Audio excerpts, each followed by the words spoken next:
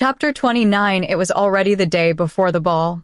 At this time, she had met His Highness several times for meals, but she did not dare ask him why he lied.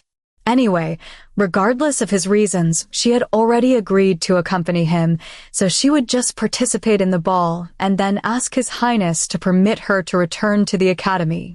She was behind in her studies. Not to mention, she was already healed, so there were no more reasons for her to stay. She felt as if she had stayed longer, she was bound to misunderstand his actions. She already had a mate.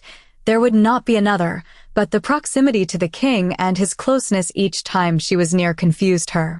But how to inform the king and actually return to the academy was something for later. Now, she had a huge hurdle to pass. In her life, she had been to balls. Her mother had forced her to, but she still had a problem. She had never danced. Mentioning this fact to the maids when they asked her had set them a goal to accomplish. They promised her that even if there were only a day left, she would at least learn to waltz. She had not asked them for the lessons. She even said that there was no need for her to dance. But they did not want to hear her. And in front of their eagerness and friendliness towards her, it was difficult for her to make them stop. So now here she was in a room within the royal palace, waiting for the dancing instructor. She was dressed in a wavy peach maxi dress and high heels, with her long hair pulled back into a ponytail. They told her it would be easier for her to learn how to dance in a dress, so she would not have any problems the following day in her ballroom gown. She was only waiting for a quarter of an hour when she heard movements at the door and immediately rose to greet her teacher. "Are you ready for the lesson?" the king asked with a calm, composed voice. "Your Highness," Celia stated, surprised. Why would the king come and ask if she was ready? "Yes, I will be teaching you how to dance," he said, reading her mind. "There is no need to. You are busy. How could I ask of you to teach me?" She tried to refuse. "I am not busy today. I already have a clear schedule for the ball. Might as well fill it with a dance lesson." He calmly answered with a normal tone, but his face seemed bright and happy. She still wanted to refuse. The proximity of their bodies would suffocate her. Moreover, by being so close, she was afraid of her heart racing. Still, he did not leave her a choice as he gently held her hand and guided her to the center of the room, but not before placing his phone on the chair she was previously sitting on. The phone was opened on YouTube with the song already playing. Reaching the center of the room, he took her right hand and placed it in his left palm, then slowly placed his right hand on her waist. With both hands touching her, she felt a surge of warmth all around her body, but she could not give any sort of indication when he was staring intently into her eyes. She was a tall girl compared to usual standards, but now, next to Salus, she looked petite. He explained the movements briefly, then slowly began to move her to the rhythm of the song. In such close proximity to the king, enveloped in his touch and smell, she was already feeling giddy, but with the romantic song in the background, the atmosphere felt even more intimate. She kept looking down, trying not to make any mistakes and hurt his feet, but perhaps he felt she was trying to look away for another reason. "Is something wrong? Am I dancing too fast?" he asked, worried. "No, of course not." She quickly denied that he was holding her tenderly and trying to match her movements, so how could he be dancing fast? "But?" he inquired again, approaching her face. Seeing him even closer, she tried to redirect his attention. "It is nothing. I was only confused to why Your Highness chose the song. I did not think it was a particular song for waltzing," she said, praising herself inside for finding a proper reason. She did not know she would come to regret asking him this, and she would regret it just moments later. "It is because this song suits you," he stated honestly, slightly moving her around in slow steps. "How does this song suit me?" she asked, confused but also a little interested. "There goes my heart beating, 'cause you are the reason I'm losing my sleep," he gently whispered near her ear. Her face flushed, hearing his voice so close, and his words stunned her so much that she stopped dancing altogether. What? She finally managed to say. When she had stopped dancing, he had stopped with her, but he still had not let go of her hands. The song, it fits perfectly for you. You seem like the kind of woman a man would lose sleep thinking about, he said with a small smile on his lips and eyes sparkling. She was still confused, not to mention shy and with a bright red face. Her lips were trying to form words, but could not. Seeing the smile on her usually solemn face did not improve her concentration. The song is called You Are the Reason by Callum Scott. He said this, not teasing her further. Hearing his words, she finally listened to the background song. Paying attention, she only now understood that the words he had previously said had been the lyrics of the song. She felt flustered for overreacting like she did, even stopping in her steps. But she was still feeling even more embarrassed that he considered her capable of causing a man to lose his sleep. She was not that beautiful. She had never been pursued by guys throughout her life. She did not have such charm that could make guys fall in love, much less keep them up at night thinking about her. Please do not tease me any more, Your Highness. She finally managed to plead quietly. She felt that since she woke up after the attack, he had kept toying with her, whether through actions or words. I have never joked with you, Celia. Not even once. Salas affirmed with an honest face. At that moment, she felt like he was saying that he, too, would lose sleep thinking of her. So, she dared not take this conversation further. Fortunately, he stopped talking and only slowly made her dance again. For the rest of the lesson, Salas properly taught her to dance, not teasing her more. Perhaps he sensed that she was already nervous as it was, without him doing anything. If he had said more, it was likely she would leave earlier. The day of the ball started with an early wake-up call from the maids. They came prepared to keep her occupied the entire day, getting her ready. Even breakfast and lunch were brought to her room to save time. The king was also caught up in preparations and would not eat with her. Night came faster with the girls around her. Normally, when they were in the presence of the king, they were quiet and only answered if they were asked something. But now, even though she resembled him in personality, as she was also a quiet and expressionless person, the girls continued to laugh and talk. She did not mind, as they brightened up her day and relieved some of the nervousness she was feeling. She had quickly agreed to be the partner of the king, but only now realized what it would entail. All the council members, all the alphas and betas, every guest would have their eyes on her, if only for the fact that she would enter with His Highness. She had never had that much attention on her, as she was what one would call a wallflower each time she participated in a ball before. Still, regretting or not, she had agreed, and now here she was walking down the stairs to meet His Highness. Perhaps he sensed her, so he turned around, looking up. She was nervous about how he would see her if she were presentable enough to be his partner. Her long hair had been styled in big loose curls, cascading on her back, with only a small flowery hairpin keeping in place several strands of hair. And even though the maids had insisted, only a simple natural makeup was applied to her face. She hoped that the makeup, her hair styling, and her naturally colored dress would blend her in the background as much as possible, as her presence at the king's side was already enough. The dress the maids had chosen did not look too flashy. It was quite pleasing to the eyes, but even then, she still worried that she was not beautiful enough for it. The off-the-shoulder dress was champagne-colored with small embroidered flowers all around it. On top of the opaque material, gray tulle and lace overlapped, so the color was toned down, making the overall aspect of the dress not too sharp. As she did not like to stand out too much, the color was perfect, but it still felt like it was made for a princess. It wrapped around the upper part of the abdomen tightly before it fell on the floor in waves. Reaching the last step, she slowly approached him.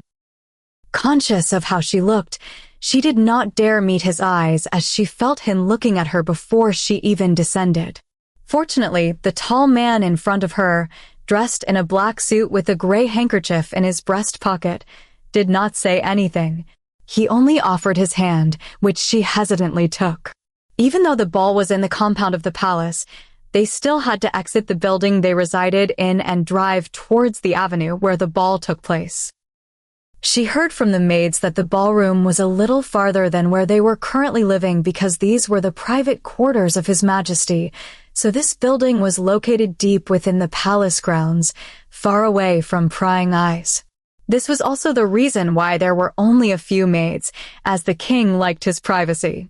She previously thought that the maids she saw inside the personal quarters were a lot, but she had been wrong. When she reached the ballroom, standing in front of the door, welcoming them, several dozen people were waiting with their heads already bowed. He alighted from the car first and permitted them to raise their heads, then turned towards her with his hand holding her own, helping her alight as well.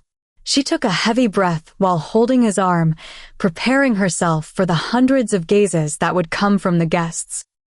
It had been more than 6 months since she last saw her family as a real, loving one. It was the time before she left her home for the Watcher test. It was more than 5 months ago when she returned home, surprising them with the news that she had passed the test. It left them shocked at the time because nobody had expected her to pass. How could Celia have the ability to become one of the Watchers of the Packs, one of the few people directly under the command of His Highness, the King of all werewolves? Encouraging her to take the test by her mother had only been an easier way to get her away from the pack, so her younger sister could steal her mate. They had thought that, considering the time it took for the training and the test itself, she would be away from the pack for 6 months. At this time, her sister would have already become the Luna in her place, so she could do nothing about it. But fate helped her to see the real faces of her loved ones. The period of time had been shortened by the Academy. It went down from 6 months to just 1 month for the test to take place. So when she came back, it was just in time for the Luna ceremony of her sister. She left her pack territory then, thinking she would never return to her home and would never see her family again. She did not mind so much the mate she lost because her family's actions had hurt her more. But now, 6 months or more later, when it would have been the time she would have returned home if the timing for the testing had not been changed, here she was holding the arm of the Werewolf King, the most powerful of werewolves. She was waiting with him for the massive doors of the ballroom to open and for the doorman to announce their presence. She was moments away from seeing the parents she had thought she would never see again. Chapter 30 in the afternoon, the day of the ball. Mom, I am so excited to participate in tonight's ball. What do you think of the dress I bought? Is it glamorous enough? Brianna asked, looking satisfied and happy as she checked out her dress. You girl, you are already 6 months pregnant. Why did you buy a mini dress with that low neckline, not to mention the bright red color? And what if you trip with those high heels? Her mother replied. She had thought to accompany her daughter when she searched for a dress, but Brianna had already said she bought one by herself. If she knew that was the dress Brianna bought, she would have stopped her from wearing it. However, there was no time to buy another one now. Really, it was easier when Celia made her own dresses. She always took notice of what fit Brianna and the occasion for which it was. But now her youngest daughter. So, what if I'm 6 months pregnant?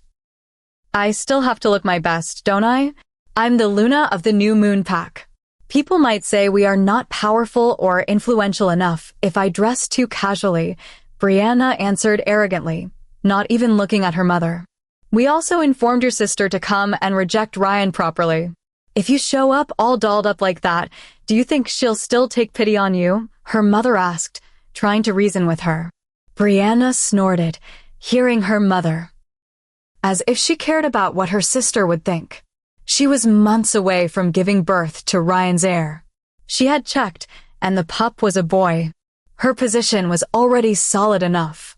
Like it or not, her sister should reject Ryan and get it over with. Her sister was the third person in her and Ryan's relationship. She had met him first. She failed to consider the fact that Celia was the true mate, and, in werewolf society, the mate was always the right partner and the first choice for another wolf, especially for an alpha who would become more powerful by mating and marking his rightful mate. Mom, she said she didn't want him then. She left just like that. How can she do something about it now? Brianna asked, upset. Even if she doesn't want Ryan, your father told her you were in the hospital in critical condition, and now several days later here you are attending the ball dressed up. What if she suspects that we only tried to trick her into letting go of Ryan? Her mother asked. Mom, we'll be meeting the king tonight. I've heard His Highness is quite a handsome man. Shouldn't I look my best? Who knows, perhaps I can even get close to him, and he may help me get rid of the bond between Celia and Ryan. If His Highness uses his alpha voice on her, she would have no choice but to say the rejection words, even without her willingness, Brianna stated, convinced that what she said was the righteous thing in the world. Brianna, His Highness meets so many werewolves each year. Do you think he would take notice of every member of every pack? Even if we're talking about alphas, there are some who have never spoken to him. In all the years I've gone to the ball, I've never gotten even a few feet away from him, much less spoken with him, her mother reasoned, trying to suppress her daughter's childish dreams. You never know, Mom. Perhaps he might just talk to me. And even if he doesn't, I still will not talk to Celia. She has to let go of Ryan no matter what. How can the aunt's baby become his stepmother? She will have to let go one way or another. It is not my problem now, Brianna said, getting angrier. Her mother, Diane, no longer argued with her. She tried many times to reason with Brianna, to persuade her to call her sister and resolve their differences, but she never succeeded. Diane explained to her daughter that Celia could harm them if she wanted to by using her position. Unfortunately, Brianna not only did not listen to her, but she even scolded her by using her position as Luna, making her submit. So, the relationship between them was strained each time Diane mentioned Celia to her youngest daughter, and she did not want to make the situation worse. In the end, her mother gave up trying to argue further or even talk with Brianna.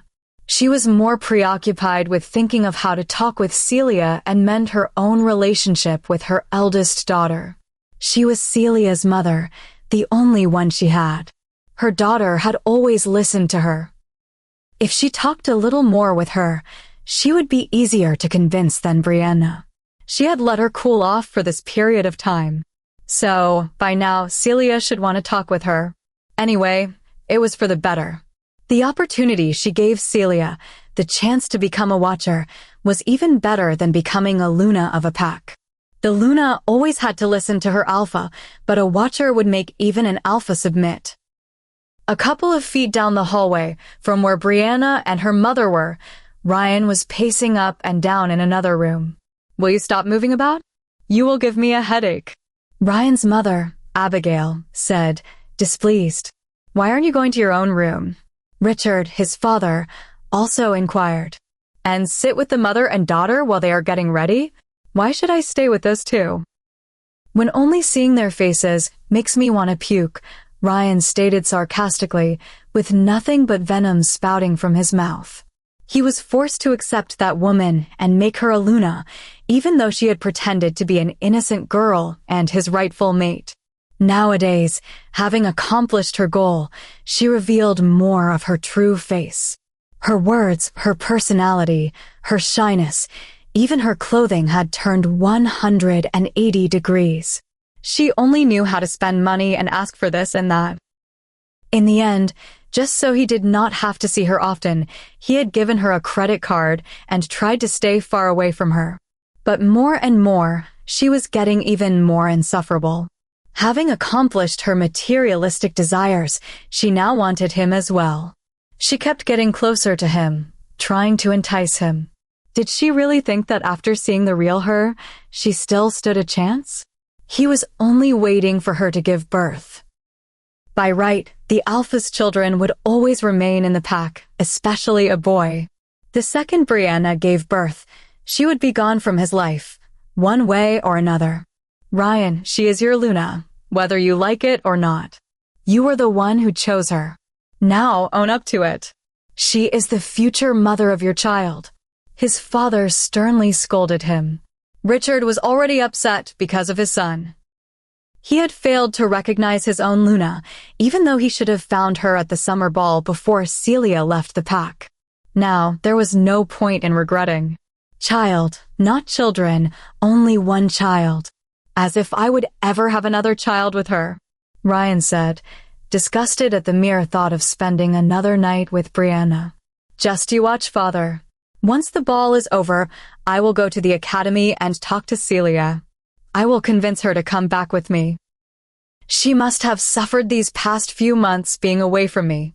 Once I reason with her, she will come back with me. Only then I will have my rightful Luna, Ryan continued, with hope clear in his eyes. The night of the ball, Ryan, you have to hold her hand. Richard ordered his son. Why should I? Ryan asked, visibly upset. Because every couple that enters the ballroom does so. It is one of the many royal protocols I have asked you to take notice of and read. Don't tell me you did not read the protocol manual? What if you disrespect His Highness in some way? Richard whispered to his son, but his voice, although not loud, was authoritative. I read it. Don't worry, father, I know how to act in the king's presence, Ryan assured his father, dismissive of the matter. The fact that you called His Highness, the king, in a place where everyone could listen, makes me doubt you. Richard immediately scolded. After repeated scolding and reminding from his father, Ryan finally reluctantly held Brianna's hand, who was by now grinding her teeth, and it was only the beginning of the evening. Finally, at 8 p.m., as the guests arrived, a murmur could be heard from the hallway. It signified the arrival of the king. So, everyone who was still in the hallways quickly entered the giant ballroom. I can hardly wait to see His Highness, Brianna exclaimed enthusiastically. Ryan said nothing in response to her affirmation, only irritated, rolled his eyes, and looked disgusted towards her. All who are seated rise to your feet, the doorman's voice boomed in the large ballroom. But even without him raising his voice, the high-ranking wolves in the room would have heard him nonetheless. There was no need for him to say it again. In the next moment, all were standing and looking at the door. As always, the king was last to appear, so everyone who should have come was already in the ballroom. 2 doormen opened, each one aside of the double door, revealing the king and his partner, as well as the closest associates of the king. His beta, Micah, Gamma, Joshua, and Gabriel, along with their partners, followed behind the first-ranked werewolf. His Highness, Salis Christian Wolf and Miss Celia Blair, the alpha of this year's Generation Watcher pack, are in attendance. Almost everyone in the room deeply bowed their heads, but there was still a slight general murmur. His Highness had never brought a partner to the ball. The only 2 people who had not reacted and bowed were Ryan and Brianna, as both of them froze at the mention of Celia's name. Fortunately for them, they were far behind in the ballroom, their table located among other smaller packs. Ryan looked starstruck. Celia seemed even more beautiful than the last time he saw her. Under the twinkling light of the chandeliers, her manner, her beauty, and her overall appearance were nothing but elegant. There was longing and love in his eyes, but also confusion. Why would Celia appear at the arms of the werewolf king? The way the king held her arm as he entered showed care towards her. He walked slowly to accommodate her long dress, and his gaze never left her. He would recognize that gaze anywhere. It was the gaze of a man in love. If it were not for the fact that the opponent was the king, he would have already confronted him. He could not go and fight for his mate, but a low, small growl still rumbled in his throat. At the same time, Brianna had only briefly looked towards Celia before turning her eyes to the most handsome man she had ever seen. His Highness was the embodiment of the ideal man. Moving her gaze between the two of them, she kept her fingers clenched in her palms, with blood threatening to come out because of the force. She already had Celia's mate. She was finally supposed to surpass her. Even though Celia was a watcher and had a higher ranking in society, in terms of romance, at least she was supposed to be the winner. She had Celia's mate, an alpha of the pack, but the latter now appeared at the arm of the Werewolf King. Her eyes were filled with hate, but she was still convinced that Celia had such an honor only because she was one of the Watcher students, the first female Watcher. Don't be nervous. I am here with you. Salas encouraged Celia with a small voice, feeling a slight tremble on his arm. She was nervous when she heard the announcement before walking into the ballroom. Feeling a bit more at ease because of his thoughtfulness, she inhaled a deep breath and nodded. You can all raise your heads, Salas ordered with a stern voice.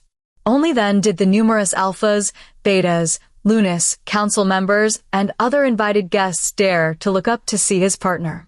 Some looked only a little to satisfy their curiosity, while others stared more intently, but there was not a single person who did not at least steal a glance.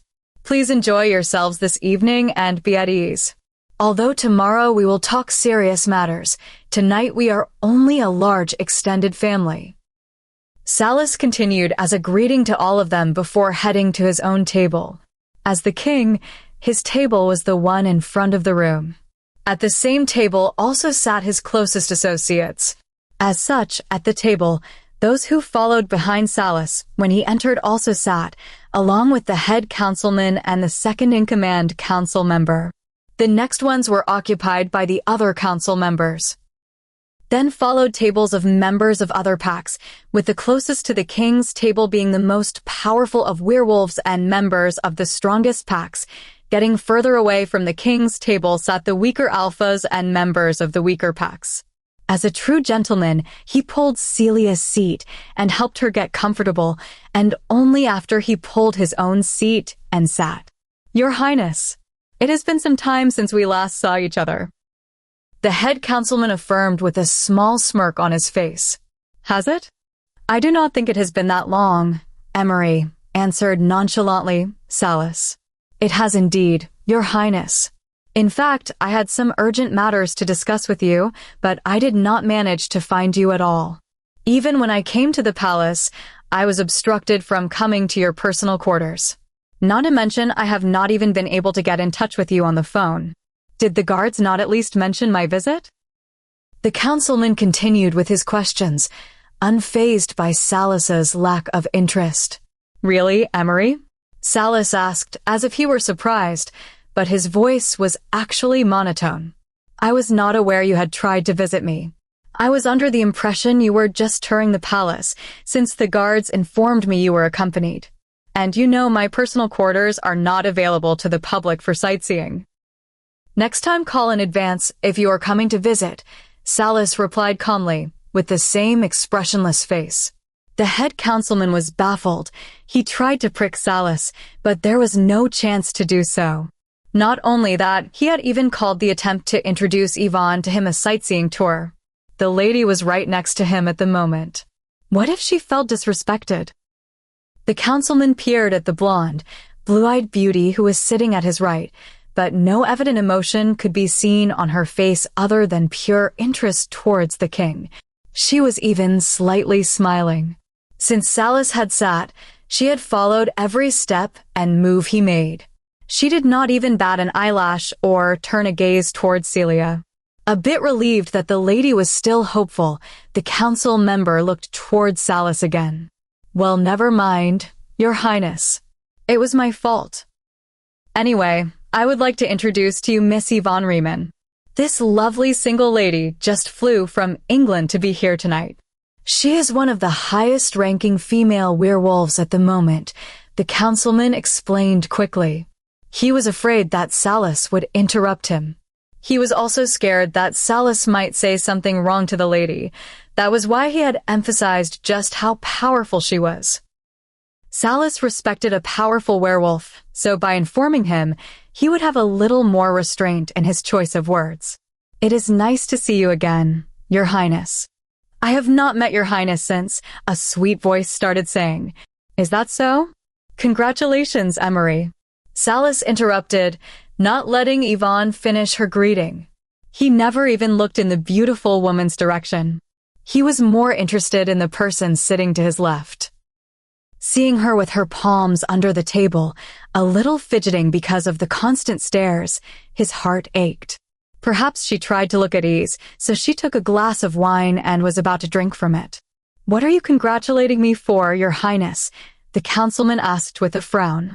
He was upset that Salas still behaved unbothered towards the lady, even though he had told him just how powerful she was. But he would not dare scold the king, especially not in front of so many people. Well, of course, for your new love. At your age, to manage to charm the young lady is quite an accomplishment, Salas stated, relaxed, and at the same time, took Celia's glass from her hand before it reached her mouth. What are you saying, Your Highness? She is not my lover, quickly affirmed the councilman. What was the king thinking?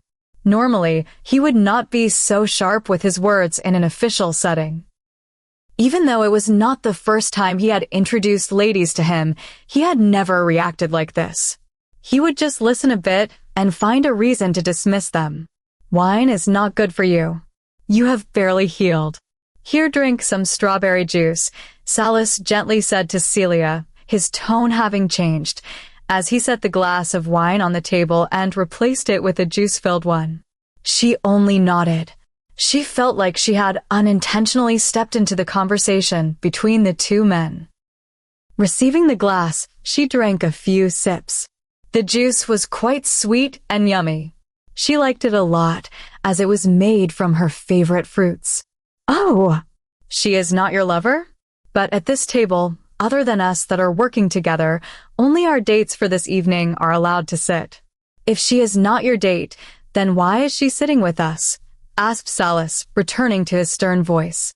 Hearing his words, and especially the word date, Celia started to cough, having choked on her juice. Salas immediately took notice of her and grabbed a napkin from the table, and with the same warm tone he had used the other day when she had choked, gently scolded. Drink slowly. No one will steal it from you. She again nodded and, taking the napkin from his hand, gently patted her lips so as not to smear the lipstick. Oh, it is because she is the granddaughter of Councilman Merrick, and I thought, the councilman said. He was upset by the word Salas was using to toy with him, but at the same time, his heart was jumping for joy. Seeing his attentiveness towards a woman, even if it was not the woman he was trying to introduce, he was thrilled. Well then, if she is Merrick Reeman's granddaughter, why is she not sitting at his table? Emery, Salas asked, finally turning his gaze to look at the elder. The councilman was trying to find his words when Yvonne took the lead in answering Salas. Chapter 31, I am sorry, Your Highness. Please do not be mad at Councilman Reynolds. It was my selfishness to be here tonight, but please believe me, I did not mean any disrespect. I can leave at this moment if you wish for me to do so. Yvonne quickly apologized. Her blue eyes filled with worry. To show her sincerity, she was even about to rise on her feet and truly leave, it seemed. Normally, seeing such a beautiful lady flustered because of him, any man would react and tell the lady not to leave. Usually, but unfortunately, Salas was not a man. He was not gentle at all with women. Celia had expected him to help the lady and prevent her from leaving, but he said nothing. Even though he had been nothing but courteous to her so far, to Lady Yvonne, he had not spared a single glance. It made a seed of doubt sprout in her mind about his intentions for her. Lady Yvonne, there is no need for you to leave if I say you are my date tonight. Right, Your Highness, intervened Councilman Reynolds. He was satisfied that Salas was finally showing interest in someone, but he still had to make sure that the king truly liked Celia and had romantic intentions towards her. As such, he could not let go just yet of Lady Yvonne. The lady had done nothing wrong so far, and she should be given a chance, too. She was also the prime candidate he had chosen from many others, and an heir born from her would be as strong as one born from Celia, so he prevented her from leaving. Not to mention, she could be used to test Celia's feelings towards the king. The feelings of Lady Yvonne could be seen clearly, but Celia's face was, unfortunately, as expressionless as the king's. Salas showed some indication through his actions, but he could not tell from her so far. Salas did not say anything about what Councilman Reynolds said, so Lady Yvonne ended up remaining at the same table as them. For the first part of the night, Celia had greeted and was introduced to many strong alphas. By being at the king's table, she was also included in conversation each time someone came to greet the king. Her position as an alpha of a pack of watchers made the alphas respectful towards her. She would be one who, one day, could possibly pay a visit to their pack. By establishing some friendly relations now, if there were some problems and investigations later, perhaps she could lighten their sentences or at least judge them relatively. She was also respected because she accompanied the king, and the king was known to respect strength. Although some might have suspected a deeper connection between the two, most were, in fact, sure she came as the king's partner because she was the first female watcher. It was not that they thought she did not suit him. Quite the contrary, most Alpha and Luna pairs at the ball thought they were a perfect match. They made a beautiful picture together. The problem was the king. He was already 100 years old, and he had never had a lover before. Perhaps they were accustomed to him being by himself. Celia, I believe your parents should also be here tonight. Do you want to go meet them? Salas asked near her ear when there was a moment of peace. She flinched at the mention of her parents. She knew she had to meet them, but she did not want to see them yet. She had thought she would go briefly to their dormitory, but only to reject Ryan and quickly leave. Thankfully, she did not see them for the first part of the night because, for one, they were seated at quite a distance away. For two, by using her werewolf sight, she could spot them if she tried to, but she did not want to. Meeting them in the presence of the king meant that she had to act civilized toward them and actually treat them as her parents. She was not one to wash dirty laundry in public, so she would have to act courteously towards them. By doing this, would they take advantage of her again? Would they use her to gain closer access to His Highness? Before, she would have said no, but now she knew better. Fortunately, it seemed they still had the decency to at least respect the king. They had attended previous balls before and were familiar with the royal protocols, one of which was that they could not come to the king's table uninvited. Only strong alphas, who had been leading packs for a long time and had a previous connection to the king, could come near the table without the king giving them express permission to do so. Her parents were betas, so they had even less right to come. Of course, it was another matter if they claimed they came to meet their daughter. No, I do not want to meet them right now, Your Highness. Thank you for asking. I will do so in a private setting later on. Celia replied, grateful. Salas nodded and did not insist on it. He did not know how the relationship between Celia and her family was, but he could see in her eyes that she honestly did not wish to meet her parents. All right, if you change your mind, let me know. Salas briefly said, then resumed talking with another alpha. It had not been long after his question when an uninvited person who seemed unaware of the royal protocols arrived. Sister, a high, cutesy voice called from a distance, making Celia frown. She should have known that, although her parents were still mindful of the place, there was someone who was not. She looked towards the direction of the voice to answer. She knew that even if she had ignored Brianna, the latter would still come towards the table. And just as she expected, she did not even answer when her younger sister was already close. She also made it seem like she had only just spotted Celia and thus came near, conveniently forgetting the protocols. Ah, I am sorry. Please forgive me for intruding. I was so happy to see my sister that I forgot what time and place this was. Your Highness, I am Brianna Blair, the Luna of New Moon Pack and the younger sister of Celia. With red cheeks seemingly flustered, Brianna quickly greeted politely. Even Celia would have been proud of the wonderful greeting her little sister gave if she had not known what Brianna was capable of. But now Celia could only see a woman, not a little girl who was growing up. No, a woman who knew exactly what she wanted. In a few words, she managed to introduce herself to the king innocently and coincidentally, to inform everyone around that she was a Watcher's sister and at the same time that she, Brianna, was also the Luna of a pack. Salis looked towards Celia and then to the person in front of their table. The petite blonde person had her body bent in reverence. He did not say a word to her and only gestured for her to rise. Brianna did not wait a moment longer, having gained permission, and, proud of herself, approached the table even more. She waited for a few seconds, thinking that His Highness would speak to her, but he did not say a word, nor did anyone else at the table, for that matter. Celia, even less, thought to say something. She was thinking that if Brianna had the audacity to play a game of sisterly love, then she should play it by herself. Having all the eyes of the high-ranking wolves on her, she felt intimidated and quickly spoke again. "Sister, I have missed you dearly. I did not know you would participate in this ball. Were you trying to surprise me? If so, I was truly surprised.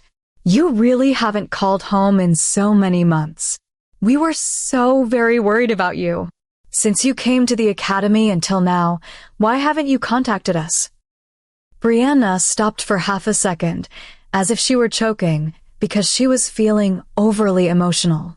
Then she continued, "I know that all that mattered to you always was to fulfill your dreams, even leaving before my Luna ceremony, but you should still contact us sometime in your free time," Brianna stated, aggrieved, with eyes filled with tears that were threatening to fall. Just like always, Brianna was determined to gain the upper hand. If she posed herself as a victim first, then no matter what Celia said, it would only seem tacky. It would make everyone around her think that she was trying to make excuses. Brianna was also trying to let everyone know that her sister was not at all the kind of person she appeared to be, having kept her participation a secret from her family. Celia was still listening expressionlessly, but inside her mind, she thought that during the time she hadn't seen Brianna, her acting had risen a notch. Well, either way, she did not mind or get upset because of Brianna's ramblings. Celia's face remained cold, and she slightly smiled, showing no affection as she was about to answer her sister, but Gabriel cut her off and spoke first. "Were you very worried about your sister?" he asked, surprised. He was her teacher and, along with her pack members, was present every day at the academy with Celia. He had never seen her receive any phone calls from her overly worried family. One could say that because Gabriel was with the students most of the time during classes, he was unsure if she received phone calls during breaks. But Celia had been hurt and was in a coma for many days. If he included the exercise time in the count, then her family had not called her for more than 3 weeks. If one were truly worried about a person, they would call first. He had also heard a bit from Jake when he pondered whether to let her family know about the injuries that Celia had, given her strained relationship with her family. Jake had not said it in so many words, as Celia had not said anything bad about her family, but something was strange for sure. Jake told him that she had ended her vacation on the same day she went home, even though she was previously very enthusiastic about returning to her pack territory. So one could draw their conclusion from that. And if those 2 reasons were not sufficient, then the reason Gabriel gave Brianna next was adequate enough, as he continued speaking, not letting her answer the first question. "Since the time she left home and until now, did your worry for your sister lessen or heighten in particular?" Gabriel asked cryptically. Brianna frowned at the unknown man's intervention, but she knew that at the king's table, there were only important officials, so she could not ask him why he intervened. She could only carry on her act. "Of course, we were worried every day we did not hear from her. How could we worry more on a particular day or worry less? We are her family, and since the moment she left her home, we were worried. It is just that we did not know when we could contact her, so we asked her to call us whenever she could, but she never did. Still, she must be learning a lot at the academy, so we cannot blame her. Brianna replied, smiling. She figured that was what the man was trying to reason with her, the fact that they did not call themselves. So she said it first. Really now? Quite commendable of you to be so understanding. Gabriel said, also smiling like her. Still, one would think that, as a Luna and a high-ranking werewolf, you must have felt the bond with your older sister slightly disturbed when the latter was attacked and hospitalized. So, knowing for sure that in that period she would not be studying and Celia could manage to answer your calls, as there was no need to worry about disturbing her classes, considering she was not participating in any. You still waited patiently for her to contact you on her own. I mean, she could call in her unconscious state if she tried a bit more after all. You are a real loving sister. Quite commendable of you, Gabriel said sarcastically, still smiling. Maria sighed at her mate's intervention. The man could not sit still when dealing with sneaky, two-faced people. Well, he really had a point, so she really applauded him inside her mind. As for the others at the table, of course, they would not dare comment in the presence of the king. Brianna froze, not knowing how to reply. Her sister was hurt, but they, as her family, did not feel it. The bond had been weakened between them because of what happened at the Luna ceremony, so none of them thought it when she was attacked. The only one who was still close to Celia, Daniel, had not shifted yet, so they could not feel the bond. Her answer of worrying equally each day was a wrong step. She should not have said that. At this time, Salis did not speak at all, and Celia was still looking expressionless as always. The discussion was not about her. Feeling at a loss for what to say next, Brianna felt agitated, and it made her stomach hurt a bit. This helped her clear her mind. My sister was hurt? She asked worriedly, placing a hand on her protruding belly. She also bent a little to show she was in pain. Celia sighed. She did not know if her sister was truly hurting or not, but it was never her intention to harm a child. She closed her eyes and opened them again and finally spoke. Your Highness, my sister is not feeling well. Can I go and help her to the bathroom and check up on her? Celia asked Salis respectfully. Yes, of course. Go and look after her. Salis said gently to her, but no worry about the other person could be seen on his face. He had not looked in Brianna's direction since he permitted her to raise her head. Having said this, he quickly rose to his feet and pulled her chair away to help her up. Celia thanked him and excused herself from the table, walking in her sister's direction. She lightly took her hand and really walked her to the bathroom. They did not say a word as they walked. Celia was too disgusted with Brianna actually to talk to her. So after arriving at the bathroom, she only instructed a passing maid to inform Diane to come and help Brianna, then quickly left. Brianna also did not say a word. She did not even look behind her when Celia walked away. She was frustrated that nothing went as she had envisioned. It seemed that she would have to use the other method. Opening the door of the ballroom, Celia came face to face with Yvonne. She apologized and slightly bowed, making way for the latter and giving her priority to pass through the door. Yvonne passed, without even saying a word of thanks, and walked confidently ahead. Celia was not one to mind such things, so she did not bother and was about to go inside the ballroom. Do you know of the event called Battle Royale, Miss Alpha? Asked Yvonne with a high, screechy voice. It was a voice entirely different from when she spoke to His Highness. It was a type of voice Celia recognized as having heard before, just moments ago. Indeed, her sister had the same tone in her voice. She changed so fast from sweet to bitter in a matter of moments, depending on who she was speaking to or whether she needed something or not. It was a character trait she had found cute when her sister used it when she was young, but nowadays it annoyed her quite a lot, as it made her seem like someone one could easily mock. "Yes, I do," Celia replied as she turned around to look at Yvonne. The unwavering look from Celia's eyes and the tiniest bit of aura she sensed from her made Yvonne flinch a bit, although unnoticeably. But she still did not back down. She had done a lot to become someone worthy to be the queen of all werewolves. Just a minor confrontation after a long road that she had already followed was nothing. And do you know what it implies? Asked Yvonne again, with a slight smile on her face. "Can you please get to the point of why you stopped me from leaving?" Celia said, sighing. She did not want to seem rude, but she was a straightforward person. Talking in a roundabout way was not her cup of tea. "I will, Miss Alpha. I just wanted to make sure you knew of it because I wanted to invite you to hold the battle royale together with me tonight," confidently said Yvonne, folding her arms in front of her chest. She looked as though she was offering Celia an opportunity to make Yvonne herself shine. Studying history and general knowledge at the academy, Celia was familiar with the battle, but she did not understand why Yvonne had chosen her as an opponent. The Battle Royale was a fight in which, in the past, at the end of each year, a single werewolf could challenge the king for his throne. However, as the gap in ranking widened, the battle was deemed futile. The difference in the first rank of the king was about 100 times greater than the second rank.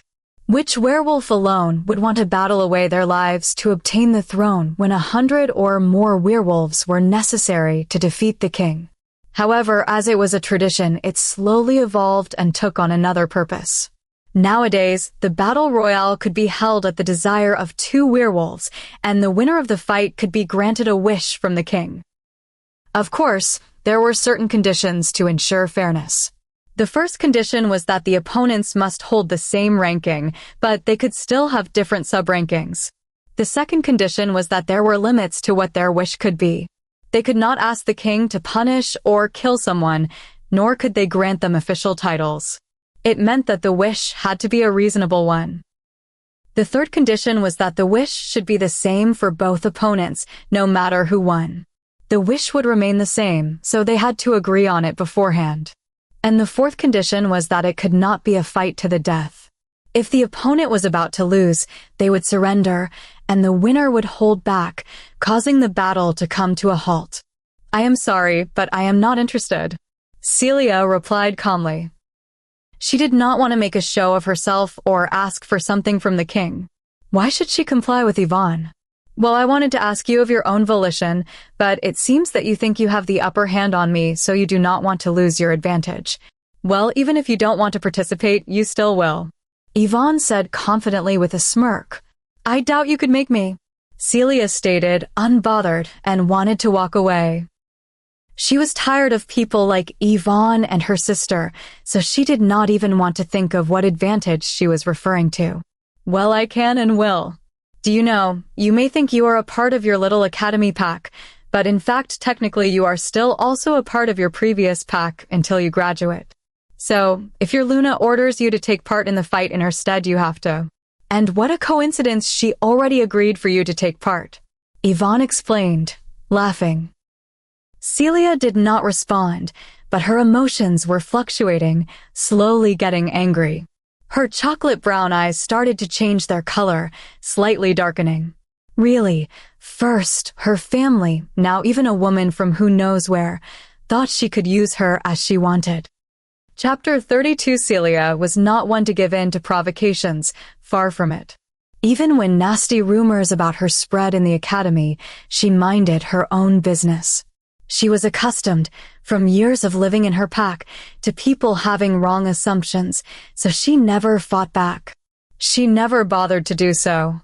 But now this woman, whom she did not remember having wronged, was not only provoking her, but was even colluding with her sister to ridicule her.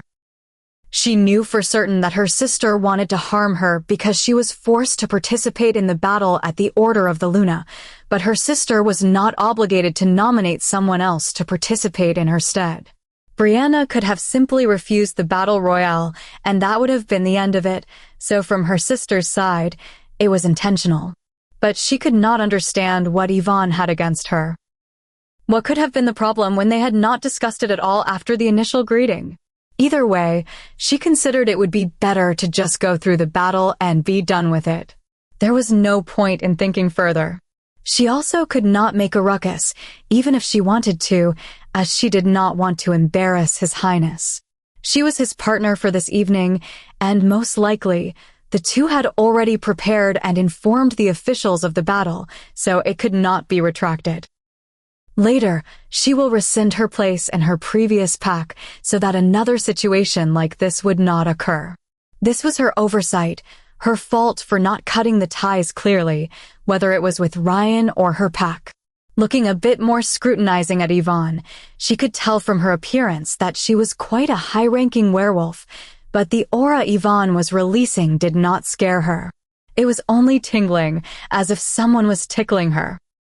For as long as she could remember, she had never felt frightened by another werewolf, never felt the need to submit to anyone. She only showed her neck in submission when her parents did at the pack meetings.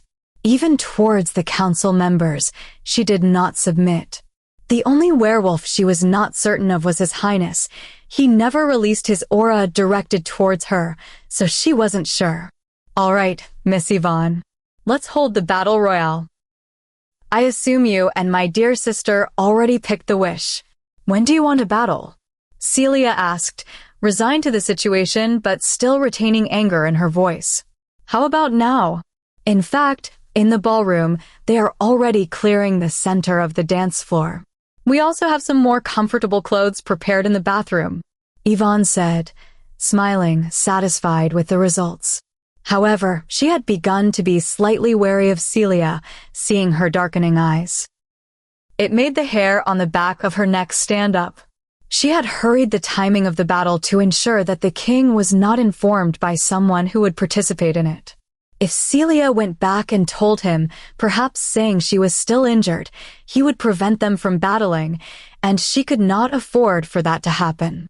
It was her moment to shine, stepping on Celia's body or corpse if she had it her way.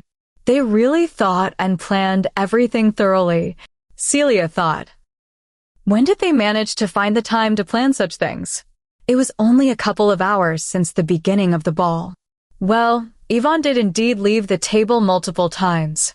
At first, she had tried to participate in conversations, especially when addressing His Highness, but gave up when her questions remained unanswered.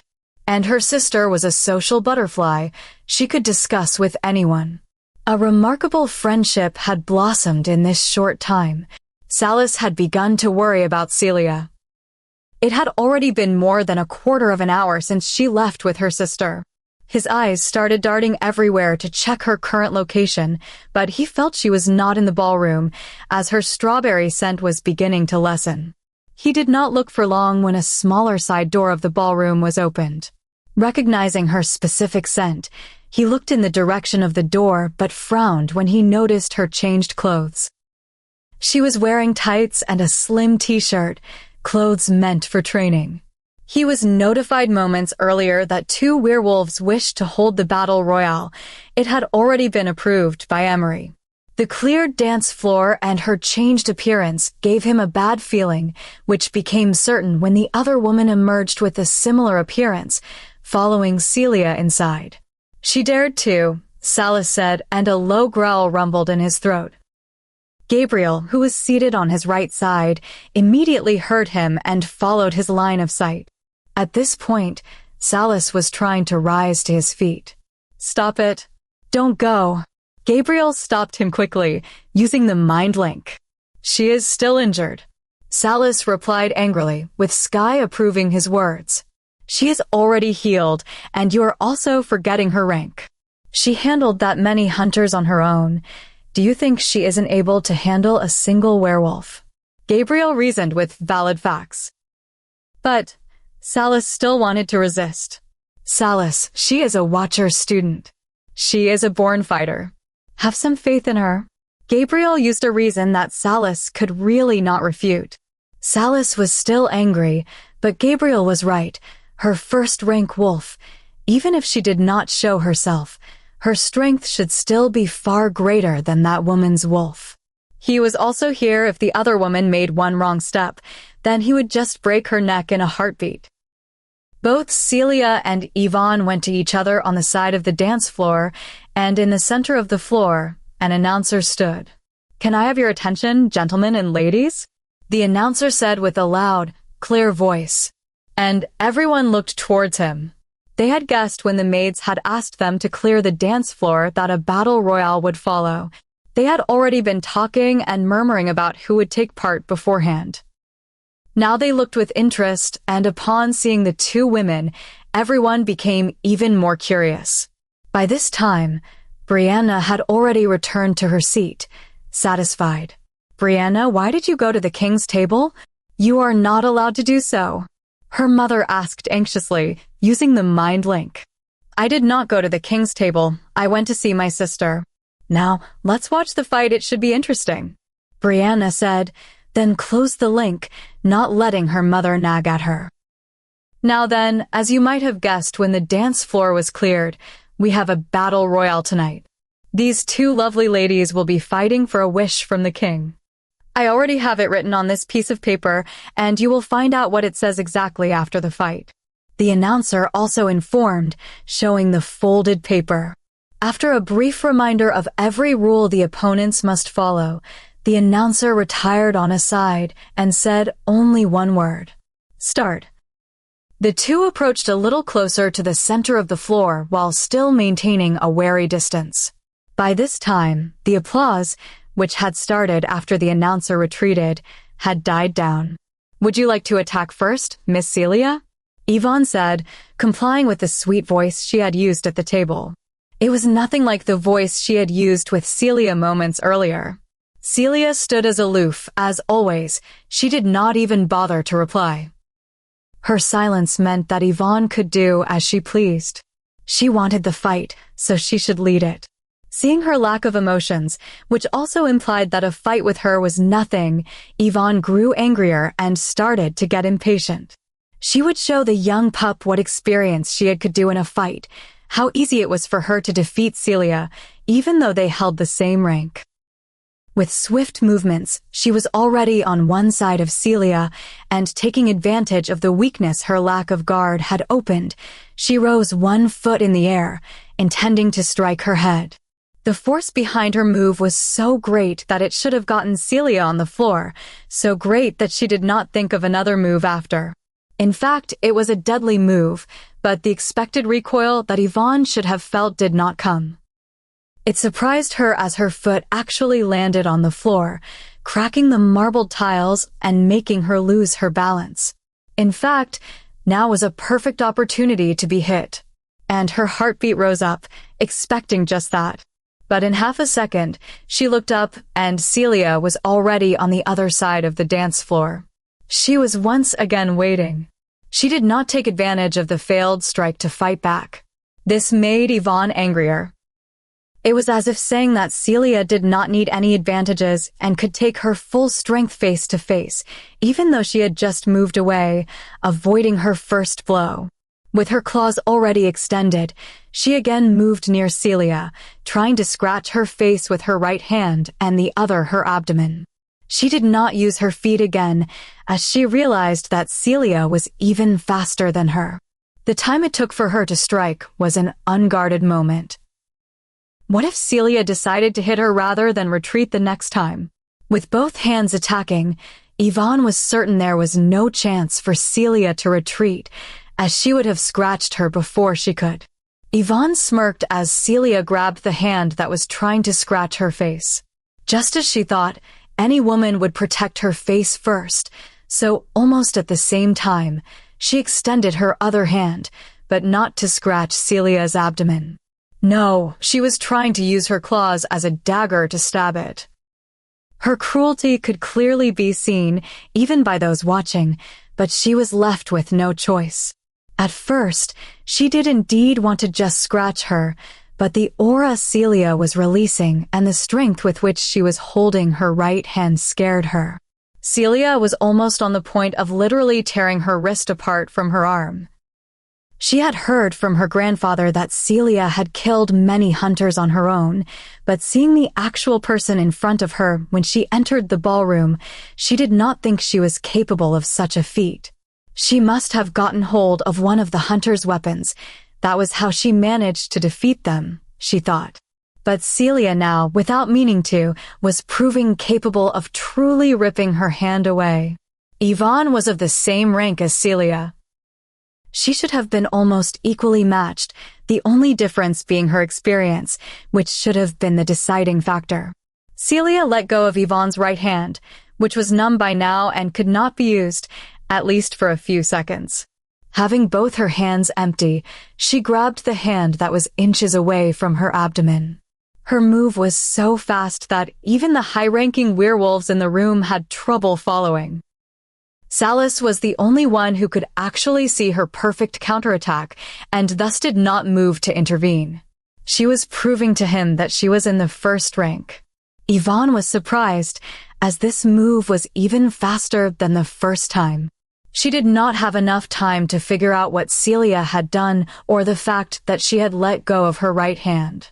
The only thing she felt was the force with which her body hit the nearby wall. She yelled in pain as she slid down, revealing the cracks the hit left on the wall. By this time, she was truly terrified. She felt several bones in her body had broken, and the hand which Celia held, sending her to the wall, was even dislocated from her shoulder and her elbow. Her body started to heal itself the moment the wounds appeared, but she still felt the pain, and she would still be feeling it until her regeneration was completed. Celia walked towards her, relaxed. Her body was not at all tired, and she wasn't even wheezing from the workout. Stopping a few steps away from Yvonne, Celia looked down at her. "Would you like to try again? Or is it enough?" There was no mocking in her voice. It was as if she were asking a random question. But the wounded and disheveled Yvonne felt exactly that, mockery. It filled her heart with hatred. How was the woman in front of her a third rank? Her blows were few in number, but each of them could not be stopped with a single hand. She had fought even men with the same rank as her and defeated them. But Celia had not even one little scratch. Not even one blow landed on her. Hearing her question, she was still thinking of fighting. Her regeneration was halfway done by now. She wanted to try other moves because she had underestimated Celia and did not fight with her full strength from the beginning. "I advise you to stop here. The next time you try and attack, I will not only defend." Celia spoke again when Yvonne stalled for time to complete her healing. Yvonne flinched at her words. It was true Celia had only defended. How would she be when she was attacking? She also started to tremble when Celia released an even greater pressure directed at her. Unbeknownst to her, Yvonne bowed her head, showing her neck in submission. "Well then, ladies and gentlemen, we have our winner." The announcer intervened, clearing the crowd's minds. Never a battle royale had ended so soon. Never an opponent showed that much difference in strength while holding the same rank. All the guests started clapping. "So then, Your Highness, please grant our winner her wish." The announcer continued after the sound died down. Yvonne was already carried away by her grandfather at this point, with only Celia remaining in the middle of the dance floor, near the announcer. Salis nodded and waited for the announcer to unfold the paper and read its contents. "Our winner's wish is a date with His Highness." The announcer spoke loudly. He had raised his volume not only because he wanted to be heard by all, but he was surprised as well. Salis flinched a little, but it was unnoticeable, as did Celia. What kind of a wish was this? Would His Highness think that she had fought just for a date with him? Celia thought. All right. Salis almost immediately permitted, earning the gasps of all in the room. A date with the king of all werewolves was something no one had expected the wish to be, and even less for the king to agree to it. The swiftness of his reply satisfied the councilman, who had his mouth in a smile from ear to ear. Gabriel did not say a thing, but he was chuckling. Even Maria was slightly smiling.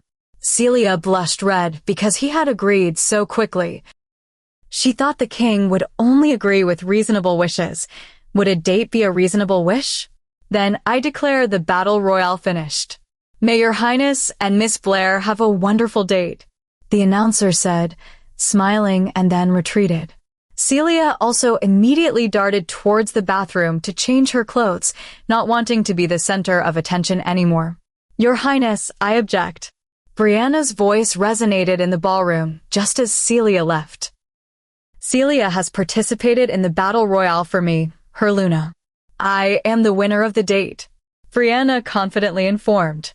Her mother and father were silently trying to make her sit down, but her father ignored them. Did you fight yourself?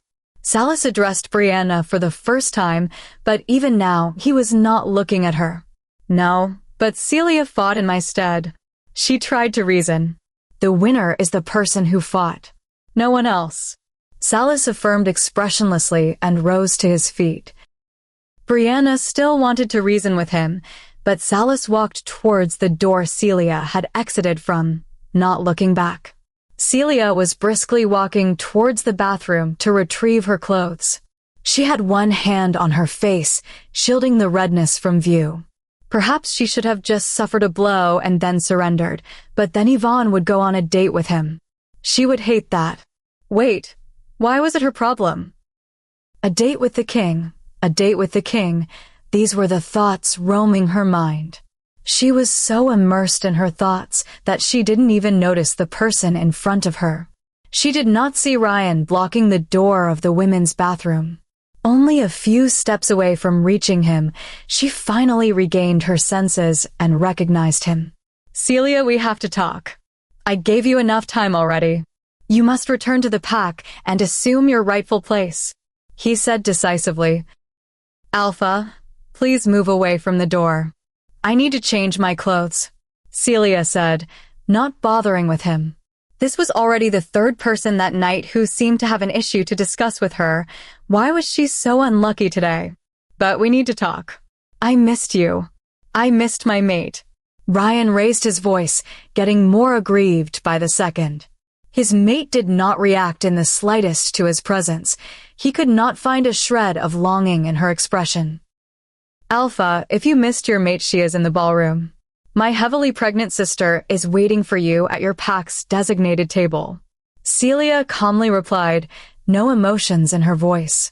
But I love you, Celia. Please, we can wait for Brianna to give birth, and then we can raise the pup together. Ryan pleaded, but his voice kept getting louder. I am the baby's aunt, Alpha, not his mother. I cannot raise the pup, nor do I wish to. You have already made your choice. Live with it. She concisely denied it and wanted to leave. But then, realizing that this was as perfect a moment as it could be, as she could avoid seeing her parents in private, she continued. I, Celia Blair, Alpha of the Red Blood Moon Pack, reject you, Ryan Damon, Alpha of the New Moon Pack, as my mate. Celia formally informed him. Feeling the bond breaking made Ryan lose his breath, and his heart felt as though it were pierced by countless needles. He looked towards her, surprised, as he did not expect her to reject him at this moment. He thought that she would also feel wretched like him, but she was still looking fine and calm.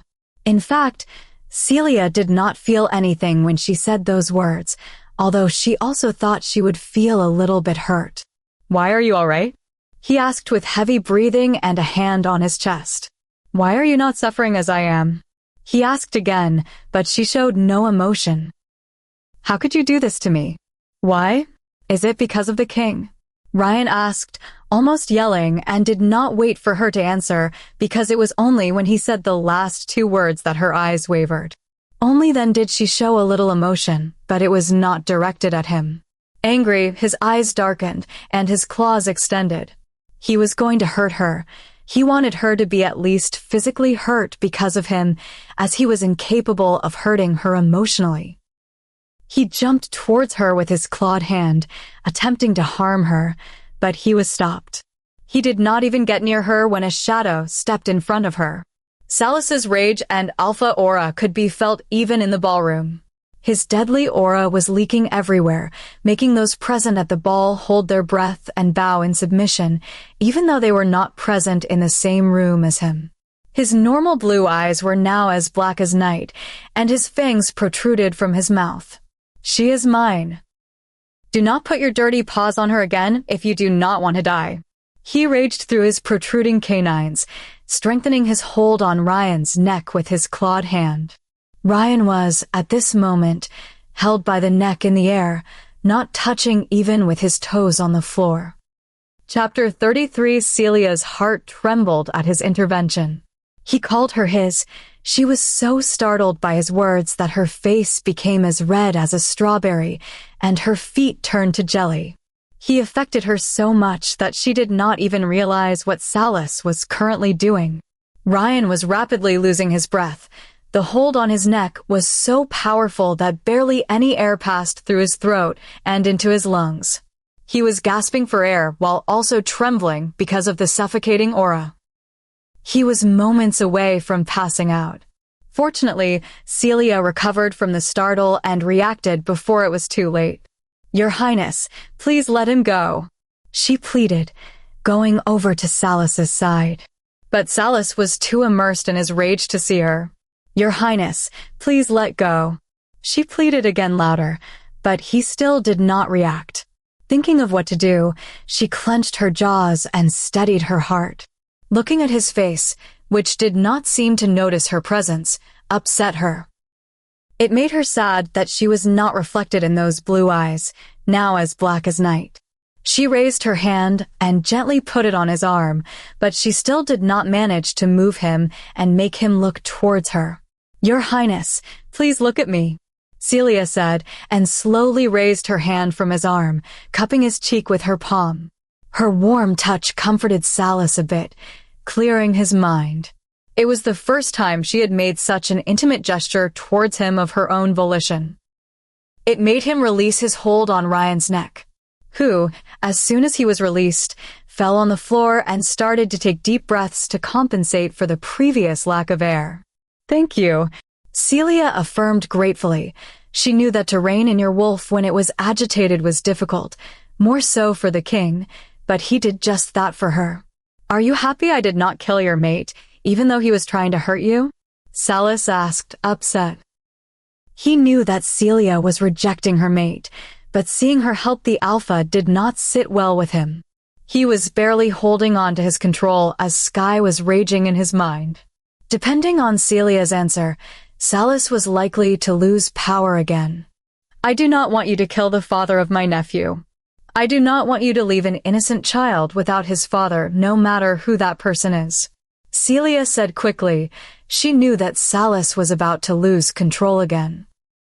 And then she continued to talk, not even realizing what exactly she said next. "And I especially do not want you to be called a murderer because of me. I would not be able to bear it," she said with a trembling voice. Hearing her words, he was still reining in his wolf, but the last part felt like she was worried about him, so he finally took control properly. After a brief moment of silence, Salus only asked her the following. "You are going to reject him?" Salus inquired calmly, returning to his aloof self. "Yes," she replied, not fully understanding his meaning. "Accept her rejection right now, Alpha," Salus ordered, using his wolf voice. He was forcing the reluctant Ryan to sever the bond entirely. "I accept," Ryan confirmed through gritted teeth. He had barely finished healing and thus could not intervene previously, even if he had wanted to. The finished formal rejection left Ryan gasping for air. His heart felt like someone was breaking it with their bare hands and stealing half of it. The pain was so difficult to contain that his body fell to the floor. So, it was true that there was something between the king and his mate. How dare she do this to him? Was the social standing more critical than her rightful mate? To be the lover of the king was more important than becoming his Luna. These were the thoughts his mind kept thinking of before passing out. At this time, Salus was looking at Celia's face. He was studying her expression, trying to find if there was even a hint of an emotion, but he could not see any. If a werewolf that had been cheated on decided to sever a bond, usually she or he would not suffer. The goddess allowed the phantom pains for a cheated werewolf to make sure of one's fidelity. The stronger the pain, the more conclusive a werewolf was cheated on, but when that werewolf would sever the sick bond, the goddess took back the pain. The innocent werewolf felt nothing. Nothing would hurt her or him physically, but mentally, she or he would still suffer if she loved her or his partner. The fact that Celia was not suffering meant that she was not in love, which calmed Salas down for good. Ignoring Ryan, Celia passed by him, with Salas following behind. The situation had been unexpected, but she was happy to have the bond severed. She walked to the door and was about to enter the bathroom to change her clothes when she turned around. "Your Highness," Celia shyly asked. "Yes," Salas immediately replied. This is the women's bathroom," she gently whispered. Salas looked around him and noticed that he was about to enter with her. His face froze, and he immediately took a step back. "I am sorry. Please go on ahead." He quickly apologized, and she seemed to notice a tinge of red on his ears. Hearing these words from him, she instantly turned around and entered the bathroom, then closed the door behind her. His face was too deadly to be seen up close. She quickly changed into her previous dress and finally had a minute to process what had happened. Salas may have wanted to help her just now, but the words he used. Why would he say she was his? She could not fathom his thoughts, but she felt it was for the best to leave the palace. The sooner, the better, before something out of her control happened. Finishing changing her clothes, she exited the bathroom, but was surprised to find Salas still there. He had his hands crossed in front of his chest, and his back was leaning on the wall. Thankfully, at least Ryan was nowhere to be seen. Seeing her in the doorway, Salas cleared his mind and quickly came to her side, taking hold of her arm. The warmth of his hand and the electrifying tingling she was feeling through her skin sent shivers down her spine. She wanted to say something, but there was no chance because as soon as he held her hand firmly, he started walking away. They walked a few steps when she finally spoke. "Your Highness, the ballroom is in the other direction," she exclaimed, confused, as she noticed he was leading her away. "It is all right. There is no need to stay longer," Salas reasoned. "But your Highness's guests, they have not left yet. The maid said the ball would continue until after midnight. Do you not have to stay until then?" "We are leaving too quickly," she said, raising her voice, as she was at the same time trying to keep up with his enormous strides. It seemed as though he wanted to leave before someone noticed their prolonged absence. "You are more important. I did not know of your past. I should not have brought you here," Salas stated apologetically, but still did not slow down his steps. Celia's heart warmed up at his words. She realized that Salas had somewhat figured out her entangled family's relationship. Her mate was her sister's lover, she was his Luna, and she was also carrying his pup. Yet, despite this, they showed no remorse. They had all come together as a happy family, with even her parents approving of their relationship, seeing as they had all stayed at the same table without any hint of displeasure. The traitorous pair also had the audacity to seek her still. Her sister wanted to make further use of her and her mate to ask her to raise his pup. In their eyes, she was, as always, someone convenient to be used. Her eyes turned red at the thought of this, but she was also grateful for his thoughtfulness. At the same time, she was afraid, so very afraid, to hope for more than she deserved, to become greedy for something, someone who was not her own. She stopped her steps, no longer following his, making Salas immediately stop when he felt he was about to tug her hand and questioningly look at her. "What is the matter?" Salas asked, confused, as he saw her somewhat upset expression. "Can I talk with you a bit, Your Highness?" Celia asked slowly, not looking at him. Of course. Let's go to the private quarters first and we can talk. Salis immediately replied. Was she still sad about all that had happened tonight? Well, to go through such things must have taken its toll on her heart. Celia walked again, allowing him to hold her hand. The drive back was a quiet one.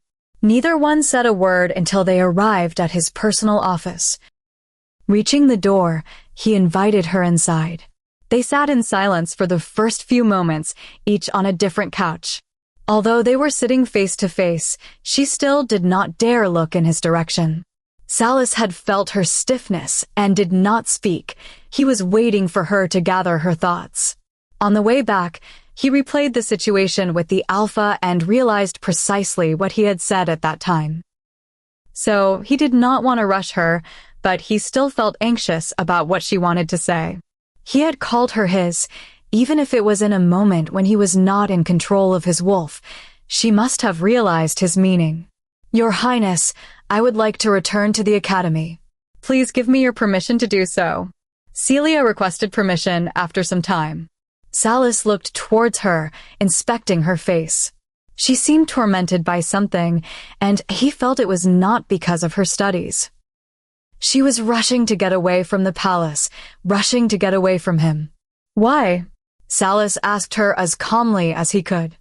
I am healed already, so I must return. I will fall behind the others if I don't restart my studies, she reasoned, stuttering. Celia, you are a bright student. You would be able to quickly regain what you have missed. This is not the reason why you are trying to leave. Why do I get the feeling that you are trying to get away from me? Have I offended you in any way? Salis asked. A frown deeply settled between his brows. He was trying to figure her out, but he could not understand her emotions. So the best thing he thought of was to ask her frankly. No, of course not, Your Highness. Celia immediately denied it, but her heart was thumping loudly. He had figured out she was trying to hide from him. Then what is it? Is it because I intervened earlier? He was trying to hurt you. How could I watch him do that? How could my heart bear for even a strand of your hair getting hurt? Salis stated he had laid his heart honestly and told her exactly what he thought. Again, he had made her heart a mess. He had done it so many times. At first, she thought he was that way with everyone, but he only acted that way around her. The words he used around her and his way of speaking made her feel like she was someone special to him. With other people, he acted more mechanically, less human. Celia stuttered again, unlike her usual calm self. He had the ability to turn her stoic and expressionless personality into a stuttering fool, into a new person. Was it intentional on his part, or was he trying to toy with her? She was tired of questioning herself and him. Your Highness, I really just want to return, she said resolutely. Why do you? Salis started to say, and for the first time in his life, he was stopped by someone from speaking. Being the king, nobody was permitted to overstep him. Your Highness, please don't care about my affairs from now on. Please just let me leave, she pleaded, feeling like a defeated person. She had even forgotten the royal protocols because of the chaos in her mind. Why should I not care for your affairs? He asked with a normal voice, but he was notably upset. I have to handle my own problems. They are not worthy of your Highness's time. Even previously, I could have handled my problems by myself. Because of me, you even left the ball earlier than intended. She explained, worried. They are worthy if I say they are.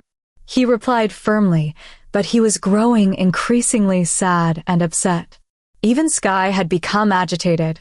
They were both feeling as though she kept them at bay from her life, even from the issue of her mate. Could she still have feelings for that bastard, even though she rejected him? Your Highness, why do you care? She asked, her voice growing hoarse. She felt a lump blocking her throat. Do you really not know why? Have I hidden it so well that you do not know? He asked, trying to keep his voice calm. How can I know? She answered, stuttering. How could she not realize at least a little bit of his reasons for treating her this way?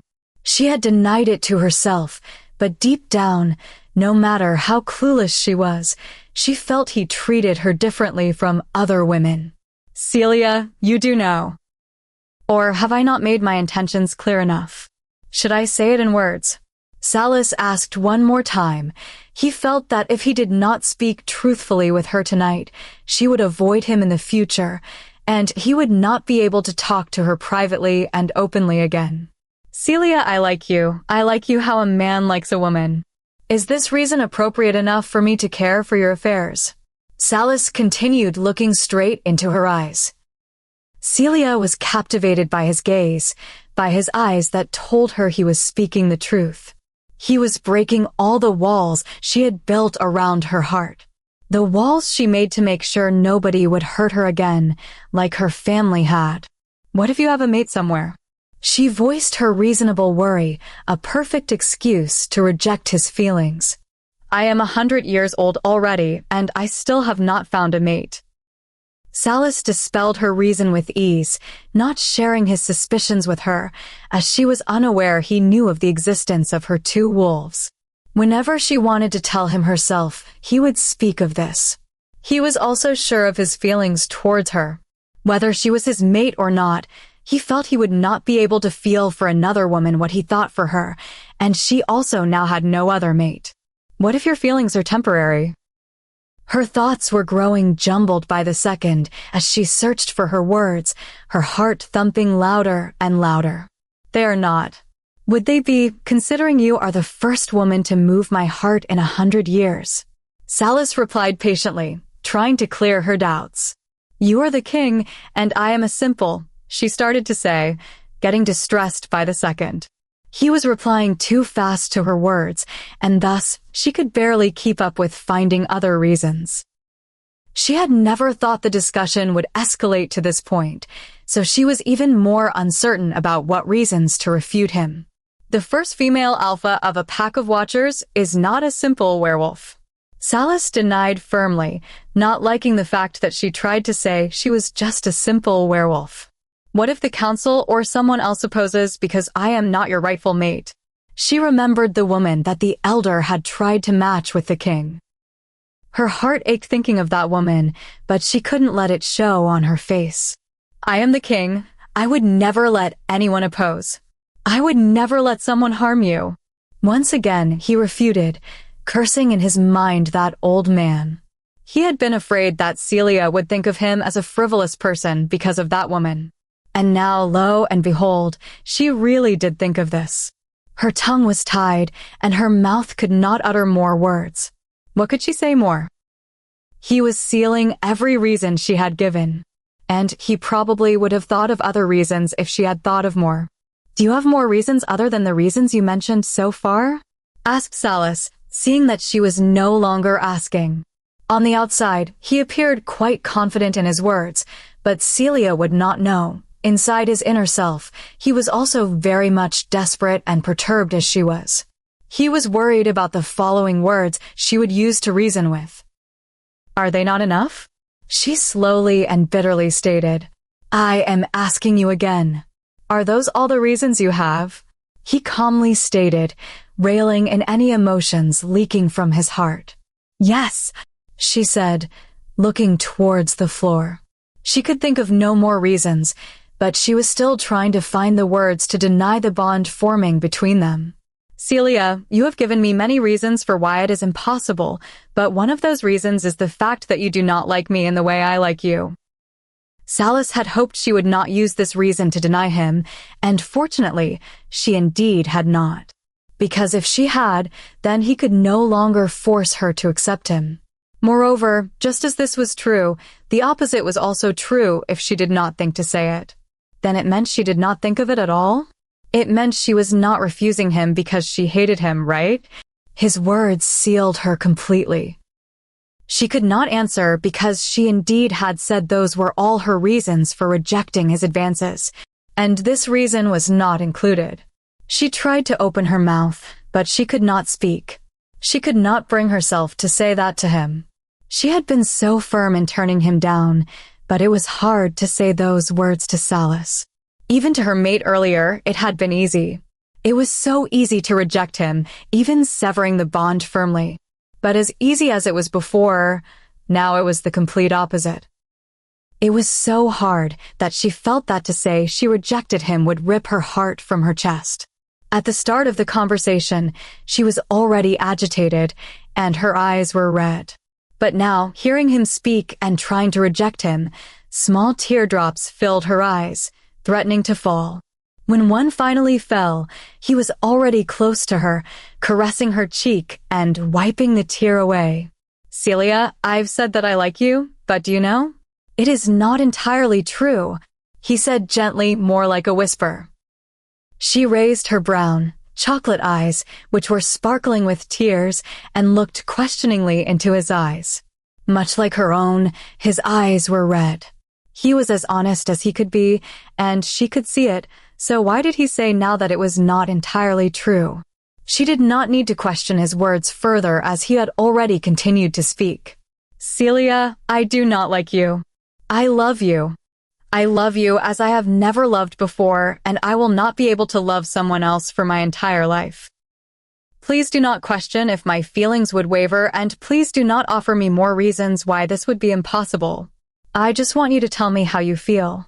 That's it, nothing more," he said gently but with a hoarse and determined voice. At this time, he had already approached her face even more and had his forehead resting on her own. And she could see that truthfully speaking of his feelings had taken its toll on him, because when he said the last words, a single tear fell from Salas's ocean blue eyes. He was the king. He was one of millions of werewolves, the strongest and most powerful werewolf. Nobody had managed to equal him for the past 100 years. He had fought in countless wars and had stood solitary, safeguarding their entire race. His expression did not show much emotion. The passing of time had hardened him, but she could see loneliness and longing in his gaze. How could she be able to say she only regarded him as a king and nothing more? How could she say she did not love him? Chapter 34. Celia was affected as she had never been before. His words made her heart tremble, and his warm touch sent shivers through her entire being. She was shaken to the core. He still had his forehead touching hers, but he didn't say more, fearing rejection. "Your Highness, I cannot," she tried to say. She was still trying to resist his advances. She was scared to love someone else she had loved before, even though not in the same way, and it had only left her bitterly disappointed. Her family had left her scarred. He was different from her family that she knew, but mentally, in her subconscious, she was reticent of trying. Knock, knock. Someone interrupted, and so Celia did not finish what she was about to say. In a way, it was fortunate for Salas, at least, that is what his raging heart told him. Perhaps he had pushed her too much, and he would only be rejected. She was about to say she could not. "Please just think about it. I do not need an answer now. I will wait longer, so please consider it properly," Salas pleaded, then finally removed his forehead and walked an appropriate distance away. "Come in," he said louder. "Your Highness, there are problems. There are rogues attacking our borders," his beta, Micah, informed. He could tell that His Highness had left the ballroom with Celia, and he knew from their smell that both of them were inside his office, but it had been decades since the last time rogues attacked. To have such courage, something was amiss. So he was forced to inform him that he could not make decisions on his own. "Rogues?" Salas asked, frowning. Things were getting out of hand. The previous investigations had not produced any leads so far. First, hunters and now rogues were attacking. There was certainly a connection between the two. "I understand," he replied to Micah and then looked toward Celia. The latter was agitated because of their conversation, but she was now also thinking of the rogues. "I will go now. We will discuss more tomorrow.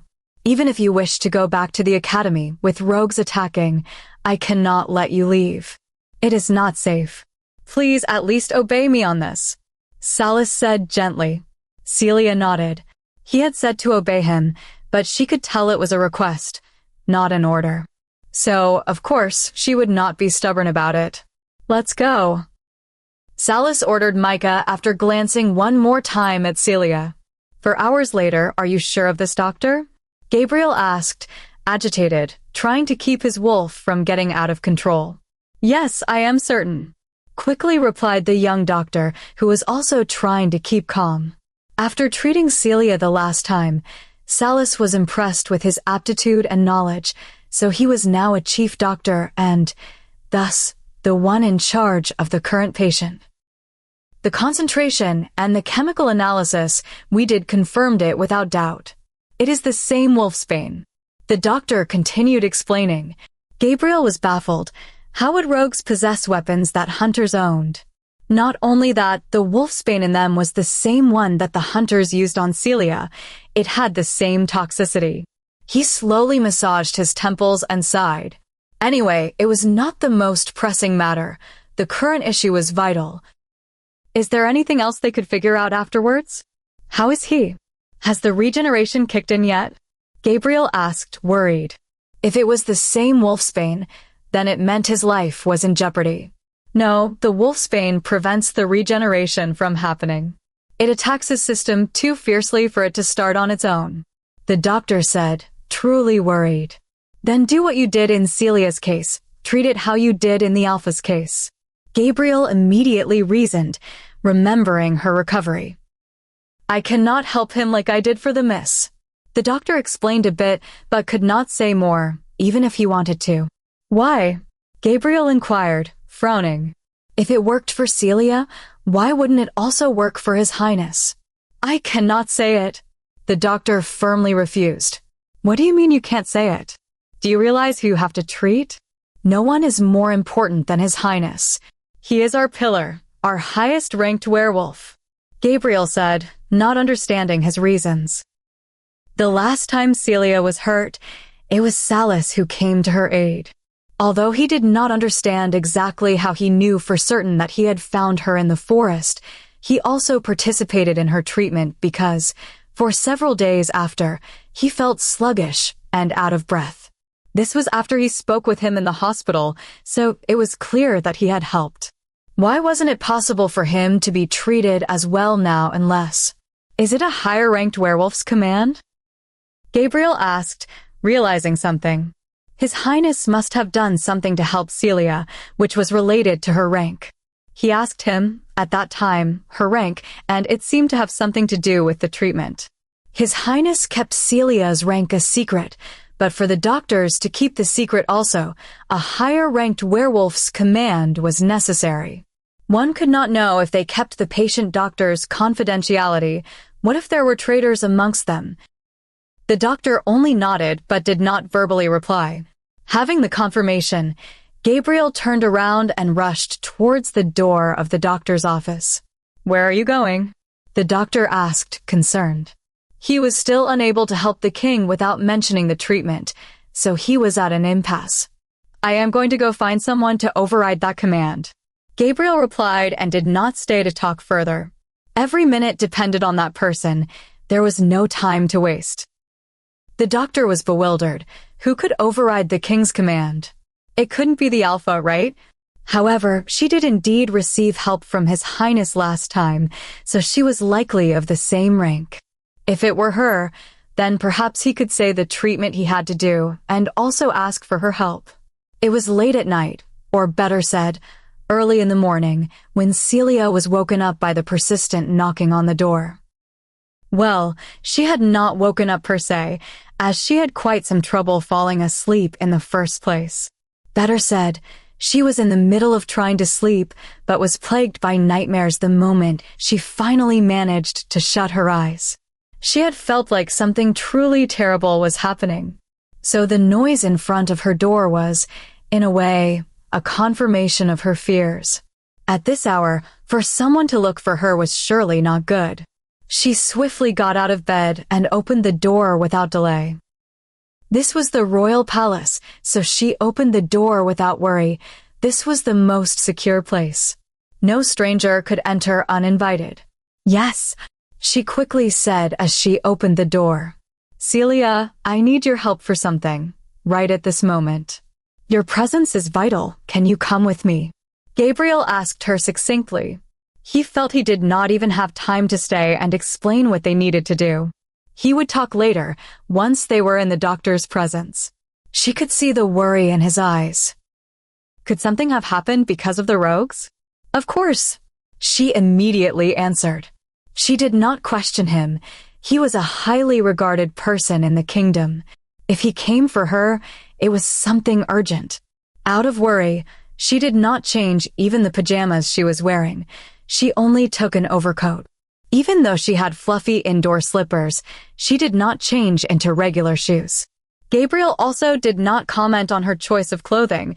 It was clear that no second could be wasted. Celia's heart started to beat faster from the moment she saw the hospital in front of her. It kept getting louder and louder, up until she arrived at the doctor's office. In a corner of her heart, she feared the worst. Celia, I need Dr. Young to treat His Highness, as he was severely injured in the rogue's attack tonight. But the doctor can't help His Highness unless a higher-ranked werewolf rescinds the order His Highness has placed on him. Gabriel explained quickly. Celia looked at Gabriel and then at the young doctor he was pointing to. Her eyes were filled with worry upon hearing of His Highness. How W? He is the strongest of all of us. Celia replied, worried. I know he is, but the rogues had weapons used by hunters. This has never happened before, so we were not properly prepared. The problem is, His Highness was hit with wolfsbane bullets, just like you were several weeks ago. He helped you then in some way, but he has placed an order on the doctors, so they cannot help him as they helped you then. The only way for us to know what they did back then is for Dr. Young to be given permission. Gabriel said he was also under a higher-ranking werewolf's order, so he could not expressly say for her to rescind the order. He could only insinuate it. I give you permission to tell us of the treatment you did on me, Doctor. Celia said, not needing further explanation, using her alpha voice. She was deeply concerned to know the severity of His Highness's injuries, but it was more important to act fast rather than find other details for the time being. Having gained her consent, the doctor started to explain her previous treatment. His Highness had risked his life to save hers. The treatment the doctors did implied a transfusion between two werewolves of the same rank. The shared blood have the burden on one body suffering from wolfsbane, allowing its own regeneration to start. It was not in any way a risk-free solution. On the contrary, it could have killed him. The wolfsbane in her system was capable of killing several normal werewolves. As Gabriel explained, His Highness was quite lethargic for several days because of the treatment. It was such a dangerous way that the doctors had previously tried to discourage His Highness from doing it himself. But he did, regardless of his own life. He demonstrated his love through actions without trying to gain anything from her. If not for the current situation, she doubted she would have ever found out. He had prohibited anyone from speaking of it after all. He never even mentioned to her the fact that she lied about the existence of her two wolves or the fact that her rank in the documents was a false one. He had maintained the lie for her. He was also so worried about her that, even though he was suffering from the wolfsbane in his body, he still visited her every day and stayed with her for several hours each day. Touching his white, pale face that did not react to her touch, her heart felt heavy. Big teardrops were flowing from her eyes, seeing his condition. The strongest of werewolves was so frail in her eyes right now that she could barely control her trembling. Waiting in his room for the doctors to start their treatment, as she gave her consent to them to perform the same procedure, she remembered the brief conversation she had with Gabriel after the doctor went to gather the other doctors. Celia, do you know? Even the previous queen did not hold the same rank as His Highness's father. But unexpectedly you do. You have the same rank as our king. That particular fact and the fact that His Highness fell in love with you at first sight, what do you think it means? Gabriel asked her seriously. Why are you asking me this and why now? Celia asked, surprised. She did not understand why Gabriel talked about this with her, especially now that His Highness was injured. She was also embarrassed that he knew of His Highness's feelings towards her. You are a smart person, but quite naive and foolish in regards to His Highness. Or perhaps you are trying to be. Do you not think you could be His Highness's mate? Gabriel asked, still maintaining his serious face. But teacher, I already have a mate. Celia replied, confused. You have one? Who? Gabriel asked, surprised. It does not matter who, as I have already rejected him, but the fact remains I can't have another one. A werewolf has only one mate for life. Yes, that's true. A normal werewolf indeed has only one, but you're not a normal werewolf, are you? Gabriel rhetorically asked her, looking straight into her eyes. And let me ask another question. Did both of your wolves suffer when you rejected your mate? The question left her thinking. Only Crescent at that time reacted to her mate, but Waning did not. She had thought that Waning was probably also suffering, but Waning never mentioned it expressly. I can see that you realize something, am I right? In fact, only your fourth-ranked wolf suffered.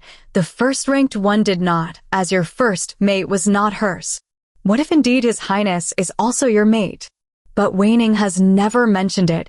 She would have wanted her mate. Celia, since the moment His Highness laid eyes on you, he fell in love with you, and even his wolf, Sky, likes you a lot. His Highness mentioned to me before that they both feel you are their mate, but only your human side. I know that Waning doesn't come out often.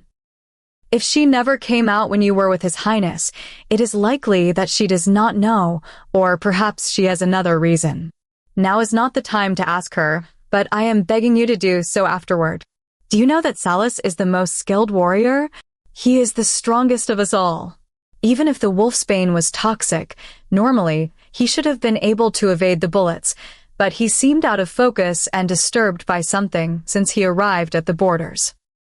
I initially thought it was because of the rogues that he was upset because of them, but the more I reflect on it, the more I think it is because of you. Celia knew that before he left, Salus was indeed upset. She was about to reject him. Miss Celia, we are ready. Please lie down on the bed, the doctors said, interrupting her reminiscence. As before, she had also gathered the doctors, under Gabriel's advice, and ordered them not to inform anyone of the treatment or the severity of His Highness's wounds. No one could know the king was injured, so now, in the room, only doctors were helping out. She nodded and listened to their instructions. Shortly after they connected the intravenous drip to her hand, his blood quickly entered her body, paralyzing her because of the sharp pain. It hurt so much that she was about to cry from the agony, but she resisted her instincts and stopped herself from screaming. Her face was becoming paler, and she even felt she was about to faint. Should we stop it, Celia? Can you handle it? Gabriel asked, worried. His priority was the king, but Salus's priority was most likely Celia. If there were irreversible repercussions, Salus would not forgive those who participated in his treatment. Right now, he was a peaceful man, albeit a stoic and solemn one, but he knew just how ruthless he was when angry. It is all right. I can handle it, Celia said through gritted teeth, but she knew it was only the beginning. The more blood passed through her body from him, the more likely she was to pass out or even die. Everyone, listen to me. No matter what, the treatment for His Highness continues until he is well. No one is allowed to intervene, Celia said with difficulty, using her alpha voice. She had to make sure the doctors would continue, even if she passed out. Yes, the doctors replied in unison, showing their necks in submission. They felt almost the same pressure they felt from the king. Celia, you should not have done that, Gabriel exclaimed, worried. Now he could no longer stop it if something went wrong. Celia smiled a little, but she did not say anything. She did not have the strength anymore to speak coherently. She only managed to turn her head towards Salus's bed and look at his pale, bloodless face. Only hours earlier, she had seen that now white face adorned with tinges of red blushes because of her. Only hours earlier, she had seen that same face professing his love towards her. Only hours earlier, she had seen that now silent face shed tears for her. Only hours earlier, she had seen that now expressionless face frightened of her rejection. Only hours earlier, she was about to reject that same face, denying the happiness and future they could have together. Time was so fleeting. As werewolves, they had hundreds of years ahead of them, but she was now certain, looking at his face, that she was facing the possibility of living it without him, and she would not be able to.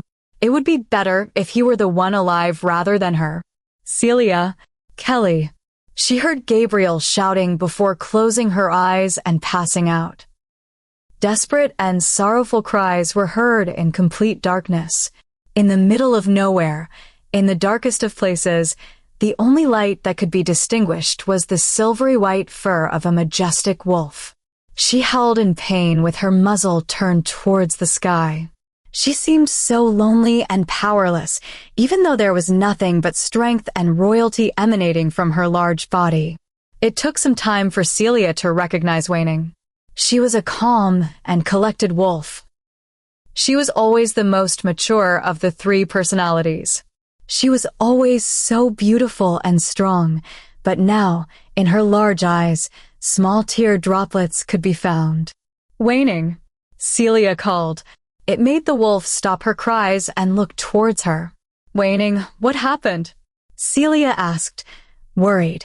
She was still confused about why she was in the wolf's place. She did not remember why she was there, but she wanted to comfort Waning first. Celia, Sky, he. Waning said, using the mind link. What about Sky? Celia asked, with her eyebrows furrowed. She felt that name familiar. Sky, my mate, he is suffering. Chapter 35. Hearing the name Sky and the word mate made Celia snap out of her haziness. She remembered that just moments earlier, she had exchanged blood with His Highness. She must have fainted. And her human consciousness was brought here. But why? Was it Waning, the one who brought her? Sky. Sky is the name of His Highness's wolf. Then he is your half? His Highness is truly our mate. Celia asked, Waning with eyes wide open. Yes, he is our rightful mate, and we his rightful Luna. Waning replied telepathically after a moment of silence. She had kept the burden herself all this time, but by doing so, she hurt him, even though she did not mean to. Perhaps she should have said it earlier, and they could have avoided the situation, but it could have also made it worse.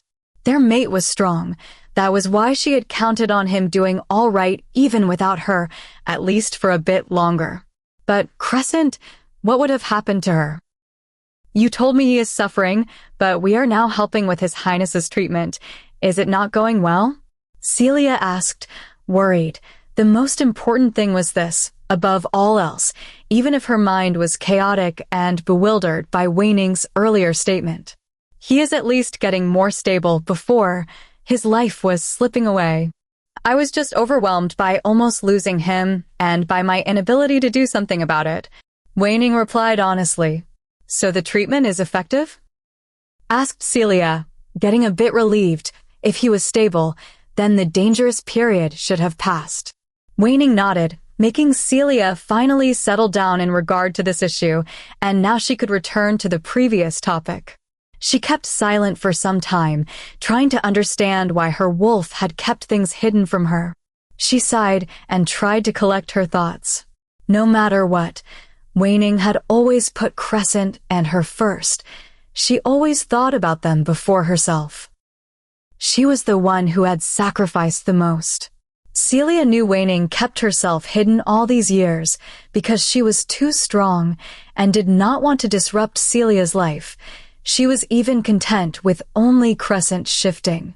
Whenever Celia felt lonely, she was always there for her. The only times she ever took control were when their lives were in danger. Waning would never intentionally hurt someone, so if her actions did hurt a person, then she must have had a proper reason to do so. But how? Why? But if His Highness is my mate, then why have I not felt it? Why did I not realize it when I first met him?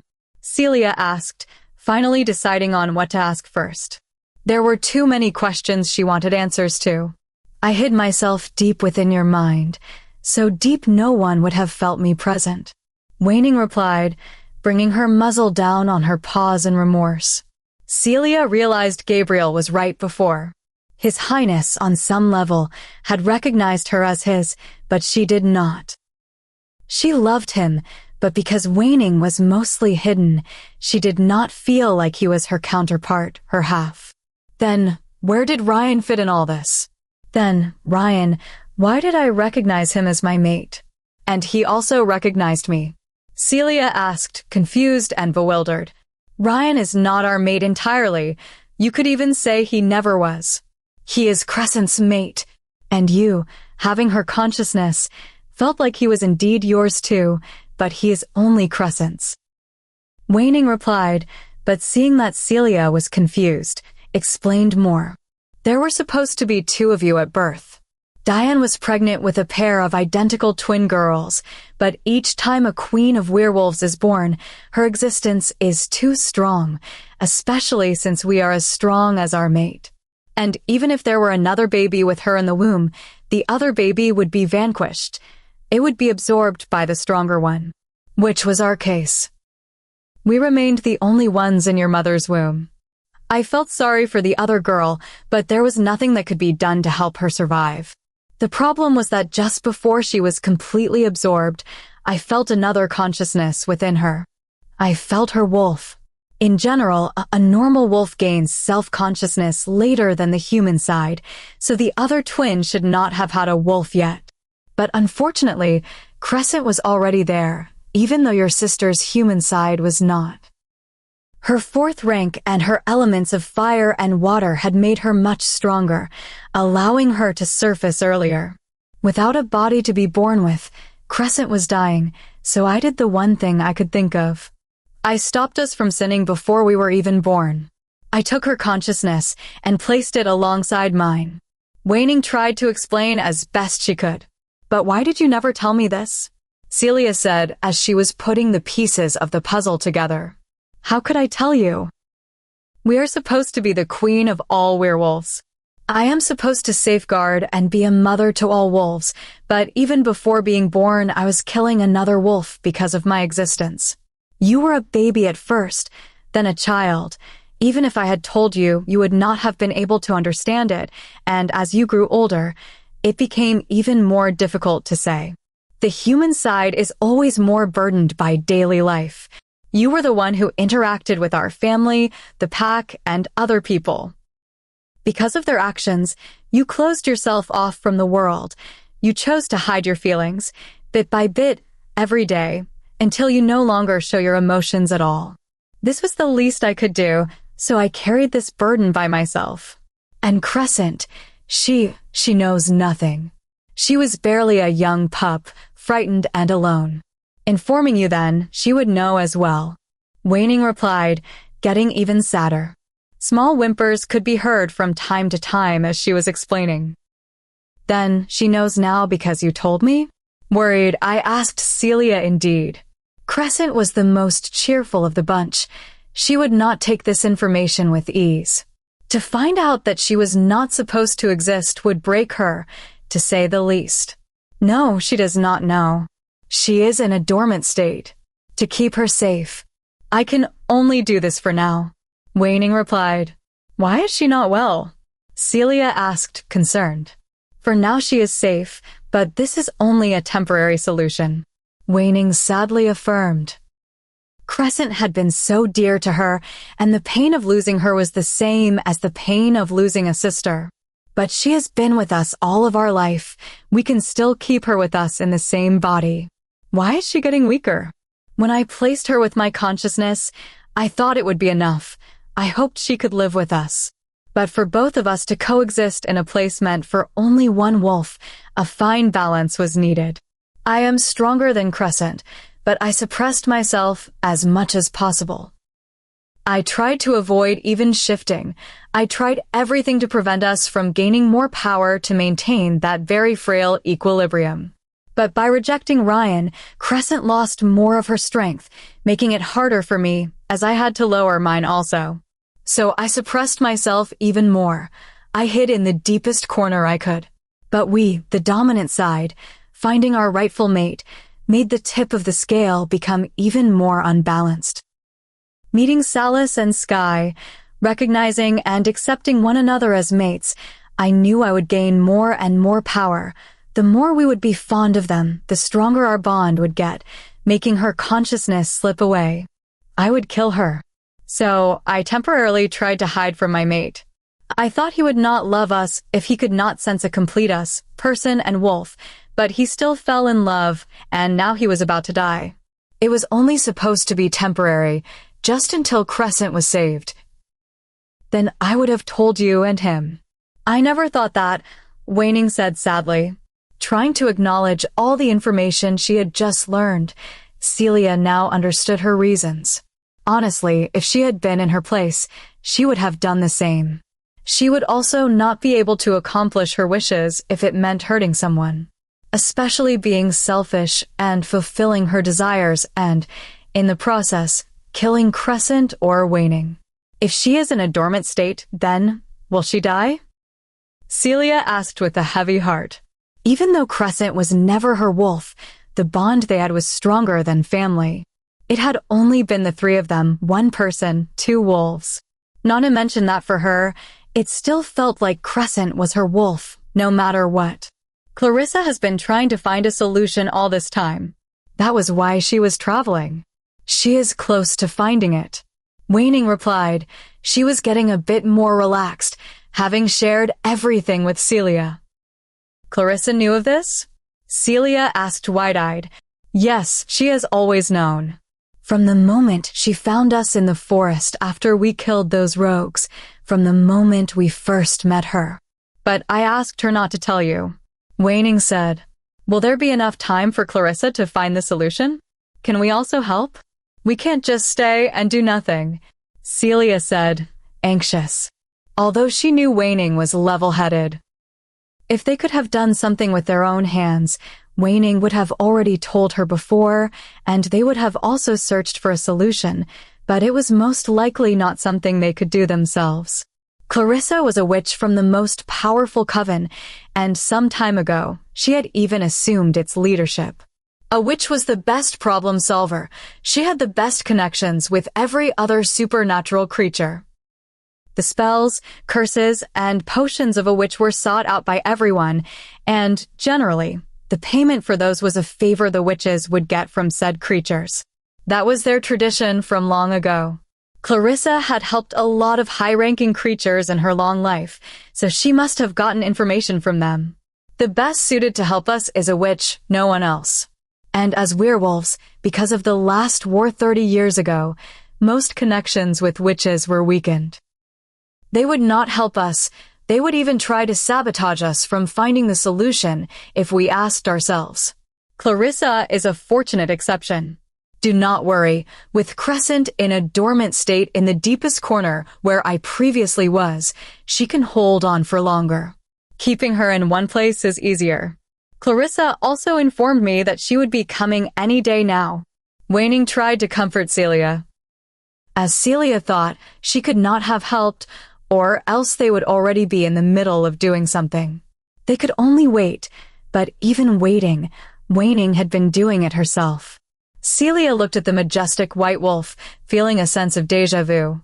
Waning was already a queen. Her sorrow and loneliness, being the only one aware of everything, could be felt and seen all around her. She resembled Salas in this way. Celia did not ask more questions. For now, Waning was safe, unlike Crescent, but she felt the need to keep her close. She approached the wolf, which towered above her, burying her body in its white fur and embracing its large neck. Are you all right, Waning? We have been talking about Crescent, but how are you doing? Celia asked gently. The white wolf said nothing more, but small whimpers could be heard as she lowered her head near Celia's, trying to hold her close. Since they were young, they only had each other. The rare light rays of the winter sun that entered the window kept Salas from sleeping longer. He opened his eyes, a bit disturbed by the blinding white light, and tried to adjust his eyes to the light and clear them of their haziness. Hearing the beeping sound that he did not recognize, he looked around him, realizing he was not in his room inside the royal palace, but in the hospital. Only then did he remember the rogue's attack. He thought he had been sleeping, but in fact, he had been unconscious. Trying to find someone to get some information on the current state of things, he looked around, stretching his neck. If he could see a nurse or maybe his phone, then he could get Micah or Gabriel to come. However, he did not find either one. As his head moved, while looking around, his eyes froze, captured by the view on the right side of his bed. Like his own attire and appearance, the love of his life was also lying on an adjacent bed. She was dressed in a pale blue hospital gown and covered with a white-colored blanket. The only parts of her body that were not covered were her small, soft hands connected to machines and an intravenous drip going into her smooth, small wrist. She was sleeping or perhaps unconscious. It frightened him to see the petite woman again in this state. He had sworn before she would never have to suffer like that, and here she was looking as she had several weeks ago. It scared him, thinking that the rogues had managed to get so deep inside his palace and hurt her. Luckily, his anger and anxiety that kept on rising were easily subdued when the frail woman slowly opened her beautiful eyelashes to reveal her chocolate brown eyes. Locking her sight with his, he was left speechless. He could not utter a single word as the feeling of completeness overwhelmed him. His heart beat faster and faster until it felt like it would jump out of his chest. The captivating gaze of her eyes, which were revealed from under her long eyelashes, managed to fill every corner of his entire being. He had loved her so much from the very first moment he saw her until he felt like he could no longer love her more than that. He felt it was impossible to feel even more love, but right at this very moment, he did the impossible. He could not look away, although he felt he could not even breathe. But strangely, he still did not feel any discomfort, as only one word came to mind, and without thinking, he slowly opened his mouth and reflexively whispered, "Mate, mate." The small woman mirrored his answer, affirming for him what he had desired with every fiber of his being for the last 100 years.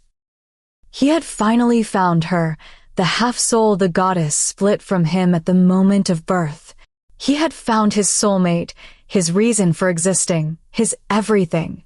Feelings shy under his relentless scrutinizing stare, as Salas did not look away even after some moments passed, Celia slowly felt awkward. Even her cheeks were getting warmer and redder by the second. Trying to dispel the silence, she thought to say something, but the only meager word that managed to escape her lips was only 2 letters long. "Hi," she slowly whispered.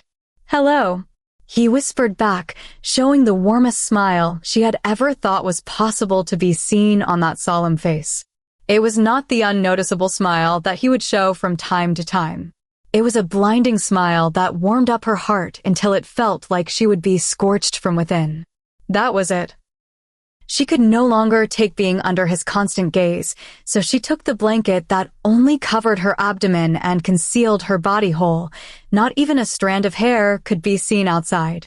He opened his blue eyes wider, surprised by her cute reaction, before exhaling in a low, hoarse laugh as his lips widened into an even bigger smile.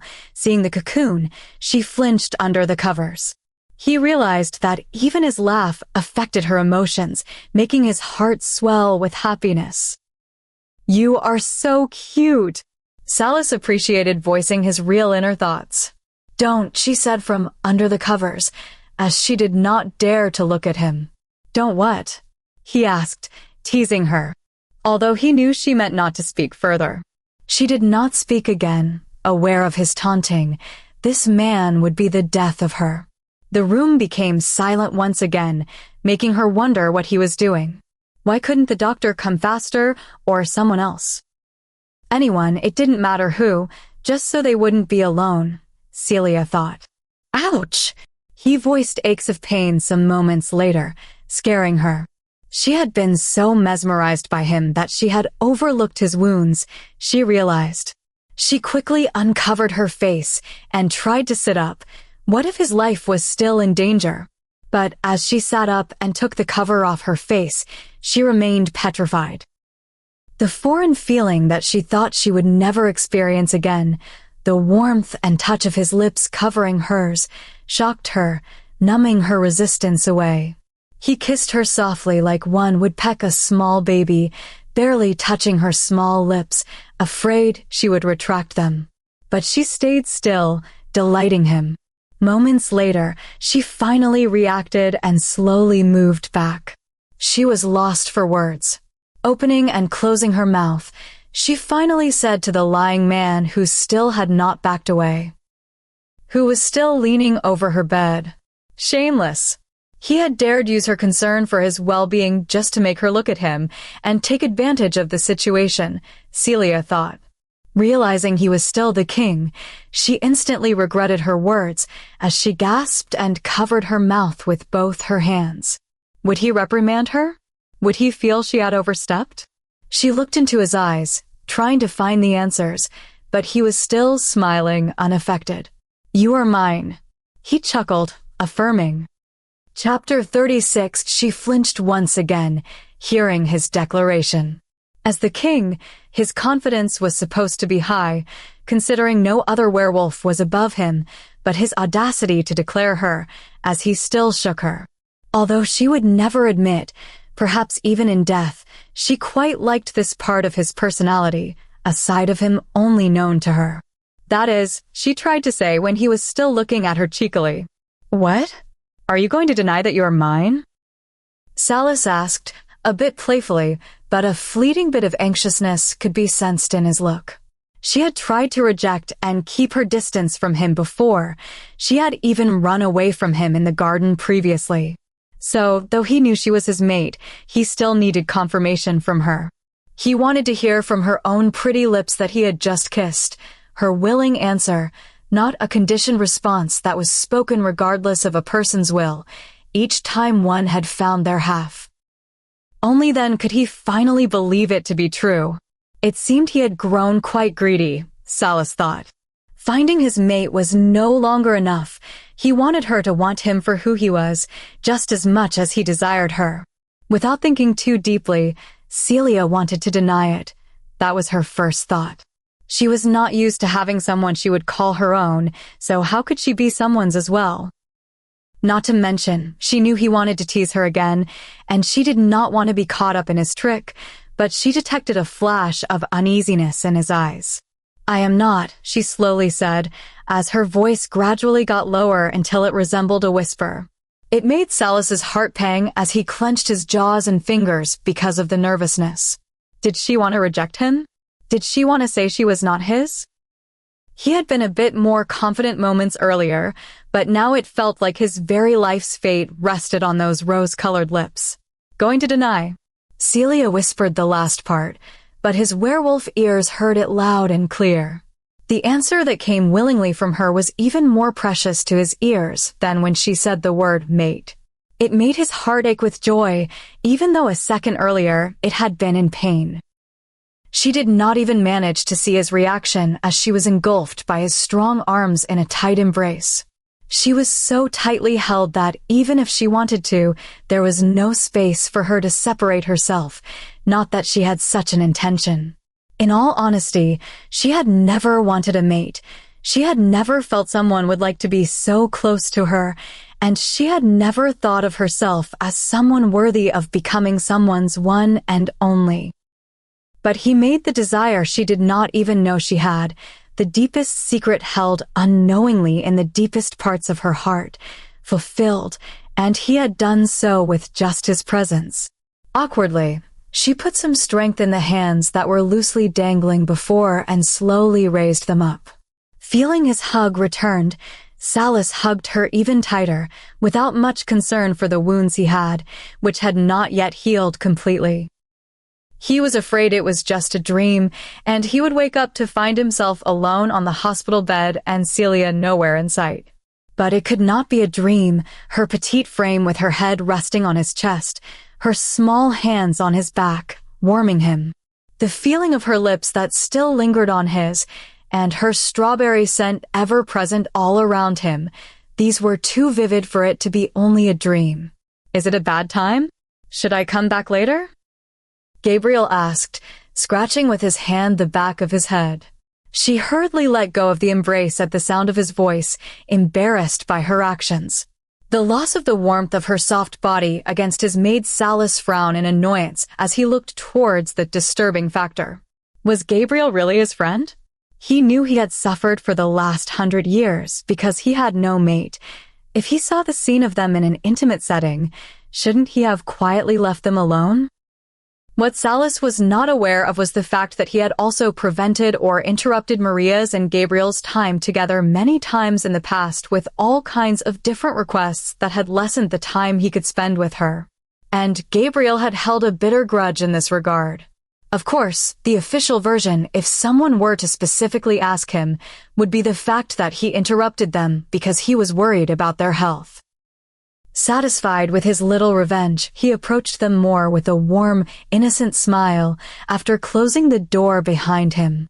He had maintained his warm expression, even in Salas's obvious anger and stare that seemed to be able to blow a hole through him. "Are you all right, Celia?" asked Gabriel to go for the less aggressive of the two.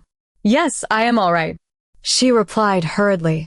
Truthfully, the wolfsbane in her veins was not completely removed yet, and she was feeling under the weather. It was only because the interaction with Salas had caught her off guard, and so she did not pay any mind to how she was feeling. But Gabriel's question reminded her of the fatigue and pain. "What happened to you?" Salas asked, remembering she was dressed in patient clothing. As the joy of finding his mate overclouded his mind, and the fact she did not have obvious injuries on her, he had previously omitted this particular fact, but looking closer at her, she did have a slightly paler face with small dark circles around her eyes. He had not noticed before as he felt she was beautiful no matter what. It was nothing important," Celia said, dismissing her current state. "It was not nothing. She helped your treatment against the wolfsbane. Just like you previously helped her. Really, you and Salas as well, you both have to say these things clearly. You are too innocent, even though you are the highest-ranking werewolves currently. It seems to me you are also in need of a teacher in shamelessness, Celia," Gabriel said with conviction. Really, the best way to have a firm grip on the other's heart was for that person to be aware of all the things you did for him or her, but it seemed to him that neither of them took advantage of such facts. Salas had also not informed her before what he had done for Celia when she was injured. They perhaps could have avoided all the drama. "A teacher in shamelessness?" Celia asked, not understanding one bit of his last phrase. Gabriel coughed, realizing his blunder. "Oh, I misspoke. I only meant it is shameless of us if we do not inform His Highness of everything that has happened while he was unconscious." Gabriel rephrased his words to give them a different meaning, trying to cover his mistake. "Wait, does it mean you did the transfusion for me? Why did you? You could have died," Salas said, his anger rising. He remembered just how numbing the pain of the wolfsbane was when her blood had entered his veins, not to mention that he had no pre-existing problems at that time. He was completely healthy, and he still suffered for days after. But for this delicate woman to also go through such an experience, it was the only solution. She gently answered, refraining from also adding that she could not watch him die. "Who said so?" "I could have regenerated myself. There was no need for you to go through it." "Did you tell her about the treatment, Gabriel? Or was it the doctor? Who was the culprit?" Salas asked angrily, looking towards Gabriel the whole time, even though Celia was the one who had answered his question. It was as if no matter what she said or did, someone else would always be to blame. Gabriel stayed quiet, afraid that anything he would say would incriminate him. Salas looked like he was about to murder the one who had put her in jeopardy. Your Highness, you are contradicting yourself. First, you said that I could have died, and now you say you could have regenerated without help. Celia sighed as she eyed him, changing her gentle tone to a sharp one, and then she continued to admonish him. It was your fault that you could not keep yourself safe, even though that should have been your first priority. Now you blame the innocent people who helped you? Neither one of them is to blame. Gabriel did not know what the treatment was, and the young doctor was under your command and could not speak of it, even if he wanted to. I was the one who ordered the doctor to tell me what he did for me and made him do the same for you. If you want to punish someone, then punish me, Celia said, raising her voice while she was upset.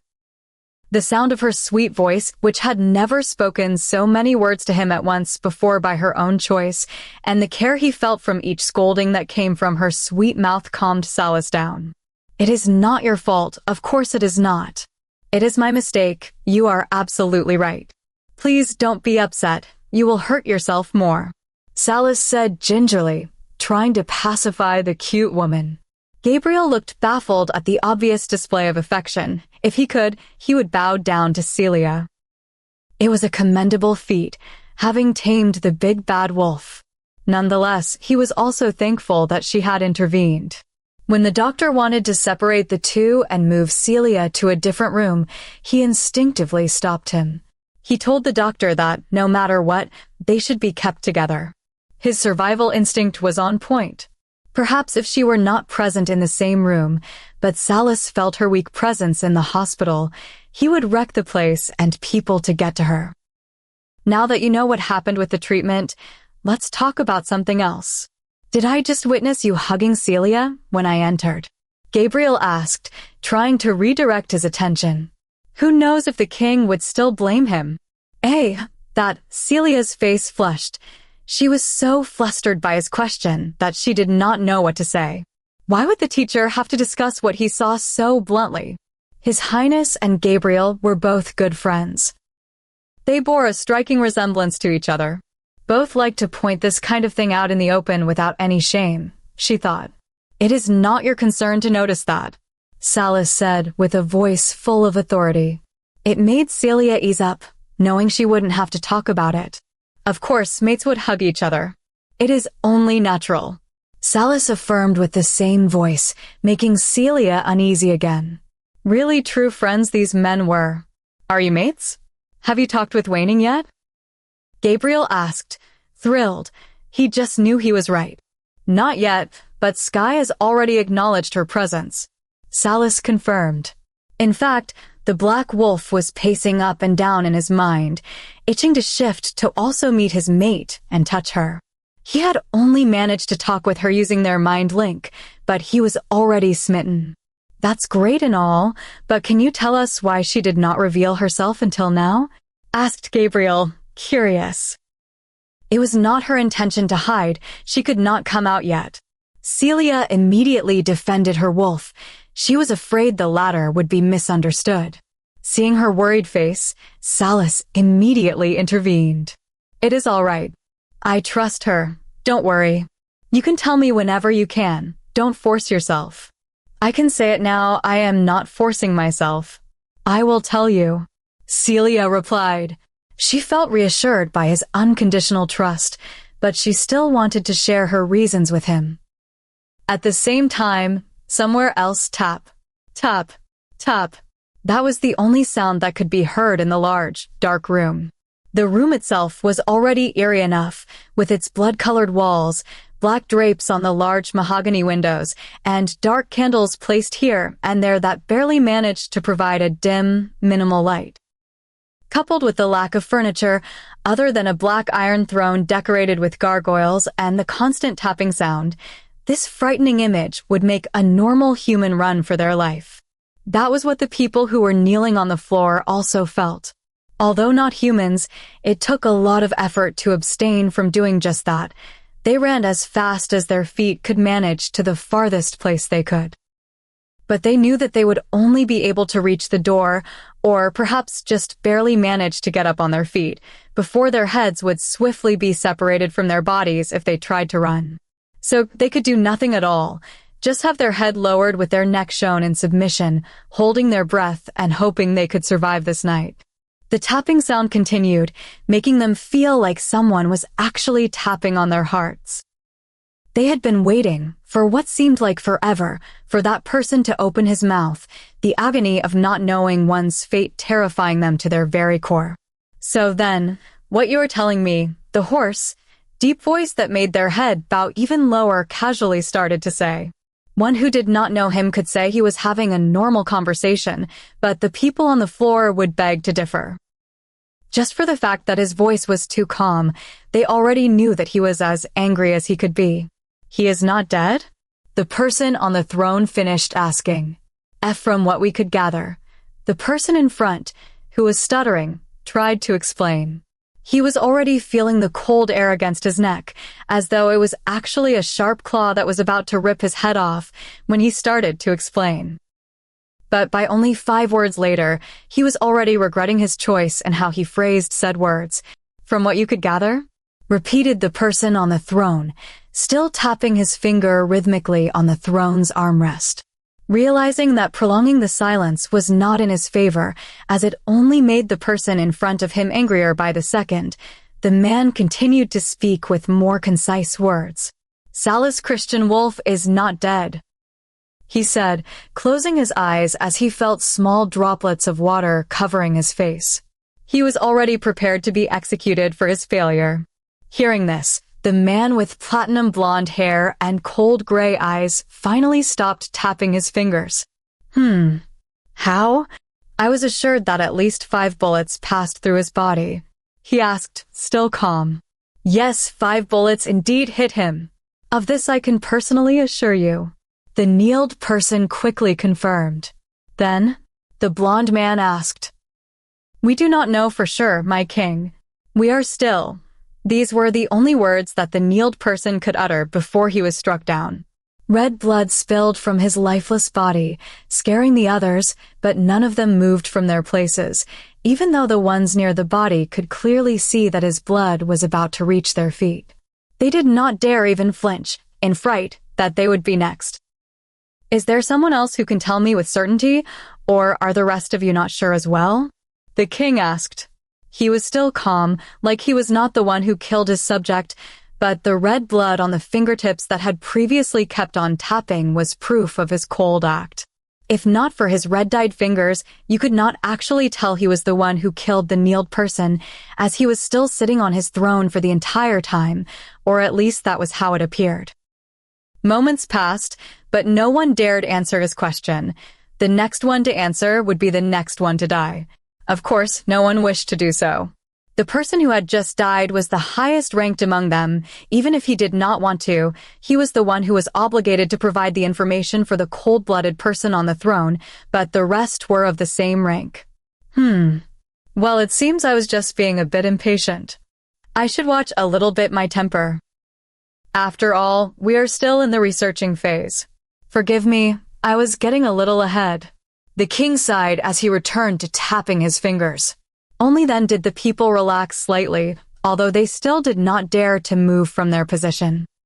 Chapter 37. So basically, let me know if I got this right. Crescent was actually your sister's wolf.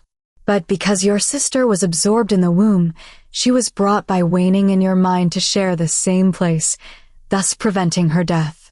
But now, with you rejecting Crescent's mate and finding your true mate, Waning is no longer able to maintain Crescent alongside her for much longer, so the latter is once again in grave danger of perishing. Gabriel tried to summarize what Celia had just informed them. Frowning, he waited for Celia to affirm if he understood correctly, while also trying to think if there was a precedent for such a thing that could help the future queen. But he did not need to think much, for the previous queens, or at least other high-ranking werewolves, having 2 wolves in the same body was undoubtedly information one would never forget, especially him, who taught history and general knowledge at the academy. Celia listened to his words and, confirming that she indeed understood them correctly, nodded her head. Okay, understood. About the witch who is currently trying to find a solution, will she be able to handle it on her own, or is there something we can do to assist? I could at least analyze a little more Crescent's state with the seer to see how she is. Gabriel asked. The seer was the tool the pack doctor used most often when healing werewolves, one of its abilities being the ability to check the health of a wolf. He used the special seer in his possession to mostly check the students' ranks and subranks. He was not a doctor, but he could at least also check the wolf's current condition. No matter what, we will do everything in our power to ensure the wolf's safety. We will also delegate some trackers to investigate alongside the witch, and the watcher teams that are on standby will join in on the search for a solution. Do not worry, I am here for you, Salis assured her. Thank you for offering your help, but Clarissa is the only one who can find it. Also, if there are too many people checking, it could have the opposite effect. She now has some leads, but if others intervene, those leads could be lost, Celia earnestly said. She was thankful for his support and trust, but she had talked more with Waning after calming the wolf from her sorrow, and for now they could only wait. Salis looked into her eyes to seek even a small sign of wavering, but he realized she indeed was not holding back, and there was nothing he could do currently. Well, even if she did not need help right at this very moment, who knows about the future? To make sure he would keep track of what was happening anyway, and if she really needed his help later on, he would offer it, even without her asking. Clarifying the situation with Celia and Waning, they redirected their attention to the attack that happened more than 3 days ago, which was also a significant problem. 2 attacks in less than a month, when they previously had decades of peace, were not a minor problem. It was early evening when Gabriel left, having informed Salis of all the information they had collected about the rogues, which, unfortunately, was not exceptionally detailed. All the werewolves that were caught had killed themselves before even a piece of information was extracted from them, and no other evidence of their identity or other clues could be found in their possession. Their information network contained data on every werewolf in the kingdom. Each member of every pack had their data stored by the officials, but rogues were lawless. They mated and had pups in the wild without the supervision of a proper doctor. Who could tell how many there were or even where they came from? Lastly, Gabriel had also asked for Salis's approval on other urgent matters that needed Salis's express permission. It was already 2 a.m. by now. Salis should have been sleeping for quite some time already, considering the extent of his injuries and the wolfsbane which had kept him unconscious for the last 3 days following the rogue attack. But strangely, he could not close his eyes even for a moment. He barely even blinked as he stared at the bed next to his. The beautiful girl was breathing slowly and evenly.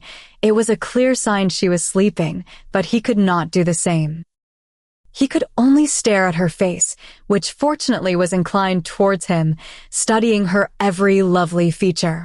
Fatigued by the regeneration that was still taking place in her body and by the constant pains caused by the wolfsbane, which drained even more of her energy, Celia had fallen asleep as soon as her head touched the pillow shortly after Gabriel left. In a way, it was perfect for Salis. If she had not fallen asleep, perhaps she would have asked to be moved to another room, depriving him of openly admiring her loveliness.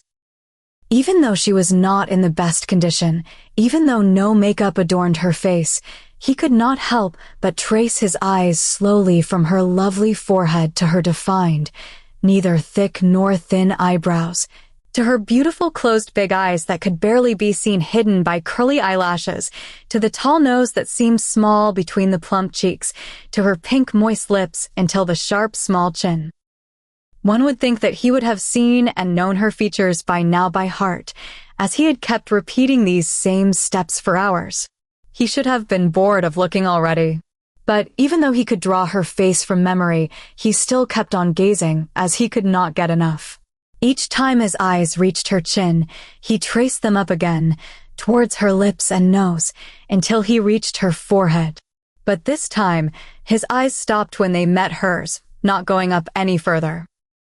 Her eyes were already open now, making him unable to look anywhere else, but straight into them. He could get lost in those chocolate brown eyes. "I am sorry, Your Highness. I must have fallen asleep." She immediately apologized after a second of confusion. "It's all right. You must recuperate. Keep on sleeping," Salis gently said. She shook her head.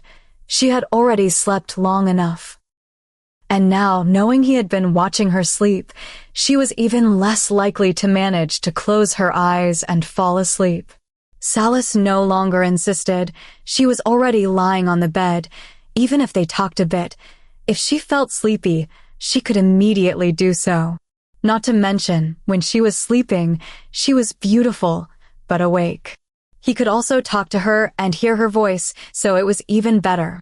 "Your Highness, actually I wanted to tell you something," Celia said slowly, a bit uneasy. He did not say anything, waiting for her to put her thoughts into words. "I know that I said, when Gabriel was here, that what I informed you both was the whole situation, but, in fact, it is not," Celia said with the same tone, looking at him. She felt a bit relieved that his face did not change, even though she had just said she withheld some information, but she still felt awkward at the same time about talking about this problem with Salis. "Tell me. Whatever you have to say will not anger me," Salis replied with a small smile, which he showed to make her feel more comfortable and talk without anxiety. He could see she was troubled about the issue. No matter what she had to say, he would not blame her. She had justified Waning's actions when they talked, and he understood that they had never meant to hide indefinitely from him. Sky had also spoken with his mate, and he felt the same as him. Even though the king of the werewolves was always more ruthless and prone to violence, the queen was actually his exact opposite. Perhaps the goddess had made it so to maintain balance and keep the king's rage in check. That was also the case for his mother, who was a gentle and caring person, so he knew that it was in Waning's and Celia's instinct as the queen to act and help others, even if it could harm them by doing so.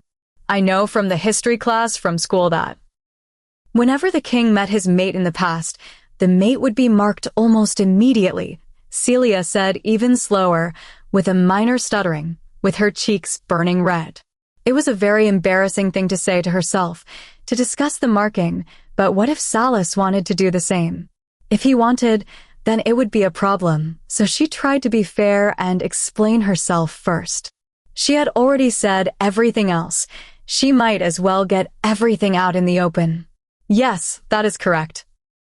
More so than the average werewolf, the king, following the will of the goddess, marks his mate immediately after finding her. This is a tradition from a long time ago, intended to prevent or at least diminish the number of rejections in the werewolf kingdom, as the king sets the example for his subjects. The will of the goddess implies free will, so there is no law regarding forcing the mates together. But if the king marks and immediately recognizes the legitimacy of his queen, then the subjects will have no choice but to do so with their respective mates.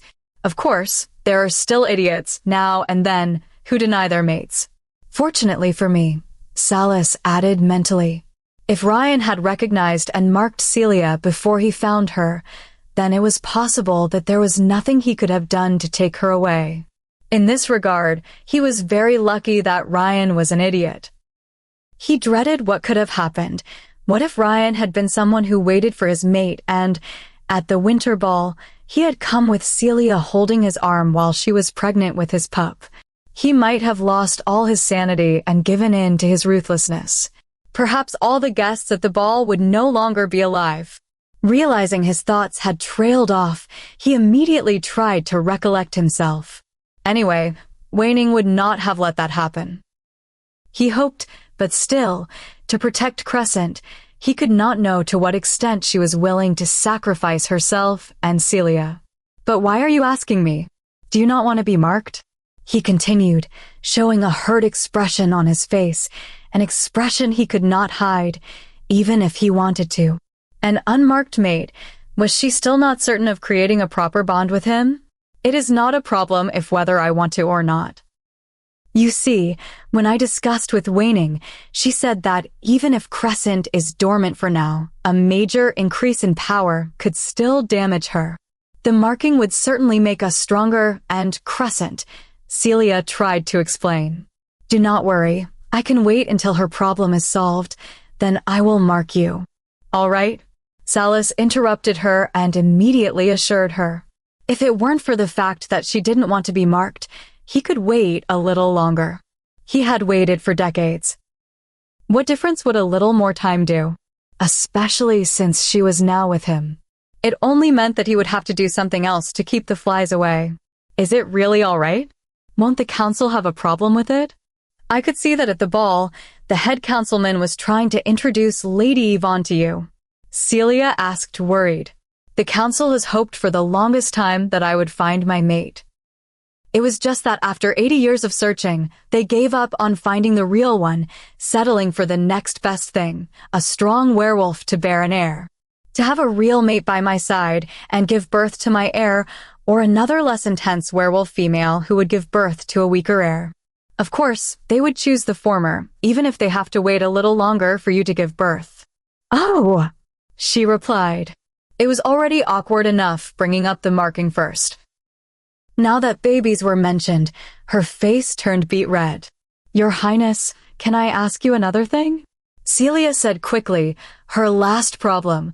It was also a means to dispel the awkwardness. However, this problem was also not something he would easily agree to.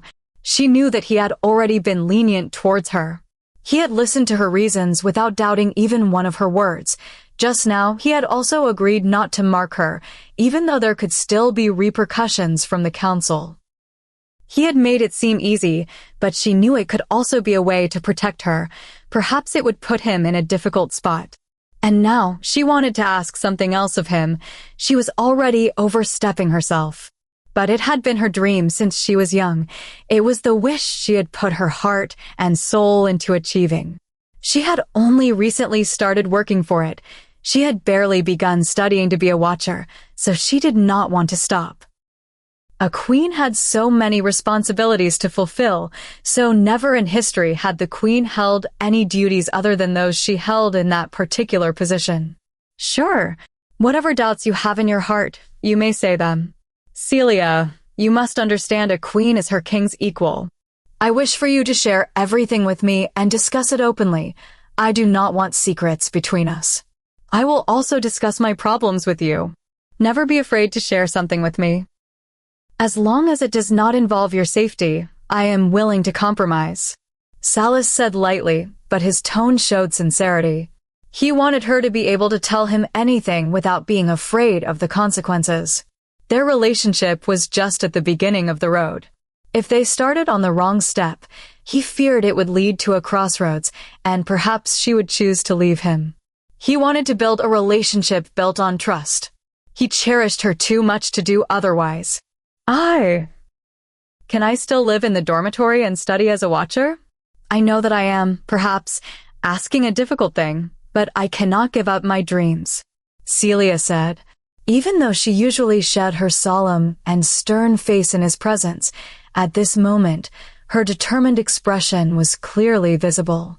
His silence made her think that it would truly be a difficult wish to be granted. Was it really unachievable? Well, it is not something that a queen in the past ever did, but it would not be an impossible task.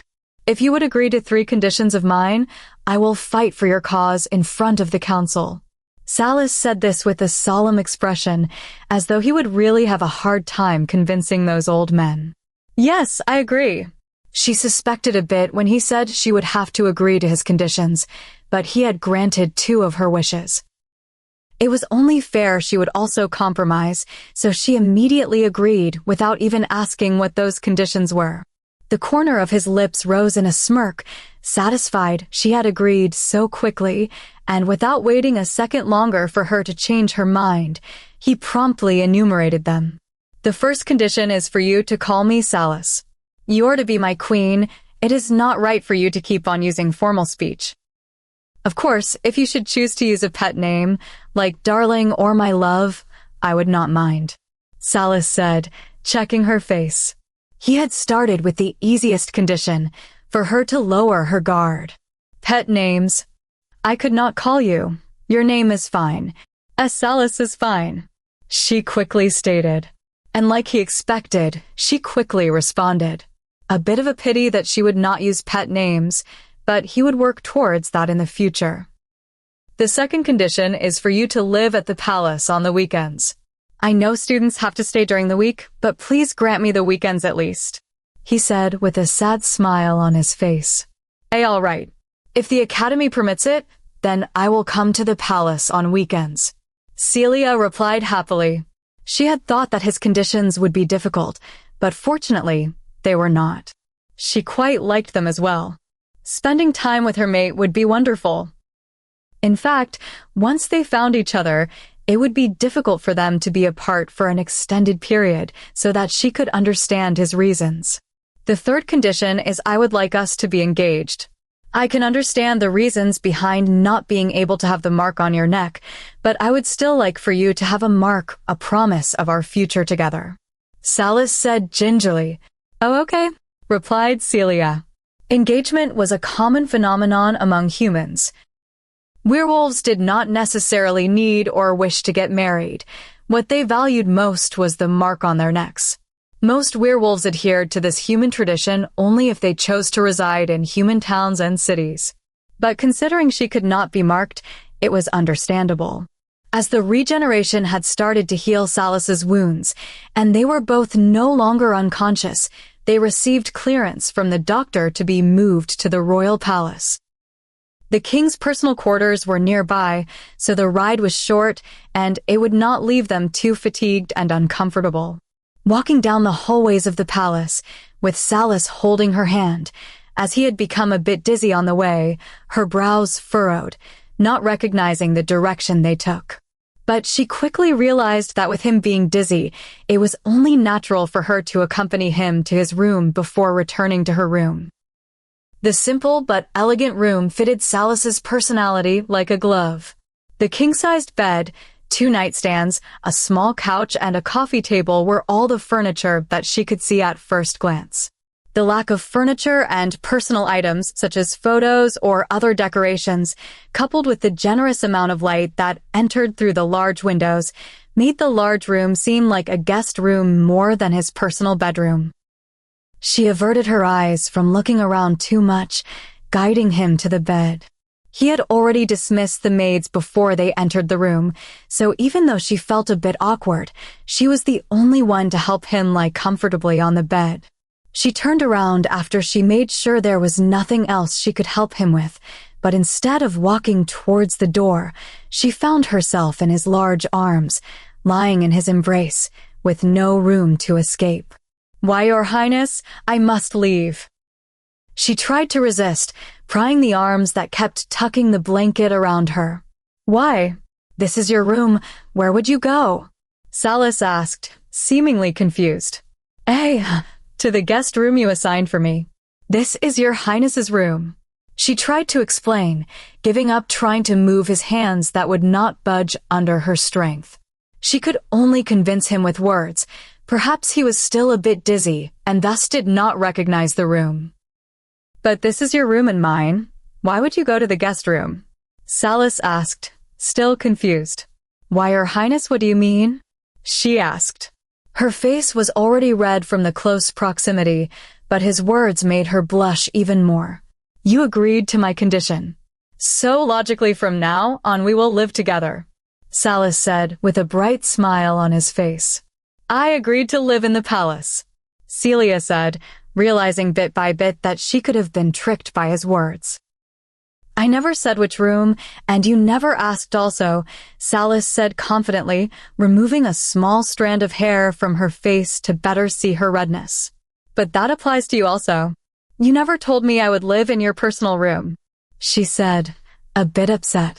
She felt like he was ready to take a mile if she gave him an inch. The contract is already signed and sealed. I'm sorry, but there's nothing I can do. In the future, be careful when signing contracts. Someone could trick you if you are too trusting, Salis said cheekily. Celia was left speechless. She even regretted thinking she liked this part of his personality. A bit angered, she opened her mouth to contradict him still, but he quickly smothered her words away, covering her small pink lips with his, not letting her utter a word more to reject him. Chapter 38 at the Royal Academy. Hello. We are sorry to bother you. Is this the building of the Watcher students? We were directed here by the guards. Politely asked Robert while still retaining his proud beta face. For days had passed since the ball, but Celia's parents had not managed to catch even a glance of their daughter, so they had no choice but to visit the academy. Yes, this is the building. May I ask the purpose of your visit? Asked the secretary, still scribbling in her notebook.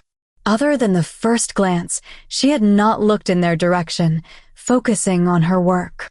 We are here to visit our daughter, Celia Blair, Diane affirmed proudly, slightly raising her voice. Being the mother of an alpha, how could she not make it known to all those who were passing by? I understand. Please wait a second for me to check. The secretary informed them, finally closing her notebook and verifying the current location of the alpha on her laptop. It was one of her most important responsibilities.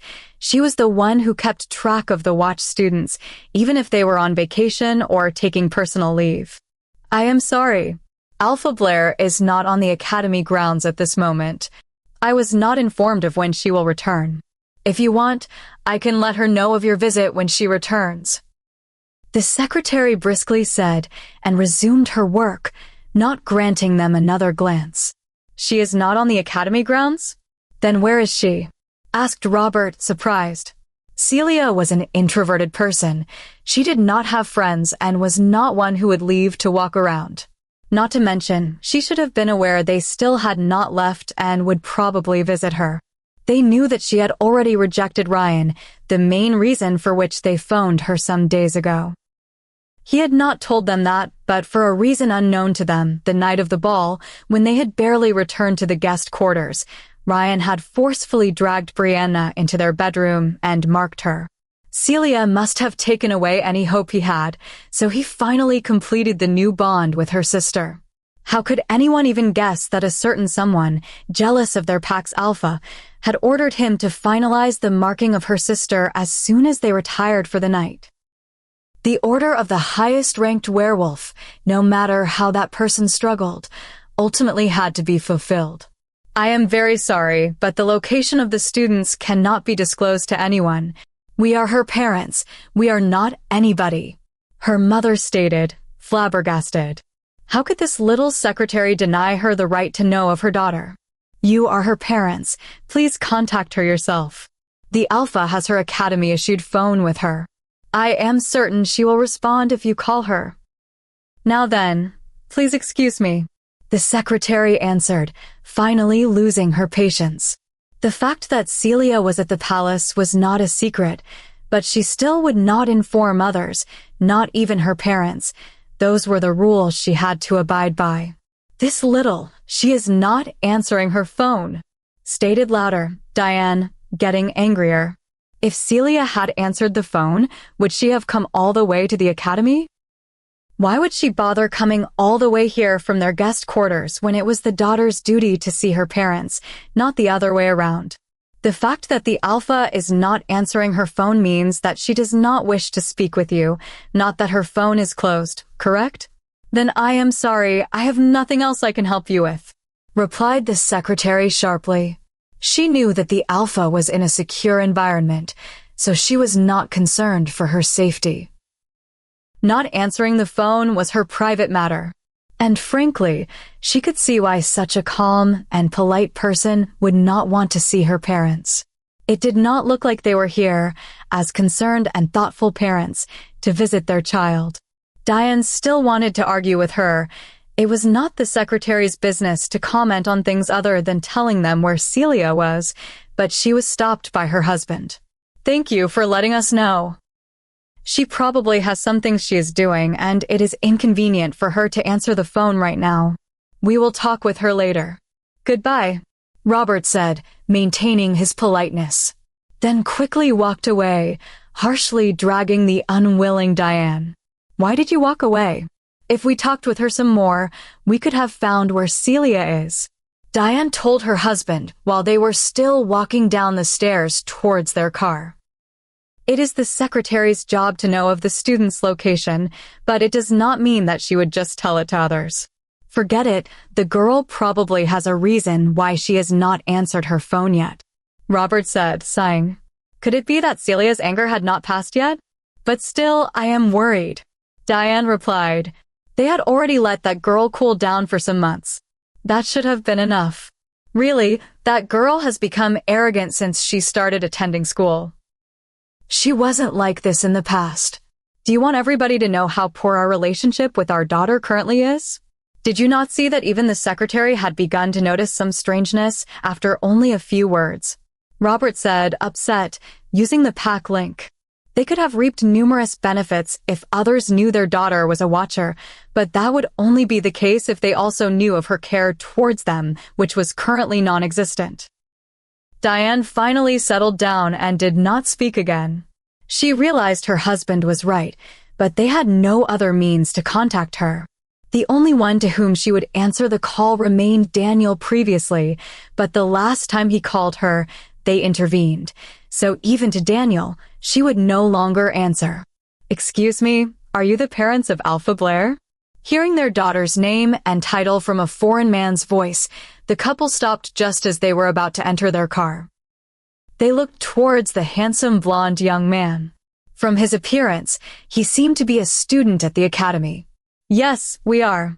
We have been trying to reach her phone, but we are not getting through. We are deeply worried about her. Do you know where she might be? Her father asked. His appearance certainly looked the part of a concerned father. Oh, it must be because she is recuperating still. Perhaps she did not want you to worry, replied the young man, trying to justify why she had not answered her phone. They had also tried to call her, but for 4 days now, she had not answered. Their teacher, Gabriel, instructed them to wait a while longer, but they remained concerned. Perhaps their Alpha was truly hurt gravely if even to her parents, she could not respond. Recuperating? Why, what happened? Her mother asked, her expression more confused than worried. Oh, she was injured during one of our exercises. She is at the palace at the moment. The young man answered. Thank you for informing us, young man. Let's go quickly, Robert said, not staying a moment longer. Diane agreed and quickly got in the car, but she was no longer concerned. That girl of hers was now even good at lying. To purposely stay beside the king, she faked her injuries and claimed they were graver than they truly were. Just some days earlier, she was looking fine at the ball. She even fought another werewolf. She never would have thought of her being this capable of seducing a man. She really misplaced her hopes on Brianna. Marcus, who were those people and just why did you inform them of the Alpha's current location and state? Evan asked just now, climbing down the stairs. They were Celia's parents, and they were looking for her. Our Alpha did not want to see them concerned and did not tell them of her injuries, it seemed. She has not answered their calls. Marcus replied, glad that he managed to prevent her parents from misunderstanding their daughter. I really do not understand how you managed to pass the exams to become a watcher. Honestly, the Alpha should have tossed you out of the ring back then. Evan sighed, his hand on his temple, massaging it. What do you mean? Marcus asked, quite upset. He had just done a good deed, but Evan still thought he was stupid. Our Alpha has been injured for several weeks now. Would her parents visit just now? If they were truly concerned about her, they would have visited ages ago. Not to mention, although she is injured, she has replied to us from time to time. Not answering any of her parents' calls means she is not close to them at all. Or have you forgotten how quickly she came from her vacation last time? Evan explained to the confused Marcus. Only now, Marcus realized that Evan was right, but what could he do about it? Forget it. Anyway, our Alpha can handle herself. It is not like she is in danger just talking with her parents. And also, if she truly does not wish to see them, the guards would not let them inside. Just be more careful next time. Evan tried to ease the pale man's worries. At the palace, having rested like she had never rested before, so comfortable and cozy, Celia slowly opened her eyes, waking up. Her eyes did not even accustom themselves to the morning light before she widened them in surprise. She had previously thought that she would not get a wink of sleep when Salas had pulled her into his embrace. But not only had she slept like a baby, she was now, of her own accord, clinging on to him like, for lack of a better word, a monkey. Salas had his hand placed under her head, but that was the only part of his body that seemed to touch her from his will. She was the one who not only had her head resting on his hand with her face near his, but her hand was also sprawled on his chest, hugging him, and her right foot was curled up against his leg. She did not dare move, only checking with her ears if his breathing was even. Confirming he truly was still sleeping, she slowly raised her leg, which, in her own opinion, was in the more compromising position, and placed it on her other foot, trying not to make any sounds. But perhaps feeling the movement, he murmured a bit, shifting his face even more towards her own. His curled, long eyelashes were now right in front of her eyes, with his nose barely touching hers, and his lips were also at a dangerously close distance away. She closed her mouth, which she had opened in fright a second before, afraid that even the air she breathed could be felt by him, waking him up. Then, with as much gentleness as she could muster, she tried to remove her hand. But she had barely clenched her hand's muscles, lifting only a little bit of her weight, when he placed his own hand on hers. Her first thought was that he had woken up, but his eyes were still closed. Still, she froze, not knowing how to take it back without waking him up. She was too ashamed to be caught in this position. If she had slept curled up in a corner with him hugging her, it would have still been better. At least, he would be the one clinging, not her. Unfortunately, she did not need to consider what else to do. His full lips were raising slowly in a devilish smirk while his blue eyes slowly opened, just in time to see her helpless face. "What are you doing?" he hoarsely asked, his voice with a tone lower because of sleeping. "Nothing, Your Highness. I was just trying to take back my hand that you snatched away," she quickly said, proud of herself for finding a proper reason for the hand that rested on his chest. "Really?" he asked playfully. "Yes," she assured, trying to maintain her confidence. "Then I was also the one who placed your foot on mine. Such a heavy sleeper you are, not feeling both of those movements," he asked, chuckling. Realizing he was always aware of her movements, she frowned, feeling upset, and tried to snatch her hand away with force this time, but it wouldn't budge as he held it. "Your Highness, please let go," she said, upset and shy as well. "Salas." "What?" Celia asked, not understanding why he had said his name. "Call me Salas and I will," he said, looking in her eyes, pleased. "Salas, please let go," she said this time with her voice lowered. He complied, not wanting to embarrass her more, so she could finally move. She did not wait a second longer before sprinting to her feet and quickly heading to the bathroom. Seriously, how could she fall asleep so easily near a man she barely knew some months ago? She previously did not even have a crush or hold a boy's hand. "'Cause he is our mate," Waning replied to her rhetorical question. "If that were true, I would not be so flustered each time I wake up and see him near," she said, using her mind link. "When you are sleeping, your subconscious mind takes over. It does what your conscious mind truly wants but does not dare," Waning said, amused. Celia no longer replied to Waning and also did not contradict her. Waning was her wolf. She knew Celia best. How could she fight against herself? It was a battle that she could never win. Fortunately, at least, by the time she dared exit the bathroom, Salas was no longer in the room. She did not have to ponder where he went, as a maid shortly knocked on the door. The maid, Jenna, was the one who had attended to her when she was staying in the guest room.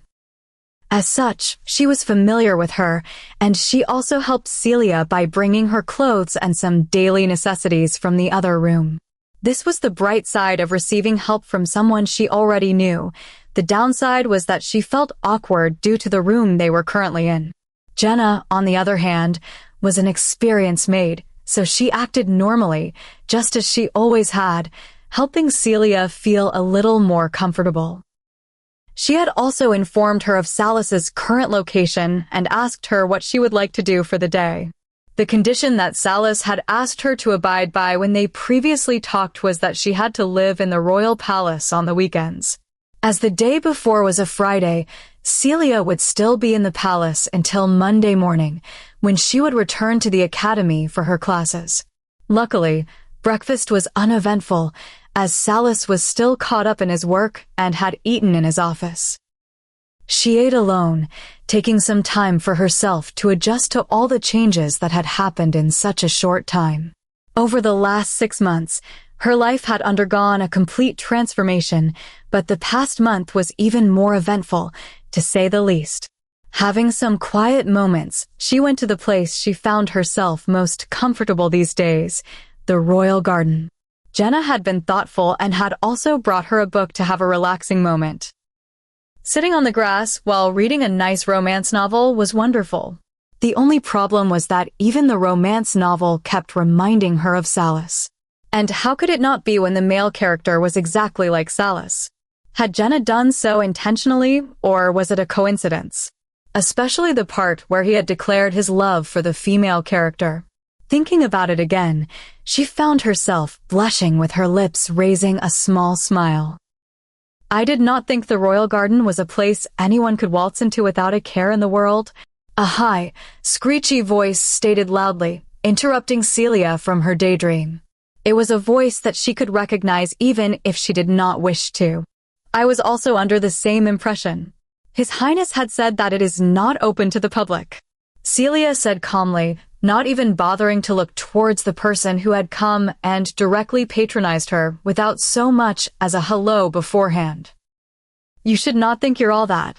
Just because you were His Highness's partner for the ball and got lucky when we fought does not make you a queen. Get off your high horse, Yvonne said, annoyed. This woman, who came out of nowhere, had stolen a man she had worked years to get. This brat was not even born yet when she had fallen in love with Salas. It was only because she knew that all those who came near him with the purpose of being his mate had been harshly rejected that she did not do so as well. She worked hard first because she knew he appreciated the strength, and if not him, at least the council. A little advice from her grandfather would make the other council members come and plead for her to become his queen. And as the idea would not come from her own lips, she would do them a favor and would innocently and graciously accept it. In the time she got ready to face him from a higher position, he would also have gotten over the wish to find his real mate and would accept her, if only for the fact that she was the strongest female werewolf. But then, this girl had to come along, the first female alpha and a watcher as well. She ruined everything for her. All her plans turned to dust. That was why, even if she wanted to still keep her facade, it was impossible in front of Celia. She was so angry that she felt the urge to even squeeze the life out of the rose that she had approached while she was talking. She kept imagining that the black as night rose was Celia, and its small, fragile stem was actually her throat. Would you please stop hurting the rose? Celia said a bit more forcefully, with waning letting her alpha aura spread around. Seeing Yvonne about to crush it, she was already on her feet and had her hand placed in front of the rose protectively, as the former had already let go of it, a bit frightened. Touched by Celia, the black rose turned transparent before becoming blue with small tinges of white on its edges under the very eyes of a dumbfounded Emery. Do you need more proof? Salas asked the head council member as they approached the two women. Yvonne flinched at the unexpected voice. She did not know that the old man would convince Salas so easily to come and meet her and wander off, away from the waiting room. Seeing the indoor garden that had fascinated her since childhood, she dared enter it and was angered to see Celia there. She let her anger get the best of her. Could they have heard the previous exchange? No, I do not. Emery denied quickly. He was maintaining his calm on the surface, but inside his soul, he was crying tears of joy. The mate of the king that they had given up on, the only person who would make the fairies' flowers show a blue color, was the queen of the werewolves. Salis had just informed him that there was no need for him to keep insisting on finding a mate, as he had found his true mate. But Emery, perhaps because they had hopelessly searched for such a long time, did not dare believe him. They had come to the garden just for the reason of asking Celia to touch one of the roses, proving that she was the queen. Who knew they would find her doing just that? Honestly, if Salis had not asked him to keep it a secret for now, just until the one behind the attacks was caught, the elder would already be bowing to the mother of all werewolves, but he could not. At the very least, he could have removed the person who had disturbed her. Let us get going then. Lady Yvonne, if you please, Emery said, gesturing with his hand for her to go with him. He could not even talk to Celia for fear he would call her by her title instead of her name. He would convey his greeting later in a private meeting. But head council member, Yvonne tried to protest. Lady Yvonne, now please let us go. I will talk to you on the way. Emery said this time a bit more forcefully. Yvonne could no longer say anything. The council was her greatest support. If the head council member was dissatisfied with her, she could lose the chance to approach Salis for good. Your Highness, I forgot to tell you. On my way here, I met the beta of the New Moon Pack and his wife. They are in the waiting room, waiting to visit their daughter. Emery remembered before exiting. Salis was annoyed by the old man, real. Chapter 39, left alone in the garden, the atmosphere became a little awkward. It was the first time they had met each other since she ran away in the morning, hiding herself in the bathroom. Do you wish to meet your parents, Celia? If not, I can go in your stead, Salis said, finally breaking the silence as he was walking towards her, waiting for her answer. There is no need. How can I ask that of you? I will go myself, she said resolutely. I am your mate. Of course you can. Just say the word, and I will immediately dismiss them, Salis affirmed with a firm and confident voice, arranging a stray strand of hair behind her ear. Thank you, truly. I can handle them. Perhaps they only came to check up on me. I will talk to them for a bit, Celia said, looking up straight into his eyes, blushing a little at hearing the word mate coming out of his mouth. She was touched by his care, but she had to deal with her parents on her own. Seeing the moist, sparkling brown eyes looking from below, Salis's heart spiked up, and he was already checking her pink lips. By now, Celia could already tell what his dilated pupils meant, and seeing him move his gaze towards her lips, she pushed back a step before quickly walking towards the door. Her backing away did not affect him in the slightest. Recognizing her embarrassment, he actually found it cute, so he only smiled a bit and did not stop her from leaving. The sweet and cute beginning of a relationship had its perks, so he did not feel the need to speed things up too much. He quite liked the current atmosphere, for now at least. Celia followed Jenna, who had been waiting at the garden's door, to lead her towards the waiting room.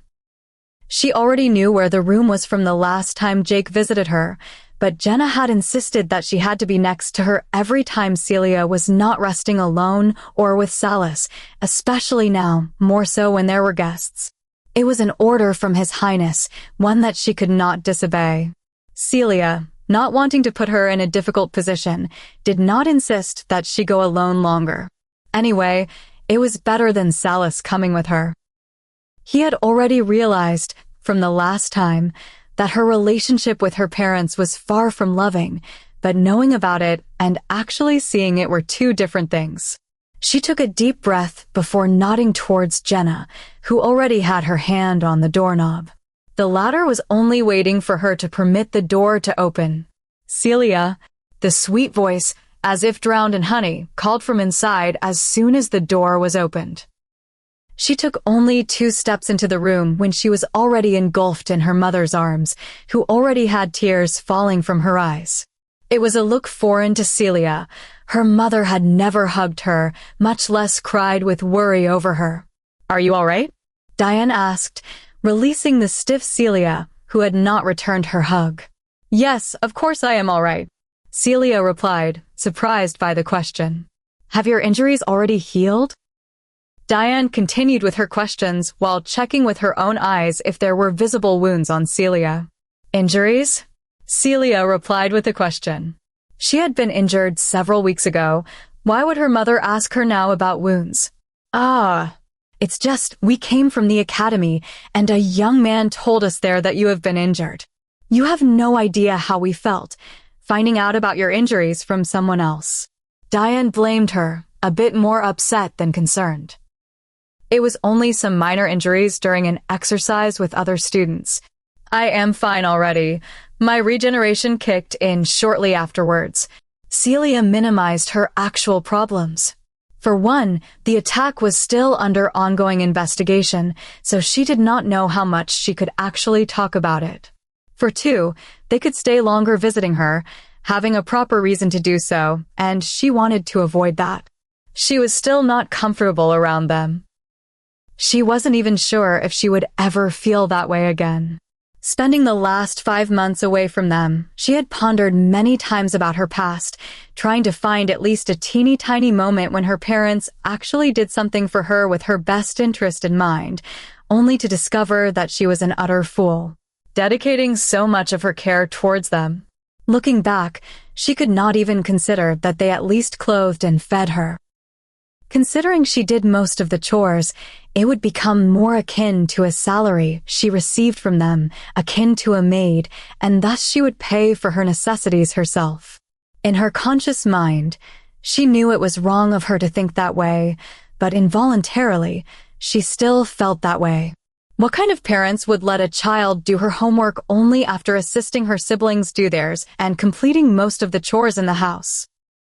And while it was true that her mother was the one who most ordered her to do this, and that her father always turned a blind eye to her actions, silently approving them, at some point, Daniel began doing his homework by himself, refusing her help. However, because of her mother, Brianna gladly accepted it and soon stopped bothering to complete her projects. Even when Celia informed her mother of this, fearing that Brianna would suffer in the long term due to a lack of proper education, Diane took no action.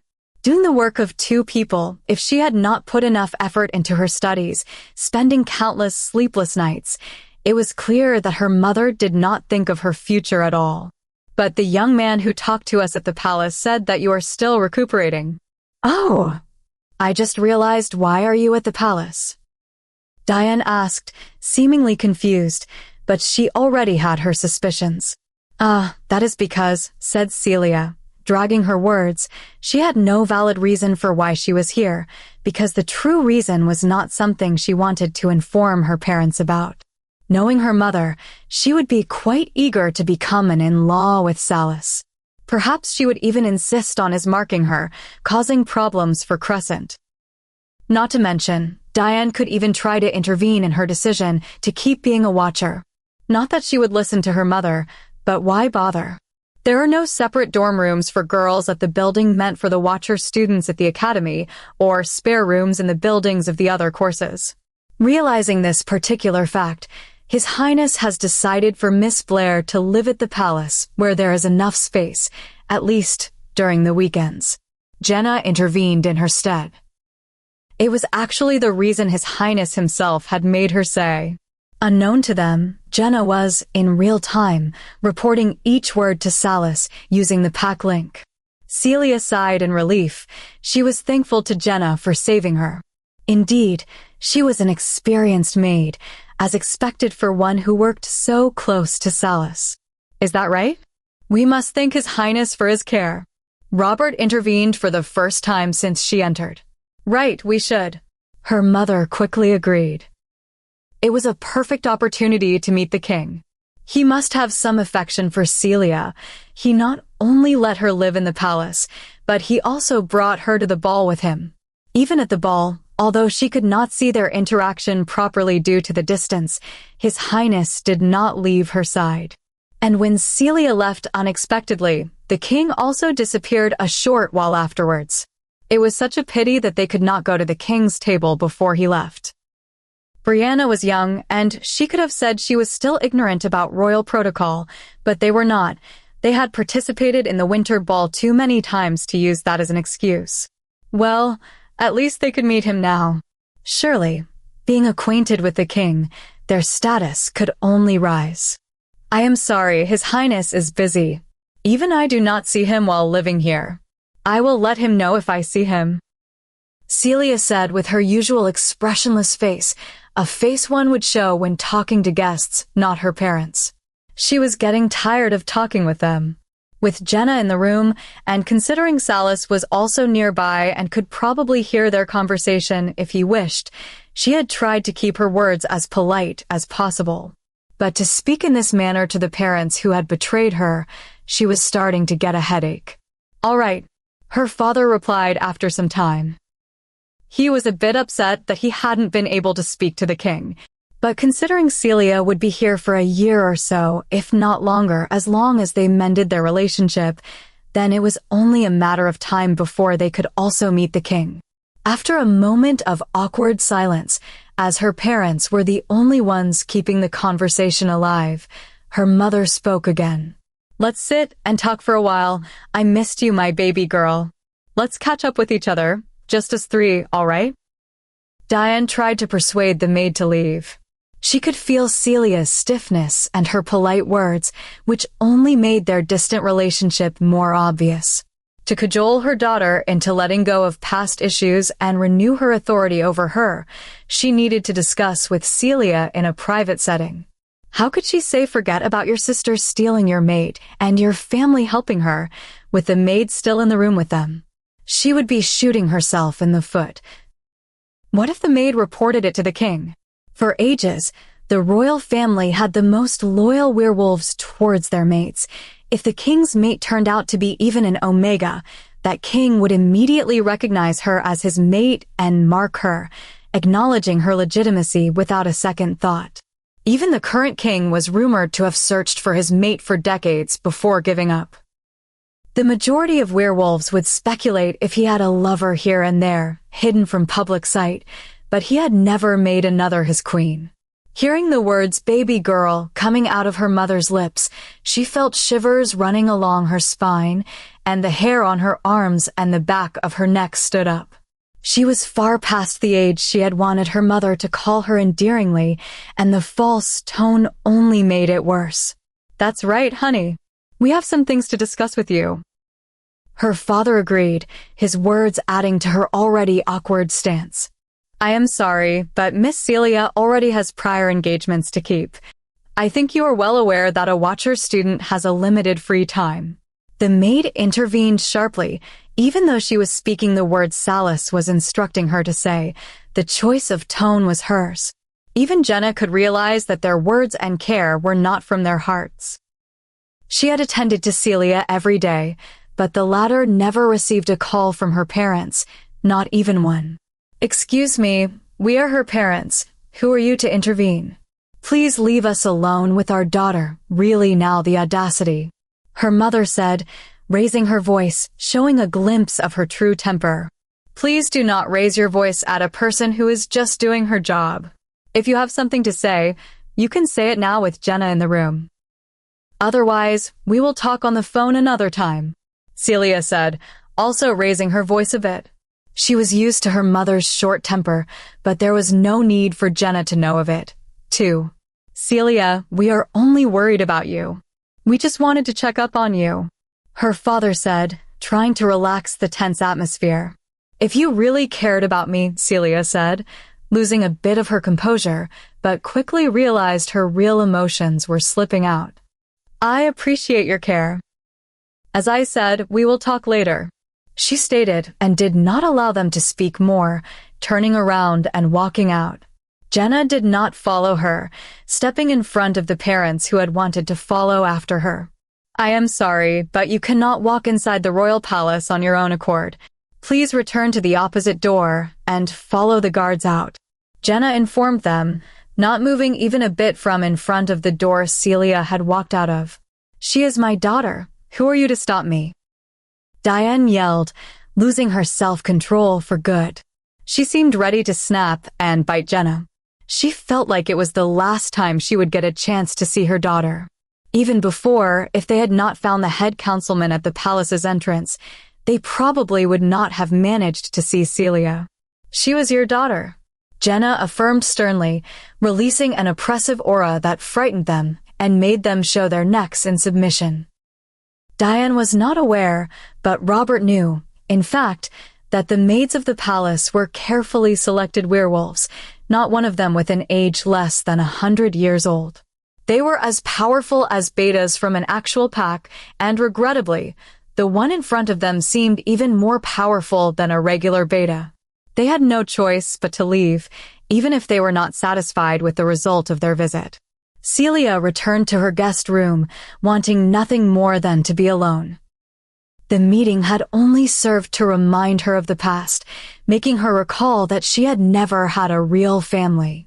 Several hours passed before she felt like even raising herself a bit from the bed to drink a glass of water. She was thankful that at least she was left alone for a bit. "Knock, knock." "Yes," she answered, with her voice a little bit hoarse, wiping the tears away. "Miss Celia, His Highness asks for your presence in the dining room." Jenna informed her, smiling a bit reassuringly. "Could you please inform him that I am not hungry? I want to rest for a bit longer," Celia said slowly. She did not want Salas to see her puffy red eyes. She also did not have an appetite. "Please come with me. His Highness has said that, no matter what, you must come. Please do not put me in a difficult position," Jenna pleaded, using the reason she knew would make Celia have no choice but to come. Celia no longer refused and walked to the dining room. She expected Jenna would enter with her, but the latter excused herself and asked her to enter alone.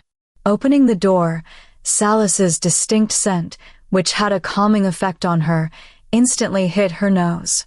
She clumsily entered, thinking of what to say to Salas if he asked her about the visit, but such thoughts flew away as soon as she stepped through the door. The beautiful, sparkling lights that decorated the room, the warm glow of the countless candles, and the numerous flowers that she had not even noticed the scent of before, all stunned her. Rather than the usual dining room, the room felt more like a romantic restaurant enclosure. But what captivated her attention the most was the sight of the most handsome man she had ever laid eyes on, waiting for her in the middle of the room. What? What is happening?" she wanted to say, but momentarily could not find the words. Salas, dressed in a black formal suit, was as expressionless and as solemn as ever, but his gaze was still warm nonetheless. He did not say anything, only came near and closed the door behind her before pulling her by the shoulders towards the table. She walked like a puppet, following his pace and direction. When they arrived near the beautifully decorated table, he did not pull her chair out, as he always did, but turned her shoulders so that she would face him and slowly knelt on one of his knees. The image was quite contrasting. The tall, formally dressed man in front of the home dressed Celia, who was dressed in an ankle-length wool dress with the usual fluffy slippers he had gotten for her. She looked towards him, wide-eyed, with her heartbeat rising, not understanding his gesture. "Celia, I know that I have promised you that I will not mark you until we save Crescent." Salas started gently. She did not interrupt him, but still felt frightened, thinking he might have changed his mind. Perhaps the head council member had opposed it when he came earlier today, her heart squeezing at the thought. "I will keep that promise towards you, however I still want to mark you as mine. Even though I cannot mark you how we werewolves do, I at least hope to mark you as humans do." Salas, still as gently as before, said, moving his hand towards his pocket and taking out a small black box. "Celia, for a long time, I have yearned for a family. Since the loss of my parents, finding my mate and becoming a family together with her has been my most fervent wish. Will you please marry me and become my family?" Salas asked, finally revealing the ring inside the black box. The small ring and the promise of a family touched her heart greatly. She was certain now that he was informed of the details of the visit, but he thoughtfully did not embarrass her further, touching on the sour subject. Instead, he had comforted her without even mentioning a word of it. He had offered her what she most wanted, a family, a real family. "Yes," she hoarsely said, between tears that threatened to fall from her hazy eyes. And for the first time, voluntarily, she jumped into his arms, circling his neck with her hands, and timidly and clumsily kissed his lips. He immediately returned the unexpected hug, deepening the kiss happily. Chapter 40. Monday morning. Beep. Beep. The alarm sounded loudly in the quiet room, even though she had set it at a lower volume. It sounded one more time before it went on to snooze for the following 10 minutes. Hearing the alarm, she sleepily opened her eyes. It took a second for her to realize she was in Salas's room and another second for her to freeze, as she was still not used to waking up in his room. Luckily, she hadn't moved yet, so her first thought was to check the position of her body. She didn't want to risk finding herself like she did Saturday morning. The previous morning, when she woke up, Salas was already gone, so, fortunately, she managed to avoid the embarrassing situation of greeting him first thing in the morning after she had boldly kissed him the night before when he proposed to her. Honestly, she did not know where she found the courage to do that, to kiss him herself. And on top of that, what was supposed to be a light peck on the lips turned into a deep kiss. It left her breathless, with her mouth gasping for air, before he released her lips. The emotions that had built up with her parents' visit and his proposal, coupled with the effects of the wolfbane that had not completely dissipated from her system, caused her to fall asleep as he hugged her after their kiss. Finally relaxing her body, as her senses dulled, she only woke up the morning after.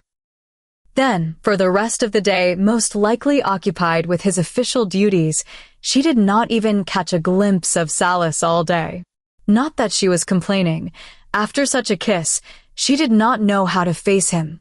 Did he really wait for her all of these years? His kissing technique. She had never kissed someone else before, so she did not know if she could compare how good or bad it was, but in her opinion, it was. Her face flushed as she remembered the intoxicating kiss. Even in her mind, she could not dare think how to classify it. Admit it! It felt wonderful, Waning frankly stated, using their mind link. She really was more mature than Celia, thought Celia. But could he really kiss someone like that without a lot of practice? Celia shyly asked the wolf, a pang of jealousy at the mere thought of him kissing another sending knives through her heart. Just those words express your positive opinion on his kissing technique, even though you dare not say it. Ha ha ha, Waning giggled. I will no longer talk to you, Celia quickly said, upset at how the wolf twisted her words. Then, once again, she remembered that she had forgotten her original purpose. Yesterday, she woke up alone, but today, she could hear his steady breathing near her. He had not left yet. Well, it was to be expected. She had set the clock to 5 a.m. to ensure she had enough time to get ready to leave for the academy, as opposed to yesterday when she woke up at 8 a.m. She briefly felt her body, concentrating on her hands and feet, and could tell she was not touching him anywhere, sighing in relief. Very slowly, trying to ensure she did not wake him up, she removed the blanket, as she wanted to be already clothed and neat by the time he woke up. At this point, it was already too late. By now, he had seen her worst morning face several times already. She knew that, but she still wanted to look presentable. Trying to minimize her movements, she slowly raised her head from the pillow. She had barely steadied her elbow, trying to put some strength into it and use it to shift her body up, when she felt the force of a pull and her body hitting the soft mattress. Losing the focus of her eyes for half a second, the following image she saw was his face hovering above hers, as his body had hers in a tight lock before his head flopped down next to hers. W, what are you doing? I have to get ready to leave, Celia said, feeling the weight of his body on hers. She did not feel much pressure per se, as half of his body was still on the bed, but it was enough to make her face flush. What do you mean, what I am doing? I am simply accustoming you to our morning routine, he said gently, his hoarse voice muffled against the pillow near her ear, as he was still keeping his head near hers. A morning routine? What kind of morning routine is this? And since when did we have a morning routine in the first place? This is only the second morning we wake up together, she quickly asked, trying to move a bit of her body from under him. Exactly my point. Every couple's morning routine is to cuddle. You were not aware of it. So of course we need to get used to cuddling. And secondly, you don't have to count our mornings anymore. They will be countless. I had to leave yesterday because of an important matter, and it was too early to wake you up. I am sorry, I did not think it would bother you so much, Salis quickly said, squeezing her even more in his embrace. Really, this man liked to twist her words. How did he get from a non-existent morning routine to her complaining he left her alone in the morning? She never said either of those things. Were all these words actually coming from the stern man he was known to be, or had someone taught him to act like this? If that were true, she would kill whoever that was. In a particular home, holding his mate as he cuddled with her, a certain someone who, hopefully, forever would remain hidden, loudly sneezed. Salis, it did not bother me. Can you please let go? I need to get ready for the classes, she said, flustered, as she tried to get away. She felt her heartbeat rising as she felt his warmth and touch. Yesterday, he said slowly, not answering her initial request. Yesterday? She repeated when he did not continue his words. She had not seen him at all for the entire day. Even as she fell asleep, he did not return to his room. However, she did not do anything special. She only trained her body for a bit and tried to catch up on her studies. What was there to ask about yesterday? I missed you. Only 5 more minutes. Salis slowly pleaded. The words he said sent shivers down her heart, coupled with such a large part of his body touching her own, that her temperature rose.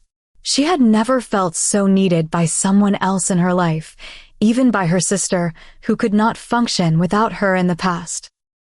She stopped struggling altogether and let him hold her for a bit longer. She could not deny that she also liked his embrace. The cuddling went on for several minutes until, finally, the alarm sounded off again, giving her a chance to loosen his embrace and bolt to the bathroom. As she got out of the bathroom and looked in the room, he was no longer present. Even during breakfast, she did not see a glimpse of his shadow. The work of the king took a lot of time, and it would take even longer because of the work that had piled up during his absence. Jenna explained to her. Celia knew that in her heart, but she still wanted to see him a bit before she left for the academy, to at least say goodbye. She would not see him until Friday. Her nervousness got the best of her when she woke up, but she should have left him cuddled a bit more in the morning. Shaking her head at the thought, she cleared her mind, walking towards the car that was prepared to take her back to the academy. She felt like his shamelessness was slowly rubbing off on her. Jenna, who walked behind her, gave her bag to the driver, as she was the one who had carried it from her room, vehemently denying that Celia could take her bag. The maid informed her of her status, and even frightened her in the morning when she bowed to her as soon as she came into the room. Celia had tried to stop her, but the latter did not budge. She kept her body bent until Celia had agreed to say the words the queen should say. That was, I give you permission to raise your head. She had felt awkward saying it, but Jenna did not raise her head until she said those exact words. Be careful, my lady. The maid smiled and greeted her while opening the door. She smiled a bit and nodded, getting in the car. Salis, she exclaimed at the handsome man who was already in the back seat, with his laptop on his knees, typing away. Yes, he said, raising his head. Are you coming to the academy? She asked, a bit happy that she had seen him before she left. I will only accompany you until we reach there. I apologize I did not have breakfast with you. It is all right. You should not have come. You are already so busy. She immediately said he should not have made the effort. He still had work left to do, as she could see he was still typing. I do not know if I can see you until Friday. It is only logical that I at least send you off. Salas replied, smiling. The smile stunned not only Celia, who still had not gotten used to his handsome face, but also the driver. The man had always driven the car for His Highness, and he did not know the stoic king was capable of such a warm face. They sat in silence for the short ride to the academy. She did not want to disturb his work. It was enough if she could stay a little more in his presence. Keep your phone with you at all times, all right? Salas said, just as the car stopped in front of the building where the watching students were. In my private time, I will. But I am not allowed to do so during classes. She explained that she was just about to put her hand on the door's handle. Okay, Salas said, no longer trying to convince her. Then I will leave now. Take care. She said awkwardly, having no more reasons to talk with him. Wait, Salas said, seeing her already turning her head towards the door. She turned towards him, hearing his voice, to see what more he had to tell her, but only found herself lightly pecked on the lips by his soft, warm lips. You forgot my goodbye kiss, he said, chuckling. She nodded slightly, her face growing redder, and quickly exited the car. She had no words to reply to this. Getting her bag from the driver, she turned towards the stairs to climb them. She was about to be late for the classes. By now, the driver, who had already closed the door she alighted from, returned to his seat and drove away. Alpha! Several voices exclaimed in surprise. Raising her head in the direction of the voices, a few men quickly descended the stairs to greet her. Finally, we get to see you, the young men happily said as they swiftly got to her.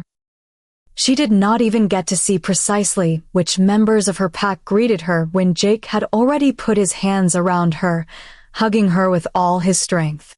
They were all relieved to see her. They had last heard from her 5 days ago, but then she stopped replying. Only yesterday did they hear from her again as she responded to their texts. They were truly worried that she was not feeling well and that her state had relapsed. Jake did not release her even after a few seconds, and the other guys were also hovering around, trying to join the huddle. All right, that is enough. You are suffocating her, Jake said, trying to get the others away from her. But he only got strange looks from them, every one of them thinking that he was the most righteous one of all of them when he hugged her first and the longest. Are you all right now, Alpha? Your face is red. Do you have a fever? Asked Jake, worried, finally managing to get the rest away from them. No, I don't have a fever. I am all right. It could be because of the cold. She tried to justify her colored face, even though she clearly knew that was not the reason for the redness. Are you certain? Your cheeks look even redder. Marcus also noticed. Yeah, I am. I am really all right. Let's go to class. We are about to be late. Celia assured them, trying to change the subject. Happy they finally saw her and could tell with their own eyes she was indeed healthy, they agreed and followed their Alpha inside the building. They would talk to her more anyway, now that she had finally come back. The pack that was lifeless these past few days was now happily talking away when Gabriel entered the classroom. See, you did not want to believe me. I told you she was all right. He reproached them as soon as he saw that Celia was also attending the course.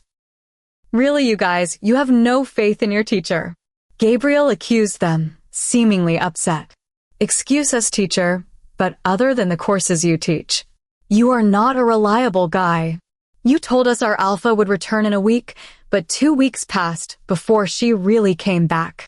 So we had every reason to doubt you, Marcus said, with the others nodding their head in approval.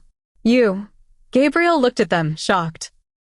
When they kept trying to get information out of him, The days Celia was not around, they were constantly answering politely. But now, with their alpha present, they regained their cockiness. He sighed, ignoring them altogether. He used to be so respected by the Watcher students, but this year, with 10 students, as opposed to the past when there were only 2 or 3, it was a handful to handle them. Anyway, let's get back to our business, now that we are a whole team again, like before. Gabriel continued, regaining his scholarly attitude. Students, I was just informed from the dean's office that the rules of the academy will change a little in terms of security. As such, from now on you will be obliged to have your phone with you at all times. So please carry your phones, even during classes. Gabriel said with a serious face, even while shamelessly lying. Seriously, he thought he would be a teacher for Salis in terms of shamelessness, but the latter seemed to be a case of student surpassing his teacher. The girl barely arrived at the academy, and he was already bending the rules for her. Why? Evan asked, frowning. They all knew the strictness of the rules that had not changed in a long time. Because of the recent attack, the academy will strengthen their securities and also review some of its rules. That's why all of you have the obligation to have the phone with you no matter what. Gabriel explained his answer as logically as he could think of. They all nodded, not questioning him, but for some reason, Celia felt like this reason was not the actual one for which they were allowed to have their phones with them. Could that man, perhaps? Was that why he did not insist in the morning that she have her phone and agreed to her reasons? If this were true, she was really beginning to wonder if someone had not taught him to act like this. Achoo! Gabriel sneezed loudly. Sorry. I must have gotten a cold. It's the second time I sneezed today, Gabriel said, wiping his nose with a tissue. Is a werewolf getting a cold? This seemed to be the question on the students' faces. At the same time, elsewhere with the wind ruffling her curly, long, black, ebony hair, a bubbly which rode joyfully on her black broomstick laced with dark, purplish tulle. She rocked her head from side to side, singing along with the cheery music from her AirPods, chewing on a piece of pink bubblegum, and even making bubbles from time to time. Her Lolita short black dress, adorned with ribbons and cinched at the waist by a corset, paired with purple tights, black leather boots, and a purple ribbon loosely holding a strand of hair, made her seem nothing like a witch. From time to time, as she felt the music she was listening to, she would swing her broomstick in the air, going above the clouds and down so low between the trees. She flew so low in between them that she could even grab flowers from the ground, which she actually did from time to time. Smelling the wild magnolia she picked from a tree, she smiled, dangling her feet in the air like a small child, not that one could not assume she was one. The small, white-as-snow porcelain face, almond-shaped hazel eyes, bright pink cheeks, small, pointy nose, and pouty lips made the witch look no older than an 18-year-old girl. Optimistically, one might say, but if one were to take a bet on her age, one would surely lose. Who could actually tell that the witch's real age was in centuries? Not that she would tell anyone her real age. In actual fact, Clarissa would get mad if you were to guess her age, no matter if you would say she looked younger or older than she really is. It was a taboo subject and the only thing that would change her bubbly, cheery personality to a dark one. Are you sure it is the right way? Asked the small black cat that stood on the end of the long broomstick. The cute little fellow had a ribbon on his neck similar to hers and was a ball of fluffiness, but had quite a sharp tongue if angered. Of course it is. Lilu and Claude are certainly this way? Look, the letter said so. Smugly, Clarissa affirmed, shoving the letter in front of the cat as she was a bit upset that she had been interrupted during her favorite song.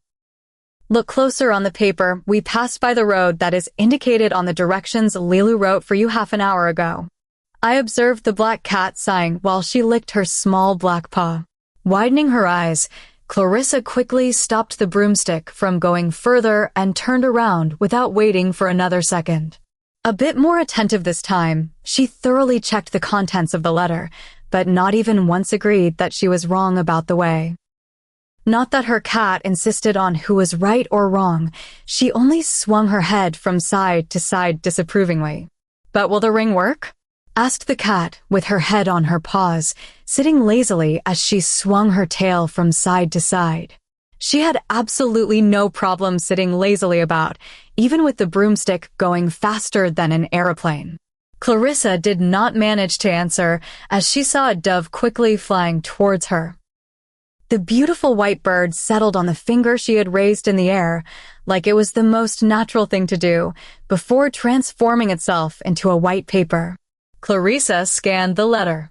It was one of the letters she would receive from time to time from Waning whenever the wolf could while Celia slept, informing her about their current state.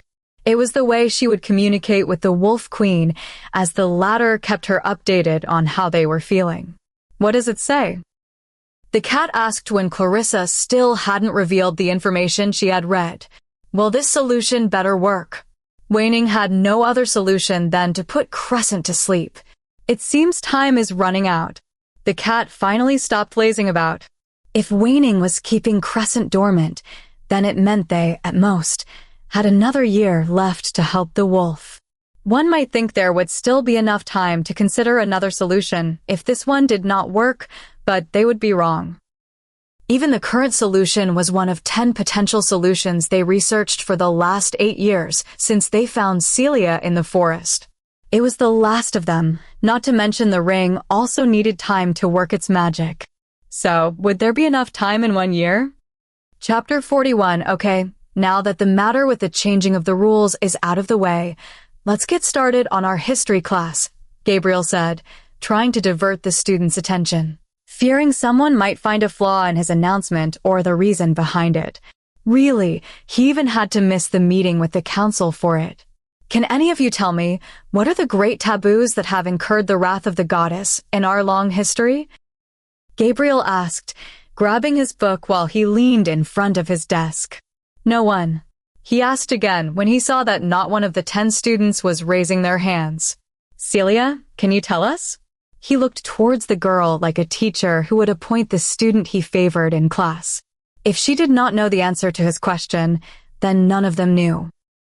The 7 great taboos committed along history are the acts collectively known as the peccata predecessors or the sins of the predecessors. They are the only times a mistake made by a particular creature made the goddess take action with her own hands. Celia answered easily. Thank you. Indeed, as we all know, each and every creature under the rule of the goddess, whether we are talking about vampires, witches, werewolves, fairies, and so on, all have free will. This means that as long as one does not commit one of the 7 sins, generally, the goddess will never intervene in the creature's lives. But in our history, unfortunately, these 7 taboos have been broken at least once. Well, there will always be some idiot who will think the goddess will not intervene, but she did in some way or another each time. Can any of you enumerate them for me? Gabriel inquired again, and seeing that no one dared, he asked Celia to answer. Celia, can you enumerate them? Yes.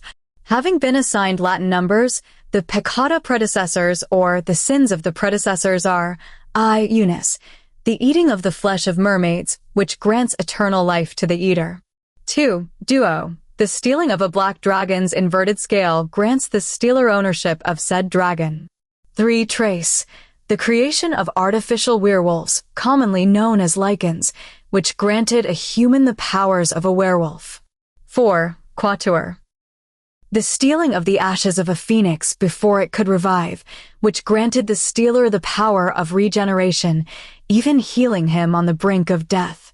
V. Quinqua, the use of black magic to summon a demon by a witch, which granted the said witch 3 wishes. 6. Hexa, the creation of more than 100 ghouls by a pure-blood vampire, effectively creating an undead army. 7. September, the killing of any ruler of any type of supernatural creatures, directly appointed by the goddess. Celia said, finally sighing in relief as she finished the enumeration. Thankfully, this was one of the things she reviewed the day before. Yes, thank you very much. That's an accurate description. Indeed, Any of those particular facts will undoubtedly incur the wrath of the otherwise gentle goddess. And one of the proofs of incurring her anger is the killing of the queen of all the dragons by the white dragons," said Gabriel to prove his point and the fact that the 7 taboos were real, not myths as they are rumored nowadays. "Teacher, I didn't know there are white dragons. I thought there are only black ones," asked Liam, a fact known by all of them. "Correct, there are no white dragons now, but there were before, long ago. In the past, the goddess informed the dragons of the identity of their future queen, who, until that point, was a typical village girl. A bit naive and easily controllable, the young girl was led by the white dragons into their palace, where they taught and actively transformed her into a puppet ruler, rather than grooming her as an actual leader and showing her how to use her power effectively. In time, Nyx, the queen, fell in love with the black dragon and one of the dragons who had disapproved of the white dragon's use of their queen for their own purposes.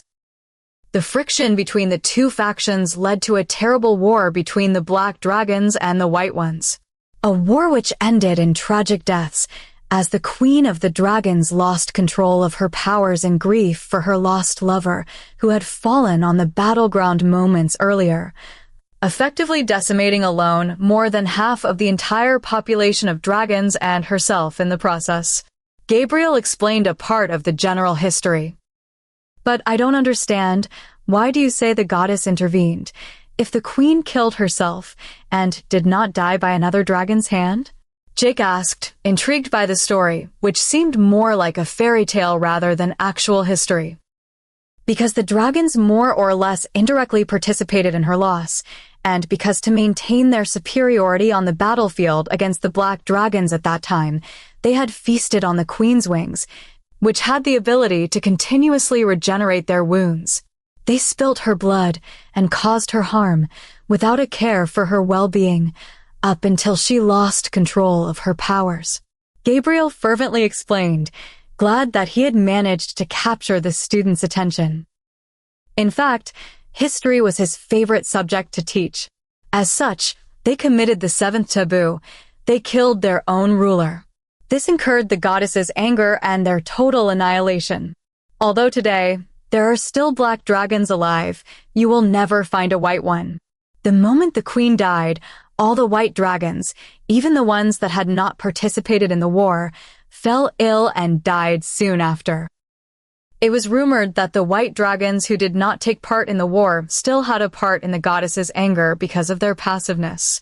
The black dragons at least fought for their queen, but the white ones, who did not actively fight against them, also did not help her. Another point you should remember is that for us werewolves, the leadership of all the werewolves is given from the father to his pup, so the king's position is inherited, but the mate of the king has long been thought of as being decided by the goddess, as she decides which werewolf possesses the queen's half a soul. However, we do not have clear evidence for this, as the goddess never ascertained it herself, as she did for the dragons. Additionally, a queen of ours has never died from unnatural causes.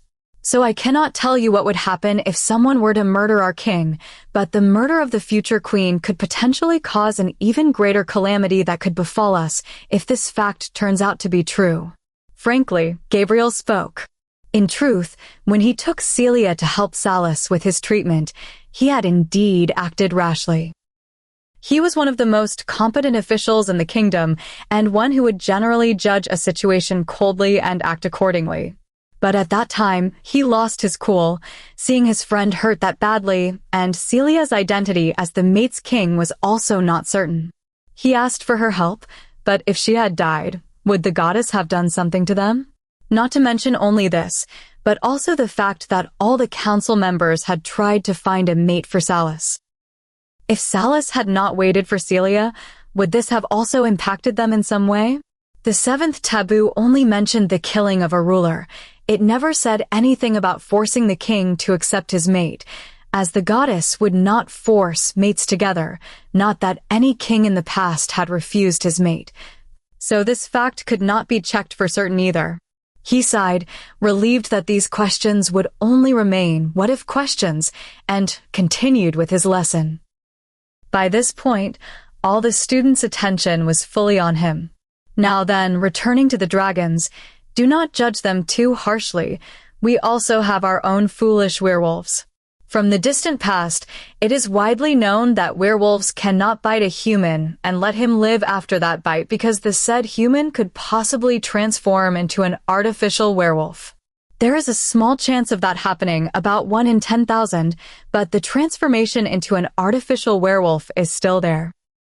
Can any of you tell me why we call the surviving bitten human an artificial werewolf? Asked Gabriel, and seeing that Evan raised his hand, nodded for the latter to answer. Because werewolves, normally, are born with two sides, a human one and a wolf one, but humans, by becoming an artificial werewolf through a bite, would not possess a wolf side. They would not have a distinct personality inside their minds granted by the goddess, so they would never be able to transform into a real wolf, only partially transforming into a chimera of sorts, a lichen. Gabriel nodded, satisfied by his answer, as it was correct, then added more details to Evan's description. Yes, an artificial werewolf can never become a real werewolf, and thus would also never even have a proper mate, as the mates are separated into halves before birth. Not born as werewolves, they would not have a soul shared with another werewolf. Now, here lies the problem. It is difficult for a werewolf to transform a human into a lichen, but once that human becomes a lichen, the possibility of him transforming another human into a lichen increases.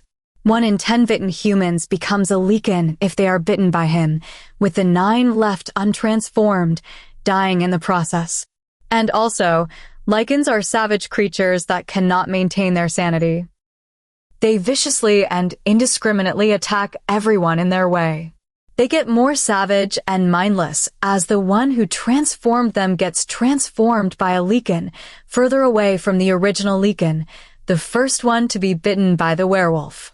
Even human towns are left destroyed in their plunder, which could lead to our exposure to humans, as opposed to new vampires, who retain their minds and have some control over their newfound instincts.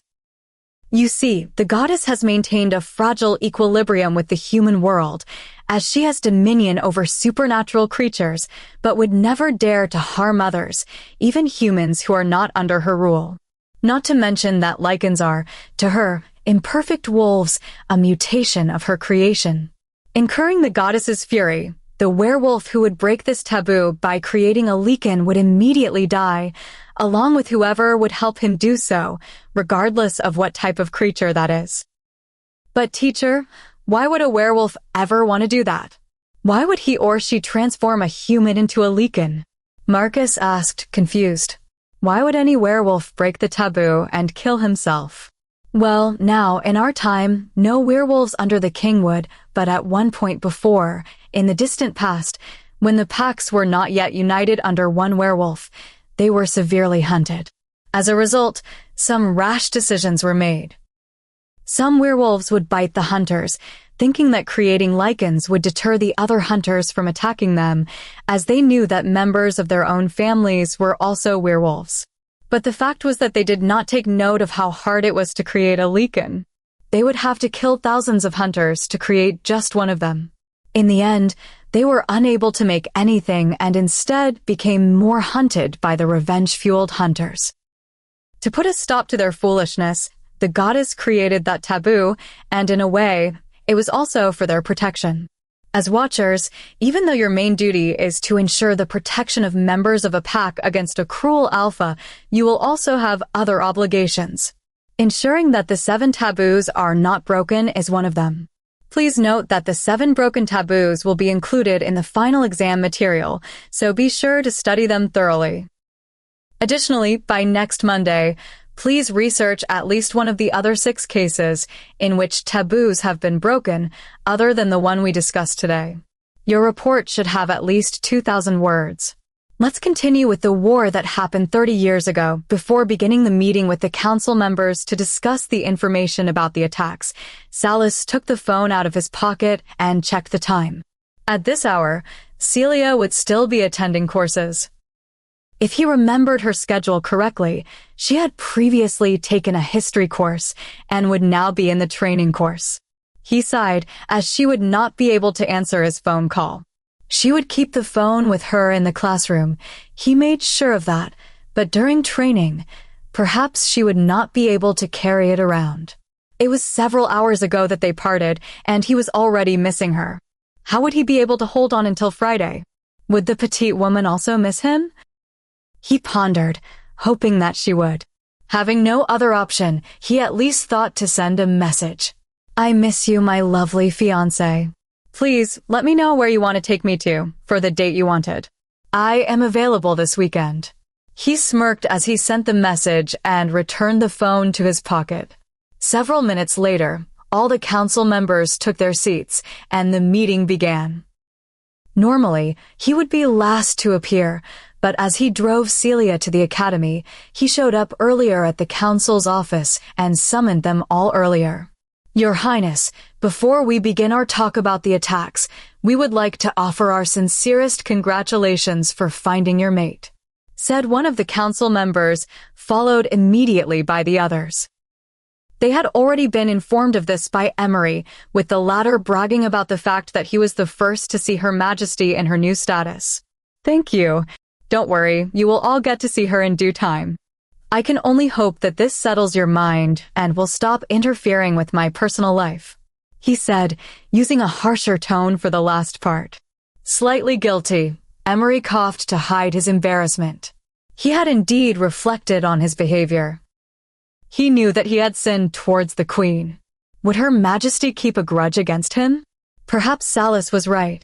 He truly was becoming a child, and he should be more careful in the future. Then should we start to talk about the information we gathered, Your Highness? Emery said, trying to deviate from the subject. Even if he was regretful of what he had done in front of the king, he would never admit it. Salis nodded and did not insist on his words. The attack was the most important right now. If the attackers were not dealt with, he would not be able to have Celia in her proper position as the queen. The council members, Micah, Gabriel, and Jenna, the most powerful maid he had at the palace, were the only ones who knew about her, but more and more people could find out. The attackers dared 2 times to enter his borders. What would stop them from entering a 3rd time? Knowing of the queen's existence, they might attack her to weaken him. He could not risk her life. From the information Gabriel and his team have collected so far and from Her Majesty, we know the following. 1. The attackers have someone on the inside. They knew His Majesty would not be present in the palace during the hunters' attack. We have identified some individuals and have already provided them with some false information. Now, we are waiting to see which of the information makes its way outside. Based on that, we hope to determine the exact source of the leak. 2. They used witches when they attacked, but as our connection with the covens is a bit strained right now, it is a bit difficult to determine if some of the witches are missing from their covens or have fled of their own free will. The witches also keep refusing to talk with us, reasoning that their leader is currently away, so before she returns, they will not say anything.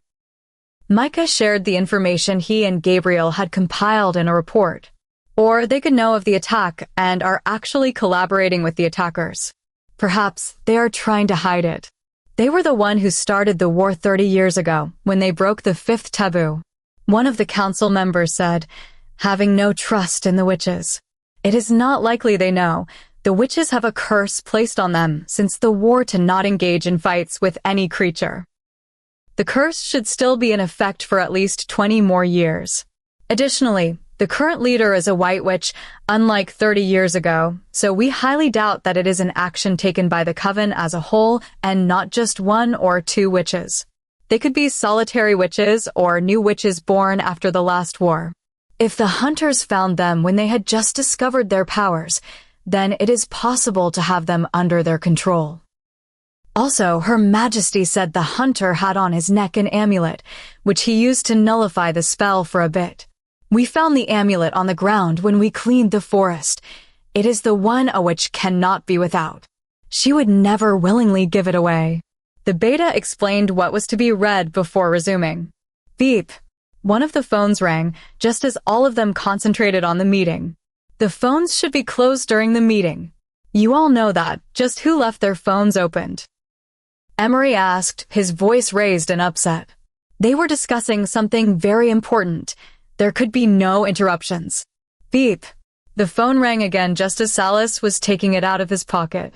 Emery had wanted to keep admonishing the council members, but swallowed his words when he saw the king taking his phone out. What date are you talking about? The message on Salas's phone said. I never said I would take you out on a date, said the second message, making Salas brightly smile, as he was already picturing Celia's flustered face. The date you wished for at the ball, of course. Your hard-earned date, he replied happily, imagining an even more speechless face. Perhaps she would even call him shameless again. Coming from her sweet mouth, the word resembled more of a compliment rather than an insult. He was so immersed in the messages he was exchanging with the petite woman that he did not bother to look around him. If he did, he would see 13 faces looking absolutely stunned at the small smile that adorned his face. Unknown to Celia, she had become the most respected werewolf woman in their minds, and not only because she was their queen, but just because she managed to tame the big bad wolf. To be continued, thanks for watching, and what do you think about this episode? Please leave your answers in the comment section.